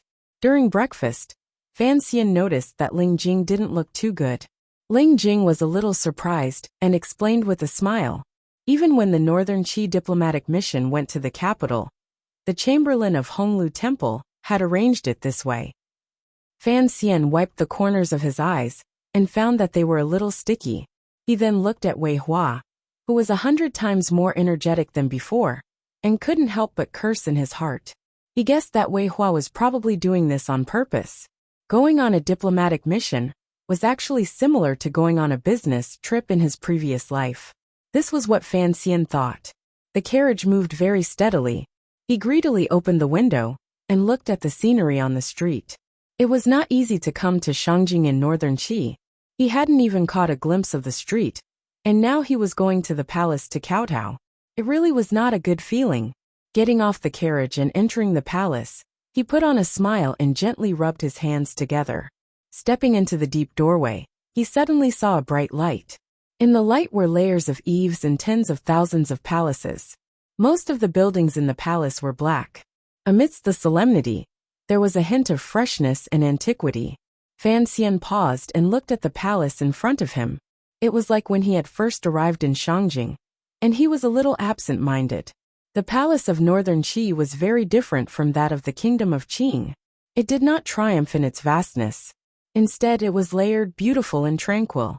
It was as if every jet-black pillar was telling the story of what had happened in the palace, and every long wooden corridor was telling visitors how many great figures of ancient times had walked lightly through it. The diplomatic mission fell silent. Because the 7 tiger guards were carrying long knives, they naturally could not enter the palace, so they stayed outside. Beside Fan Xian, other than Lin Wen, Ling Jing, and Wang Qinian, were the necessary officials of the Ministry of Rites. After walking for some time, passing through long corridors and flowing water, they gradually ascended and finally arrived at the main hall of the Northern Qi Palace. In front of the hall, the palace guards stood solemnly. Their expressions were firm and determined. At a glance, one could tell that they were at least 7th-level masters. Outside the heavy wooden doors, the head eunuch was waiting, his body hunched. Everyone walked quietly to the front of the hall. The head eunuch opened his eyes and looked weakly at the southern barbarians. With a shake of the horsetail whisk in his hand, he shouted in a croaky voice, "The envoy of Qing has arrived." The eunuch's voice was not loud, but the 2 wooden doors behind him slowly opened, revealing to the visitors the true face of the northern center of power in the continent. The main hall of the Northern Qi Palace was extremely spacious, and the space inside was enormous. The space between the eaves was made of extremely expensive glass, so sunlight shone into the hall without any cover. It blew away the usual gloomy smell of the palace, leaving it bright and cool. The 2 sides of the palace were supported by columns, made of an unknown material. The top of the columns was painted black and decorated with golden patterns. On each column was a picture of a coiled dragon soaring into the clouds. It looked extremely exquisite. Behind the columns were layers of gauze, and behind them were faint figures. It was unclear whether they were palace maids or eunuchs. Entering the hall, the first thing that caught Fan Xian's eyes and left a deep impression on him was the long straight path in front of the door. On both sides of the path were 2 pools of clear water. Led by the eunuchs, the envoy slowly walked along the straight path. The Qing officials who entered the palace for the first time were just as shocked as Fan Xian. The straight path beneath their feet was made of green jade. It was covered with a luxurious carpet, and the soles of their feet felt unusually gentle. And the clear water on both sides of the path was even more surprising. In such a large palace, there were actually 2 pools. The water was crystal clear, and golden fish swam freely in the water. If one's eyes were sharp enough, like Fan Xian's, they could see that in the deepest part of the pool, there were 2 large fish, one black and one white. They were gracefully swaying their tails as they lay on the white sand. Deputy Lin Jing looked at the scene in front of him and couldn't help but sigh to himself. Such a luxurious palace is enough to show what kind of national power and wealth Northern Qi had after inheriting the property of Northern Wei. It is a pity that it is precisely because of the luxury of the royal family that Northern Qi has become decadent and weak, and that is why they have been defeated year after year. Behind the long path was the court of Northern Qi's officials. Behind them, the water rippled, and a light breeze rose from the hall. The floor was paved with sandalwood, and it was a solemn scene. High up in front of them was the dragon throne. The Emperor of Northern Qi was looking at the approaching foreign envoys with great interest. The envoy knelt on the floor and paid his respects to the enemy's emperor, saying, "Long live the emperor. You may rise." The Emperor of Northern Qi smiled. It seemed that having the Qing officials kneel at his feet was a very comfortable thing. Fan Xian breathed a sigh of relief and stood up. He found a pair of eyes on his face. Surprised, he looked back and saw that the young emperor on the dragon throne was looking at him with a somewhat ambiguous gaze. This young emperor of Northern Qi had only been in power for 2 years. He was only 17 years old, the same age as Fan Xian. His teacher in literature was the second son of Zhuang Mohan, and his teacher in martial arts was the eldest disciple of imperial advisor Ku He. As a result, he was neither accomplished in literature nor martial arts. This man was not interested in women. Similar to the Emperor of Qing, he was somewhat playful. He respected, feared, and angered the Empress Dowager, and rewarded his officials more than he punished them. This young emperor seemed to believe in such things as love. This was the first information that came to Fan Xian's mind when he saw the somewhat childish face of the emperor. But he immediately realized that he had been rude. When the ruler of a country looked at him, as an official, there was no reason for him to meet the other's gaze. So he hurriedly lowered his head slightly and stood to the side in silence. In his heart, he was puzzled by the ambiguous gaze he had seen earlier. Beside him, Ling Jing's forceful voice rang out. As the deputy envoy, he had unwillingly shouldered all the complicated formalities and official duties in light of Fan Xian's extreme laziness. He was reading the letter of credence that the Emperor of Qing had personally drafted. Fan Xian listened to him casually. He knew that it was nothing more than pompous words.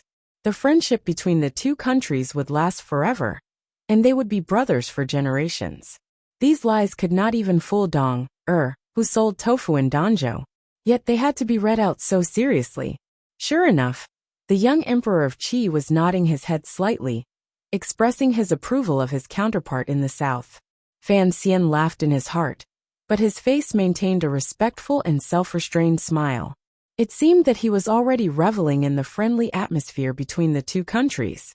Soon after, the officials from the Board of Rights of Northern Qi stepped forward, and as usual, began to babble in beautiful language. This matter had finally come to a preliminary conclusion, but Fan Xian still felt very uncomfortable. At this moment, he discovered that, in addition to the young emperor, there were many more pairs of eyes looking at him. No matter how calm he was, he began to feel puzzled. In fact, it was the officials of Northern Qi who were puzzled.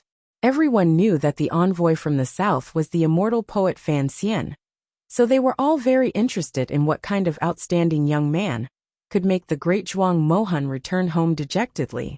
Today in the palace hall, this Fan Xian had not opened his mouth. Even something as important as reading the letter of credence had been handed over to the deputy envoy. The officials could not help but become even more interested in this incomparably handsome young celebrity.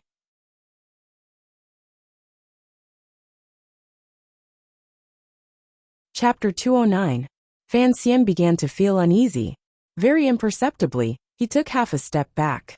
Lowering his head slightly, he used the corner of his eye to sweep a quick glance around the palace. None of the courtiers of the Qi kingdom were extraordinary. What piqued his interest the most was the bead curtain that was slightly swaying beside the dragon throne. The bead curtain reflected the clear light from the pool behind the courtiers. It looked incomparably beautiful. He knew that the Empress Dowager of Northern Qi was behind the bead curtain. After a long time, the emperor on the dragon throne yawned, seemingly tired of listening. "You have come a long way. You may go and rest." The young emperor waved his hand. Fan Xian felt as if a heavy burden had been lifted from his shoulders. With a face full of smiles, he knelt on the ground again and again.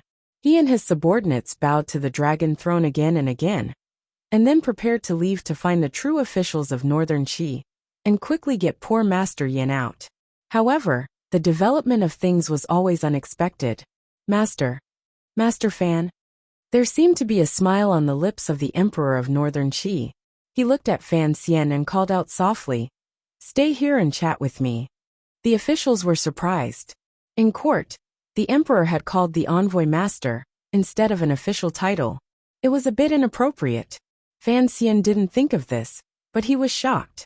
Could it be that the young emperor knew something? He hurriedly bowed. "It is my first time here, and I do not know how to greet you. I am afraid." "No problem, no problem." The young emperor seemed to be easy to talk to. He smiled and said, "I am delighted to learn that it is Master Fan who has come. I have often read the Banxian's high poetry notes, and even the Grand Tutor is full of praise for your talent. Today the affairs of the state are over. Master Fan, please accompany me for a walk. I have been looking forward to your arrival for a long time. Let Master Fan see the sights of the Imperial Palace along the way." Having said this much, Fan Xian, as a foreign official, did not dare to say anything more. But his heart trembled slightly. The Northern Qi Grand Tutor was Zhuang Mohan's son. Zhuang Mohan had been beaten into a sorry state by Fan Xian in the Qing Palace. And now Fan Xian was praising his talent? The envoys left the hall. Lin Jing looked at Fan Xian worriedly. Fan Xian nodded slightly, indicating that he would be careful. After the officials of Northern Qi had left, the hall seemed even more spacious. One could faintly hear the splashing of fish tails in the pool beside the long platform, and the soft footsteps of the palace maids behind the gauze curtains. The young emperor, who had been sitting on the throne the entire time, now seemed to relax. He stretched and looked at Fan Xian with a chuckle. He jumped down from the throne and took a towel from a eunuch to wipe himself. He patted Fan Xian on the shoulder. "Let's go. I want to show the immortal poets of the south the immortal palace of the north." Fan Xian grumbled to himself. Who would have thought that the emperor still had the habits of a child? Just as he was about to follow him to the back of the palace, he heard a cough from behind the curtain of beads he had been secretly paying attention to. The Emperor of Northern Qi was startled. He turned his head with a pained expression and bowed to the bead curtain. "Mother, I am happy to see Fan Xian. I hope you will forgive me for my rudeness." A palace maid slowly pulled back the bead curtain. The sound of beads clinking against each other could be heard. A noblewoman walked out from behind the curtain. Fan Xian quickly lowered his head, not daring to look closely. But his poisonous gaze was still fixed on the foot beneath the curtain. The noblewoman wore a pair of embroidered gold shoes. They looked casual, but they were extremely luxurious. What shocked Fan Xian even more was that right after this pair of shoes, another pair of feet stepped out of the bead curtain. Who in this world would dare sit with the Empress Dowager behind the bead curtain and listen to the conversation between the emperor and the foreign envoys? His feet were wearing a pair of cloth shoes. The soles of the shoes were made of 1,000 layers of cloth, a very common craftsmanship in the villages. The shoes were black and white, and only the thin and tender heel revealed a trace of festive cloth. This kind of cloth shoe was usually seen in the countryside during the New Year. It was strange to see it in the palace of Northern Qi Kingdom. Fan Xian guessed who the owner of the cloth shoes was. He raised his head in surprise, no longer caring about etiquette. His eyes were calm, but he was secretly on guard. He was looking at Haitang, who still wore a cloth scarf on her head. He had not thought that Haitang would come out from behind the curtain with the Empress Dowager. Fan Xian and Haitang's eyes seemed to collide, and the atmosphere in the palace of Northern Qi became somewhat uneasy. But in the blink of an eye, Fan Xian withdrew his gaze and knelt to the noblewoman next to Haitang. "I, Fan Xian, pay my respects to the Empress Dowager." The Empress Dowager looked at him and frowned slightly. How could this official of the kingdom of Qing be so beautiful?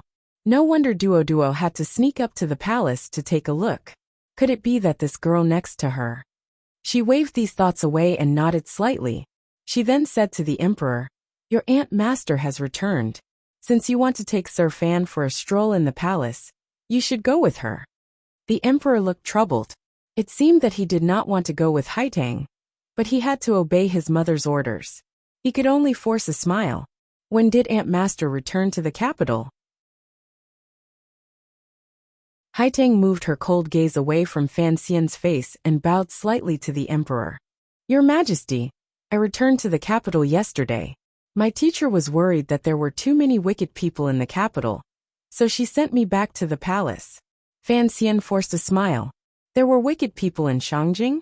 Of course, this was referring to himself, who loved to use aphrodisiacs. As he walked through the palace of the kingdom of Qi, Fan Xian could not help but think of a very strange saying. It was a remnant of his previous life. Qi people are blessed, because this palace was truly worthy of the 2 words immortal palace that the young emperor had spoken of earlier. The nobles of the kingdom of Qi who lived in this palace were truly blessed.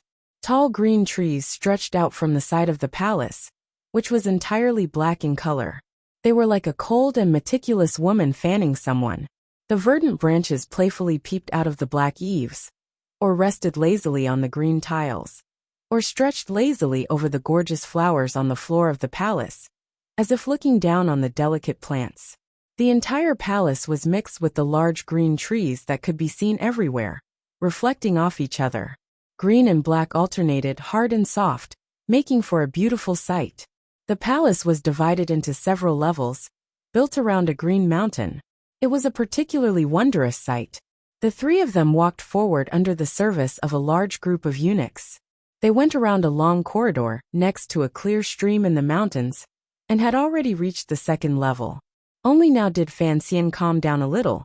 He began to carefully observe the scenery within the palace and could not help but sigh in admiration. Although the palace was built on a mountain, from the point of view of military or daily life, it was a somewhat foolish choice. But looking at the clear water flowing along the corridor, and the refreshing scenery all around him filled his eyes, Fan Xian finally understood the true reason why people had chosen this place as a palace many years ago. Beautiful, it was truly beautiful. Unfortunately, Fan Xian was not a citizen of the kingdom of Qi, and did not have the blessings of being a citizen of the kingdom of Qi. He did not have 2 stunning beauties by his side. Instead, there was only the supreme emperor of the kingdom of Qi, and the strongest of the younger generation of the kingdom of Qi, Lady Haitang, who had once beaten him to a pulp. The emperor wore a black robe with a gold-threaded jade belt around his waist. His sleeves were wide, and his attire was rather old-fashioned. With his hands behind his back, he led the way into the palace, as if he had forgotten that it was he who had forced Fan Xian to stay.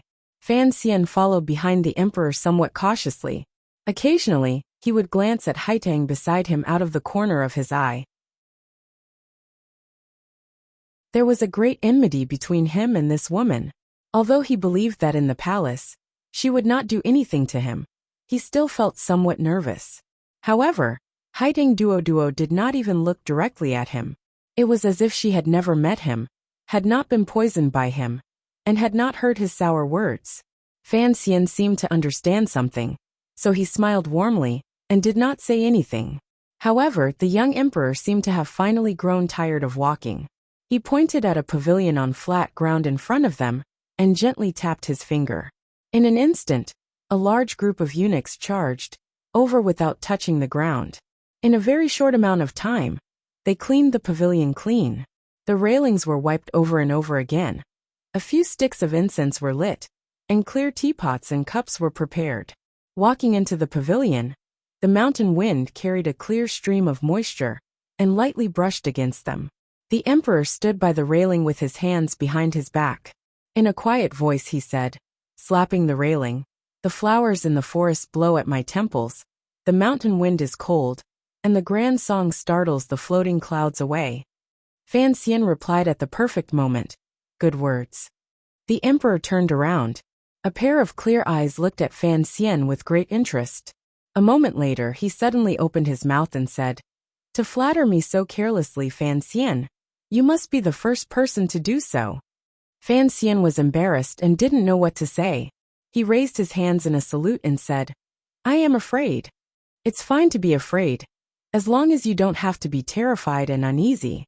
The emperor sat down and picked up a teacup to take a sip. Suddenly seeing Haitang, he couldn't help but smile and say, "Aunt Disciple, why are you so reserved in front of me today? In the past, even if I invited you, I wouldn't be able to invite you. You were only willing to grow vegetables in the garden. Since you have entered the palace today, It is good to relax and enjoy the scenery. He sighed quietly and said, I have always thought that this palace is too beautiful. So beautiful that I have no desire to leave the palace for a walk. There seemed to be some other meaning in these words, but Fan Xian pretended he didn't understand. Under the emperor's gaze he sat down. A eunuch brought him tea, which he slowly sipped. He didn't know what the young emperor meant by suddenly wanting him to stay in the palace. Haideng also picked up a cup of tea and sat on the railing outside the mountain pavilion. Her gaze was cast toward the flowing water beside the pavilion. It was unknown what she was thinking. Fan Xian, what do you think of the scenery in my palace? Fan Xian was slightly taken aback. How many times had the emperor repeated this topic today? After a moment of consideration he replied, the palace is in the mountains, and there are trees on the mountains. The trees are in the palace, and the scenery is clear and beautiful. What is most strange is that the layers of eaves of the palace seem to be one with the entire mountain scenery. It does not appear that the mountain scenery swallows up the majesty of the palace, and it does not appear that the prosperity of the palace weakens the desolate mountain scenery. It actually gives one the feeling that heaven and man are one. I am truly full of praise. Ah! Fan Xian's unintentional words seemed to surprise the Emperor of Northern Qi. You're tuning in to the Li Mei's Sword of Destiny YouTube channel. We're so grateful for your support, and don't forget to subscribe to join us on this incredible journey through captivating stories. Your generosity through donations truly makes a world of difference, as it's the primary source of revenue that allows me to expand and enhance this channel for you. Thank you from the bottom of my heart for being a part of this adventure.